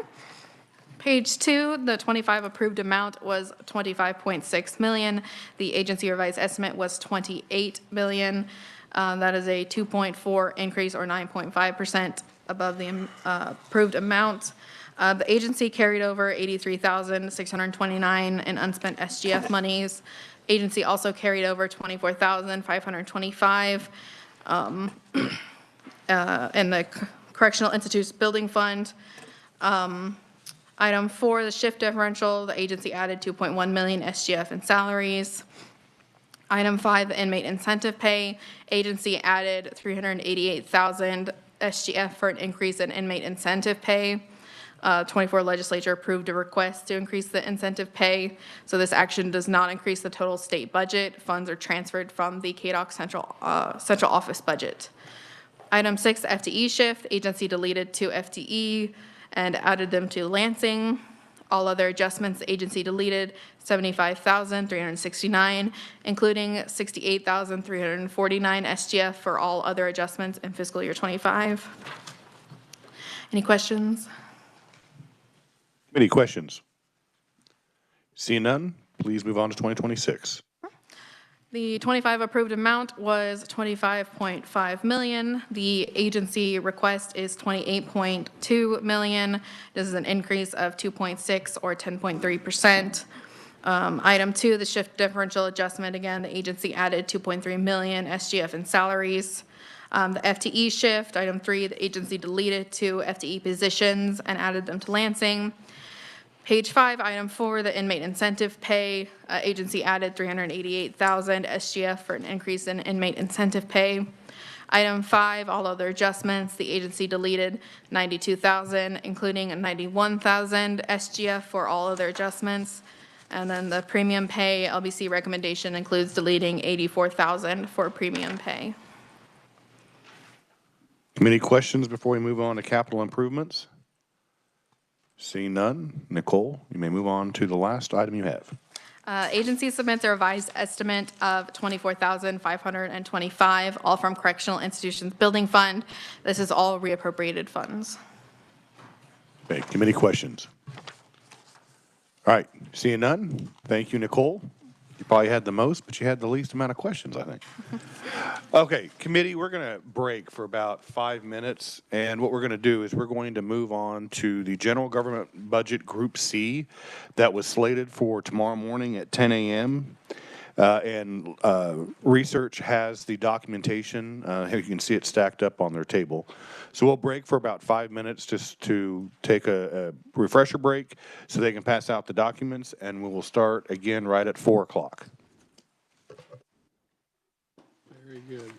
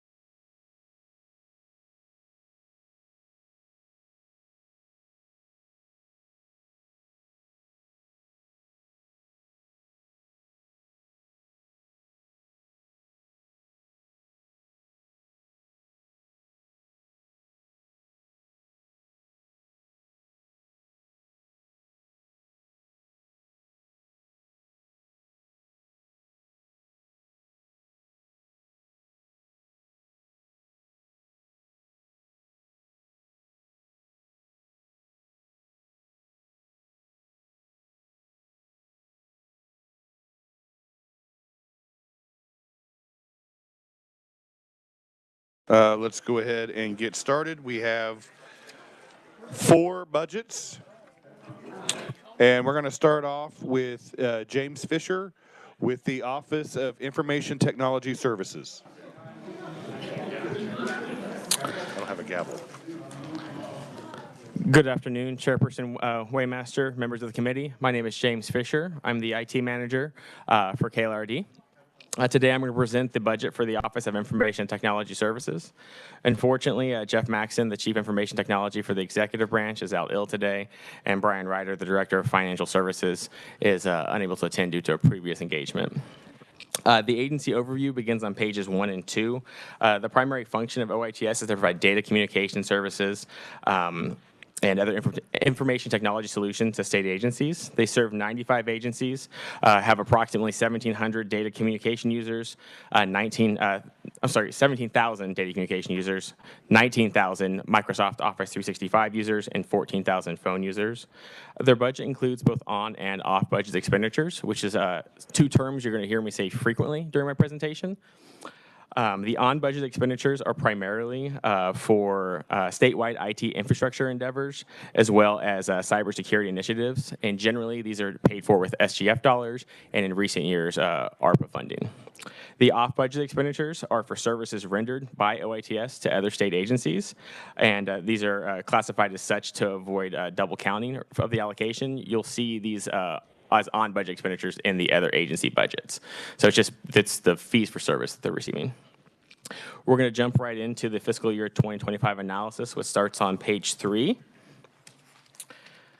The total FY 2025 revised estimate for OITS is $85.8 million, which is $3.5 million above the legislative approved, or about 4.2% increase. Included in the estimate is 146 FTE, which is a 3 FTE increase over the approved amount. On figure 4, this is that table you've seen in all the other presentations. This one looks a little different to account for the on and off budget expenditures. It's divided in half. Basically, the top half is on budget, the bottom half is off budget, and I'll make a distinguish between each item. The agency's revised on-budget estimate for fiscal year 2025 is $22.9 million, $15.2 million of which is from the SGF. This is an increase of $2.7 million above the legislative approved budget. $1.9 million of that is for ARPA dollars, and about $710,000 is for reappropriations. Item 1 shows more detail on the reappropriation dollars. $710,000. Basically, what had occurred here is the agency had to shift. A vendor had to delay when they could implement a product placement for them. They had new modules for their IT service help desk that needed to be implemented that couldn't be done until 2025. Item 2 shows that the agency has no supplemental requests. Item 3 shows a $1.9 million increase in federal ARPA dollars. This is essentially the result of the agency shifting expected expenditures from 26 to 2025. For context, last calendar year, the agency was awarded a total of $15.7 million to be spent over about 3 fiscal years on projects related to network infrastructure, cybersecurity initiatives, and a professional licensure platform.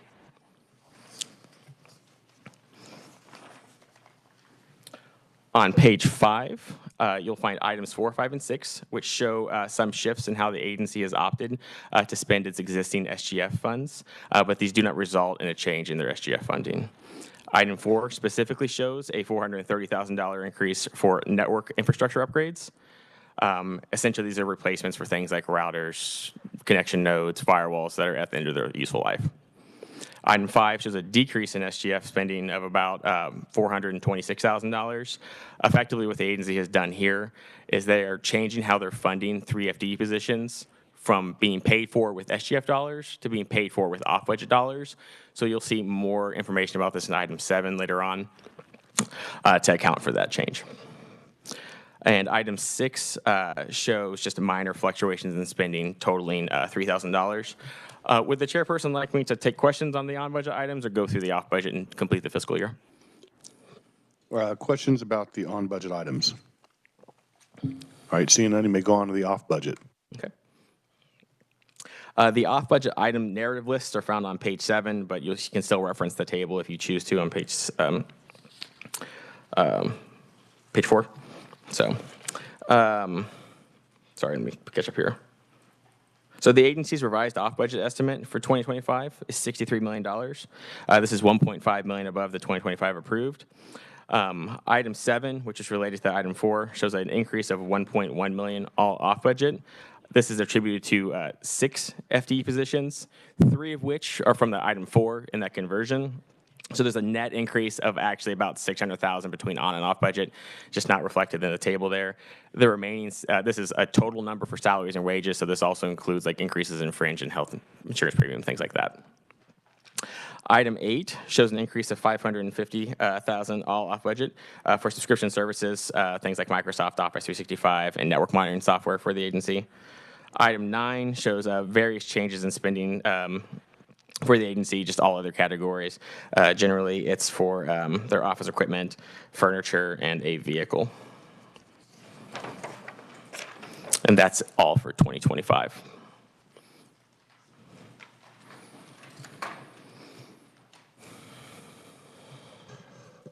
Where is their office at?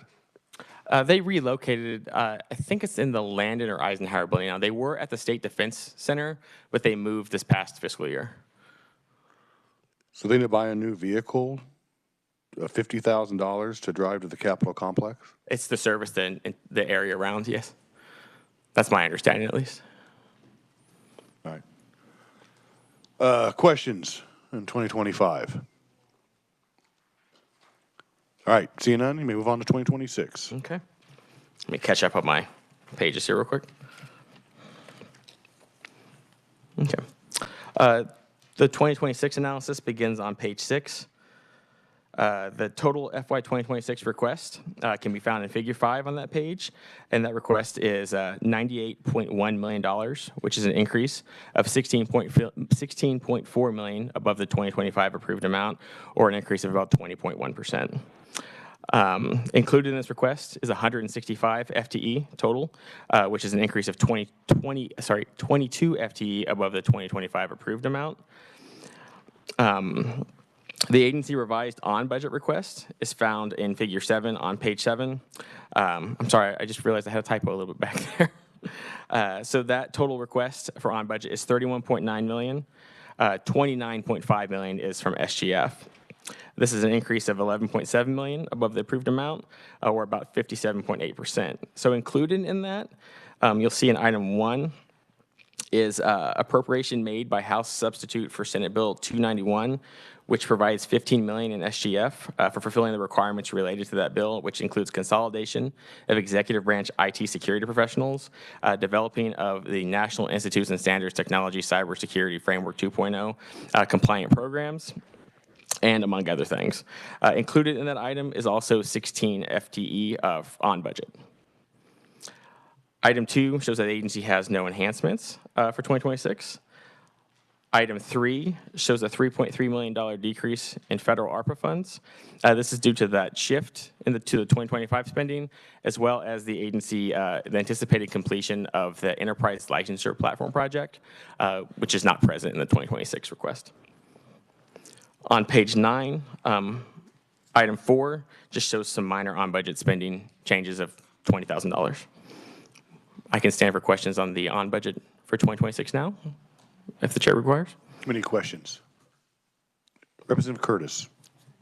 Thank you, Mr. Chair. I guess I have a question. I know we keep seeing expenditures to help agencies comply with Senate Bill 291 with particularly the NIST standards. Do we have any idea what that is going to cost as we move to that? And then my other question regarding that isn't that bill due to sunset? So we would need to extend it. Is that correct? The sunset provision, that is correct. I think it's 27, so there's 2 legislative sessions to handle that.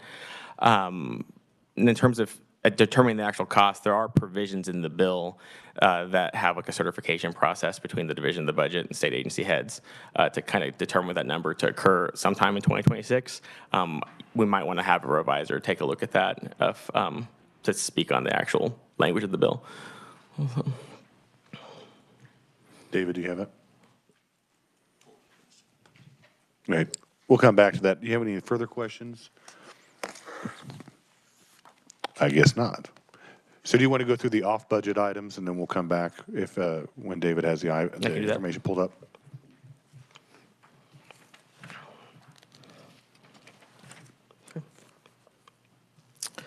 So the narrative pieces for the off-budget items begin on page 9.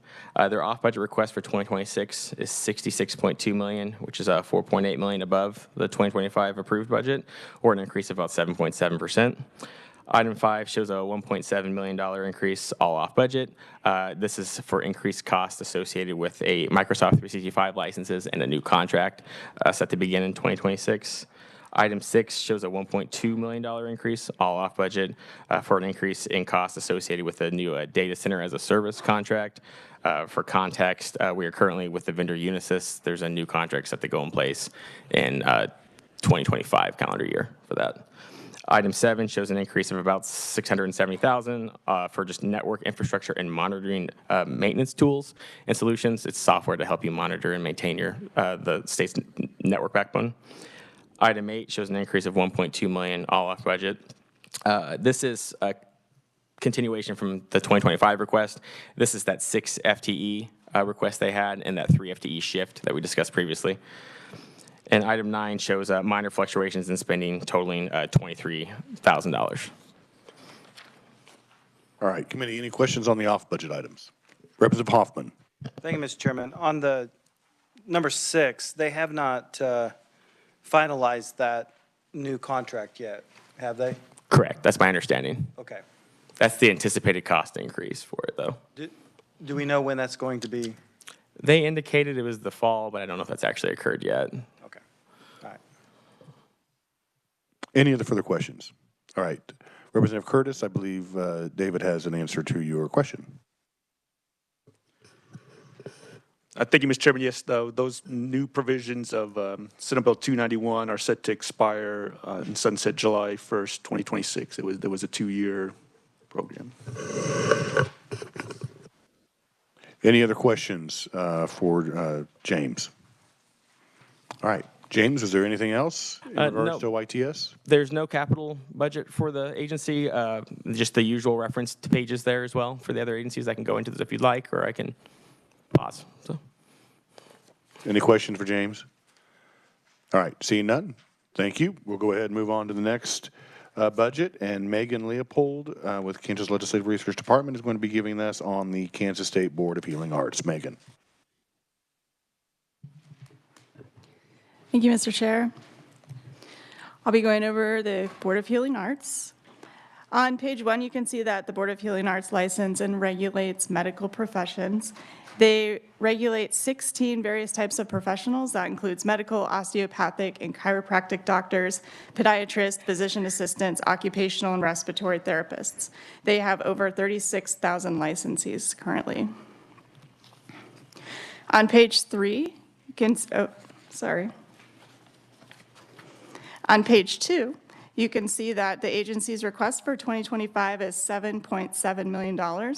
That's an increase of $126,000 over the previous year's actuals, and it's no change from what was approved by the legislature. You can see that the agency did not have any SGF reappropriations, they did not have any supplemental requests, and they did not have any other changes to their budget for fiscal year 25. On the next page is fiscal year 26. The agency's request is $7.9 million. It's $164,000 above the previous year's agency request, and it's $164,000 above the legislature's approved. They had no enhancement requests for fiscal year 26. They did have an increase of $98,000 for contractual services. That was largely due to increased rent for office space, computer programming, and data processing. They also had an increase for salaries and wages of $46,000, and that was largely due to fringe benefits, including expenditures for group health insurance. There is also an ask for an increase to their official hospitality spending limit. The limit's currently $1,000. They're asking to increase that to $5,000. They're not asking for any funding to go with this request. It's simply allowing them to spend from their existing resources in their fee fund an extended amount on hospitality. And number 5, you can see that they have $18,000 in all other adjustments. Those are largely for commodities and capital outlay, computer equipment, software, and gasoline. In fiscal year 2027, the agency is requesting $8.1 million. It's $159,000 above the previous year's request, and it's $323,000 above the fiscal year 25 approved amount. The agency didn't have any enhancement requests for fiscal year 27. They had an increase of $207,000 for contractual services. That is largely due to anticipated increase in rent for office space, as well as IT expenditures, server support, and expansion for the agency's information system. They did have a three-year contract that they paid in, or that they plan to pay in fiscal year 27 that will cover 3 years. So expenditures for that will not be included in the next 2 years' budgets. Number 3, you can see that they had an increase of $84,000 for salaries and wages. And again, that's largely for fringe benefits, largely for expenditures for group health insurance. Number 4, they added $30,631 for increased capital outlay expenditures. And that was largely with computer equipment and software. And then they had $1,000 for all other adjustments, again for gasoline and office supplies. On page 7 is the 10-year look back. And then on page 8, you can see the fee fund, expenditures and revenues and ending balances, as well as a list of the professions that the agency licenses. And I'm happy to see in for any questions. All right, committee, do you have any questions for Megan? Representative Howe, then Alley, or Senator Alley. Thank you, Mr. Chair. Thank you, Megan. What is the increase in the salaries and wages attributable to? Is it the compensation in terms of the raise or cost of living? It's largely fringe benefits. It was a variety of fringe benefits is what largely made that up. One more question. I believe last year there was some discussion and appropriations about the ending balance. Do you have any information about kind of what their end of the year balance is? And I know it fluctuates because of the timeliness of when some of those licenses are renewed. Megan? Yes, on page 8 of the packet, you can see the Healing Arts Fee Fund resource estimate. And it's figure 12. That yellow line at the bottom of that shows the ending balance for fiscal years 23-24 out to fiscal year 27. Their balance does fluctuate quite a bit throughout the year because they have 2 times in the year where they, I think it's 2 times in the year, 1 or 2, when they receive licenses for the medical doctors, and that is when they get most of their revenue. Another thing about this agency is that, unlike some of the other fee boards, they do have a no-limit fund within their fee fund that they use to pay for legal expenditures. And so that does increase the ending balance in this fee fund because it's included in there. Mr. Chairman. Representative Howell. Just one last follow-up. I know, again, last year there was some discussion about, there was some pending litigation, I should say, towards the Board of Healing Arts, and some of the ending balance was held back to pay for any incurred costs. Do you have any update about if some of those are still ongoing pieces of litigation? Megan? Yeah, I believe that they are ongoing. And that is, you actually, the use of their legal, that no-limit fund was higher in their past year in their actuals because of those lawsuits, and I believe that they anticipate continuing to spend for those. Senator Alley. Thank you, Mr. Chair. You mentioned the hospitality limit increase. That's something we've heard from other agencies. Is that in statute somewhere that says that's the maximum they can spend? And do we need to increase that overall so that all agencies have an increase and not have to request something? Megan? It is in statute, it's in the bill. So if this passes in the appropriations bill, then we will change that language to increase what the agency can spend. And yes, most fee funds, as far as I know, do have hospitality limits. It varies based on the size of the fund and the size of the agency.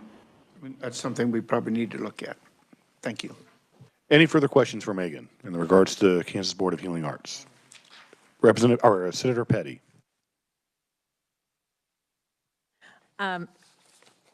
Megan, do we have a list? I know they mentioned an increase in of licenses. Do we have a list that shows how it's their growth over the last, say, 5 years? Do we have that anywhere in here, or did I miss it? How the various license and categories have increased. I don't have that, but that might be something the agency can supply. I can reach out to them and ask. Thank you. Any other further questions? All right, Megan, is that complete? It does? Okay. We'll go ahead and move on to the Kansas Insurance Department. And so we have Ariana Waddell with the Kansas Legislative Regions Department. You may start. Good afternoon. Once again, my name is Ariana Waddell. And if you could please turn your attention to page 2 of the summary. So the fiscal 2025 agency request is $44 million, and this is an increase of about $3.9 million, and this increase is primarily related to aids to local units, which this is an increase of $3 million, all from the state firefighters relief fund for aid for the, once again, local units. And this increase is due to the agency anticipating an increase in revenue from the firefighter relief fund tax. And there was also an increase of about $990,000 in contractual services, and this increase is related to building space expenditures, staffing and recruiting services in hospital and nursing home, and consulting services and accounting and auditor expenditures. There was also a decrease of $166,000 related to salary and wages, and an increase of 0.3 FTE positions. And there were all other adjustments of $103,000. And these adjustments were related to spending on upgrading information processing equipment on non-capital data communication equipment and other non-capital equipment, household supplies and other supplies, materials, and parts. And I would also add that the agency's request for fiscal year 2025 is 135 FTE positions. Any questions for fiscal year 2025, Mr. Chair? All right, committee, are there any questions for Ariana for fiscal year 2025? Seeing none, you may move on to fiscal year 2026. So for fiscal year 2026, I'm sorry, if you could please turn your attention to page 5. For fiscal year 2026, the agency request is for $45.3 million and also 135 FTE. And this is an increase of $5.2 million. And this increase is primarily, once again, related to the aids to local units, and that's the State Firefighters Relief Fund. There was also an increase of $658,000 related to contractual services. And these services, contractual services include, once again, the building space rental, staffing and recruiting services, hospital and nursing home, and consulting services and accounting and auditor expenditures. And there was all other adjustments of an increase of $26,000 and a decrease of, once again, 0.3 FTE positions. And these adjustments include increase in commodities and expenditures, such as household supplies, and also increases. And these increases were partially offset by a decrease on spending in food and gasoline. And that completes fiscal year 2026. Any questions, Mr. Chair? Committee, any questions? All right, seeing none. Is there anything else you wanted to point out? On page 7, we also have the 10-year expenditure history, and as well as the expenditures by program and FTE positions. And we also, on page 8, have the special revenue fund overview. And this is the agency is entirely funded by fees. So I'm going to make a note on that. And that's all the information I have. All right. Not seeing any questions, we'll go ahead and move on. Thank you very much, Ariana. The last one that we're going to be doing today is going to be to the Department of Administration, and Stephen Wu is going to be providing that. So, Stephen, you may proceed. Good afternoon, committee. Stephen Wu, Legislative Research. This document that you have in front of you details the budget for the Department of Administration. It is rather dense, so I am going to just hit the high points. If you have specific questions on any of the items, feel free to reach out to me for some additional details.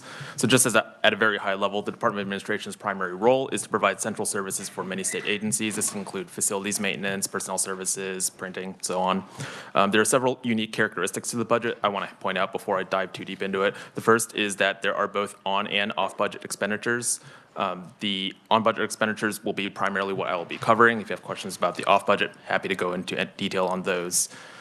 In addition to the internal offices detailed on page 1 and 2, there are a couple of independent entities located within this budget.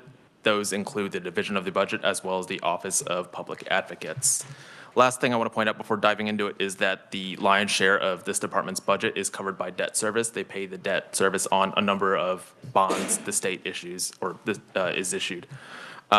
So if you look on page 1 on the debt service lines, around a third down of the way down on that table, you'll see that those are the most significant number of expenditures for this agency. Diving straight into fiscal year 25, you'll see this detailed on page 3. For fiscal year 25, the legislature approved about $216 million, including about $168 million of SGF. The agency requests $239 million, including about $168 million SGF. This is a bit more than in the total amount, about $22 million more than what was approved. And it's a slight increase in SGF, about $466,000. This is due to the items listed below. I'll just go hit these one by one. The first is our SGF reappropriations. This totals about $38 million SGF that carried over from the previous fiscal year. The vast majority of these are due to issues of timing. These dollars weren't able to go out the door in 24, so they're reappropriating to 25. You'll see these grouped, the first 4 there. This includes $25 million to retire 2 bonds. These dollars have since been spent.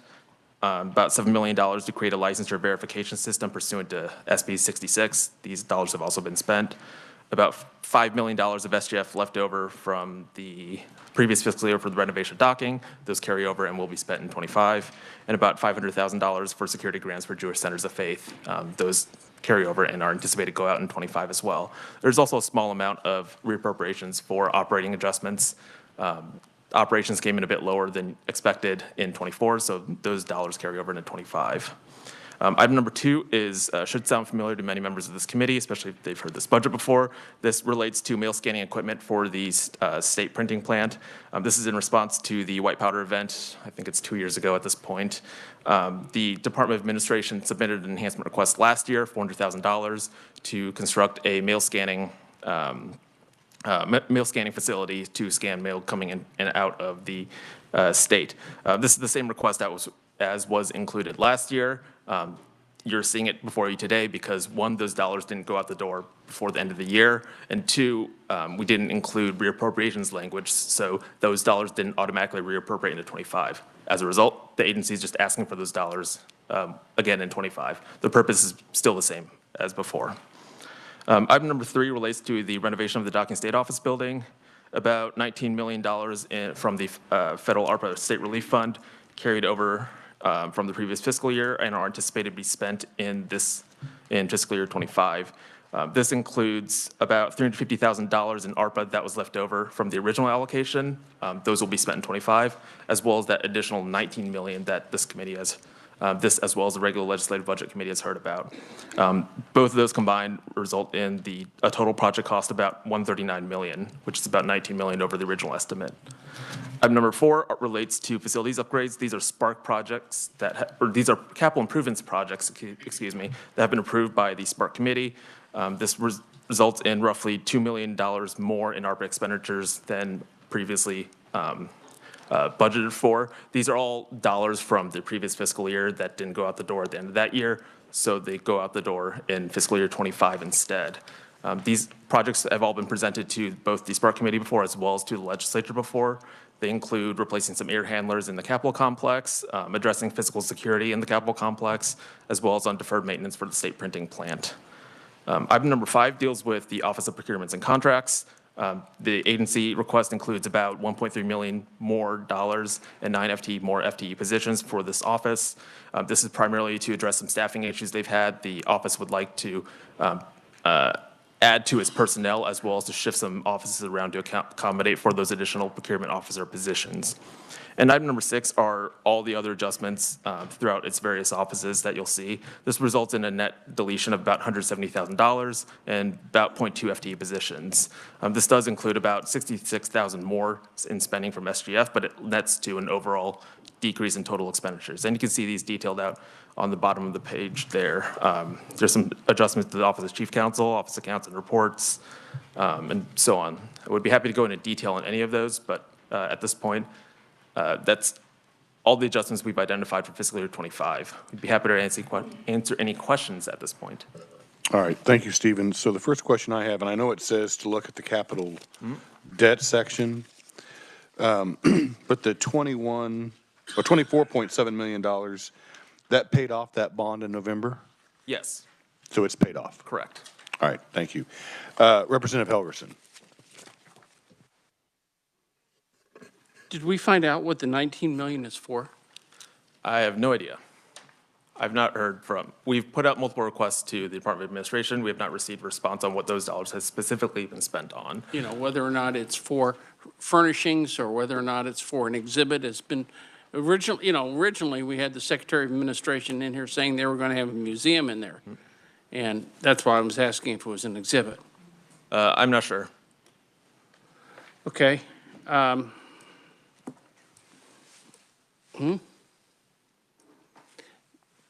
Last year they said it was for furniture and equipment, and that's what it was designated as. Yeah, but the previous Secretary of Administration said they were going to put a museum in that building. And when in the museum, if they're going to have a museum, they have to have exhibits, and that's why I was wondering if they had changed their mind. I don't think there's been any change. There was probably been a change in the secretaries, but as far as I know, there is not going to be any formal exhibit at docking. That was something that we actually discussed in conference committee, and that did not get into the budget bill. Okay. Now, when we did have the director of the Historical Society here, I think somebody had asked him if there was going to be something on display, but maybe that was a legislative budget committee that we had that discussion. But no, the 19 million was designated as, what is that? Furniture, equipment, stuff like, tangible things that go inside for office purposes. Second question. I'd asked at the last meeting how much we're spending per square foot for office space. There's an average that we have. Docking has how many square feet? Oh, I don't remember off the top of my head. It's on my computer somewhere. If 80,000? I don't. Ballpark? Sounds about right. But I don't want to give an answer without confirming. And since we're not losing any space, we have agencies that are actually expanding. So, Dylan, I think you said something like 20? 22, what? Yeah, is that $22 a square foot? Is that annually or is that monthly that we actually to maintain that? Monthly. Not clear on that. Okay, I'm asking the question. We now suddenly have an ongoing additional SGF expenditure or something that because of docking being billed, it wasn't a one-time expenditure. It's a one-time and the ongoing $22 or whatever it is. And it'd be nice if we know how much that is. You know, how much it's going to cost us to operate that, since all the agencies, we're not losing space in anywhere else. Everybody's expanding and spending more money on offices, even though we have more people staying home.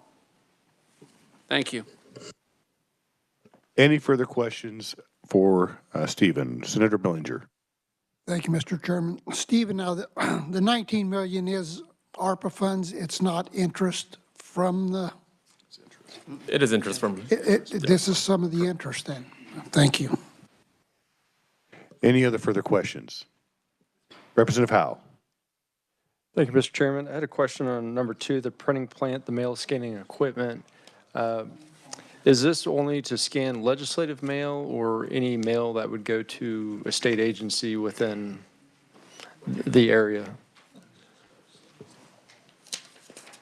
If it goes through, let me see, I believe it would be any that would be processed through the printing plant, the central mail and services now.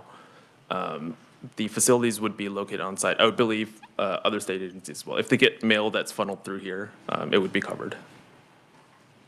Okay, thank you. All right, any further questions, fiscal year 2025? Senator Petty. Stephen, on that funding, that $6 million for the physical security within the Capitol complex, are these ongoing projects? I mean, They're scheduled to finish up in fiscal year 25. They started 2 or 3 years ago. We're now in the final year of the project. Thank you. Senator Peck. Thank you, Mr. Chairman. I have a question on page 5, number 4. It says $4.5 million to replace outdated air handling equipment, et cetera, in the Capitol complex. I thought the Capitol was totally renovated and everything was replaced during the renovations, but this says not so. No, I believe some of the air handlers are a couple decades old at this point. Some of these, 1955 is more than a couple decades ago. That was before I was born. And in 1970, I was in grade school. Anyway, so we didn't replace. I'm just surprised, Mr. Chairman, that we spent $330 million, but we didn't replace some of these air filter systems. I'd have to go back and dig into which models of air filters were installed, but my understanding is that the ones currently in place now are about that old. Okay. Thank you, Mr. Chairman. Any other questions on 2025? All right, seeing none, Stephen, may move on to 2026. All right, moving on to 26. This starts on page 8. For fiscal year 26, the agency requests about $191 million. About $147 million of this comes from the general fund. This is a bit more than what was approved for fiscal year 25, about $14 million more. It's about 8%, and a bit more in SGF, about $17 million more. It's about 14% more. Again, I'm just going to go down the list one by one. Item number 1 is enhancement request for an ERP modernization. ERP stands for Enterprise Resource Management. It's a software that helps manage business operations. It can take on a number of forms based on whatever the business you're talking about.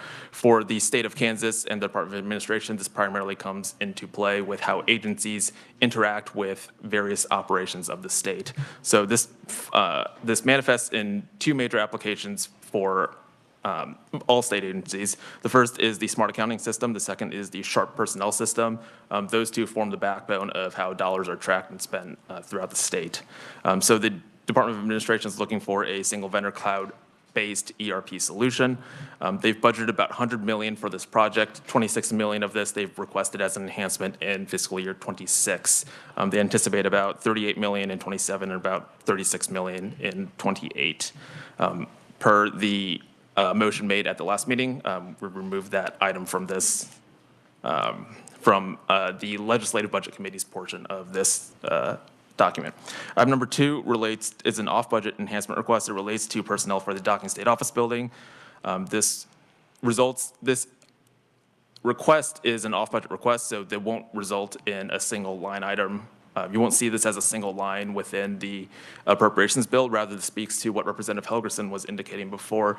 Other state agencies, this additional personnel is funded by a fund that draws revenue from other state agencies that pay into the Department of Administration to reimburse it for services provided. And because of that, and because of accounting practices in general not to double count these expenditures, we don't count those as on the books. But this personnel would be funded by other state agencies. It would be primarily to process key card requests. Item number 3 are those facility upgrades. You'll see a $6.4 million reduction in expenditures. This is due to those projects completing in fiscal year 25. So you'll see a corresponding decrease in 26. You won't see those. This item shouldn't continue past that.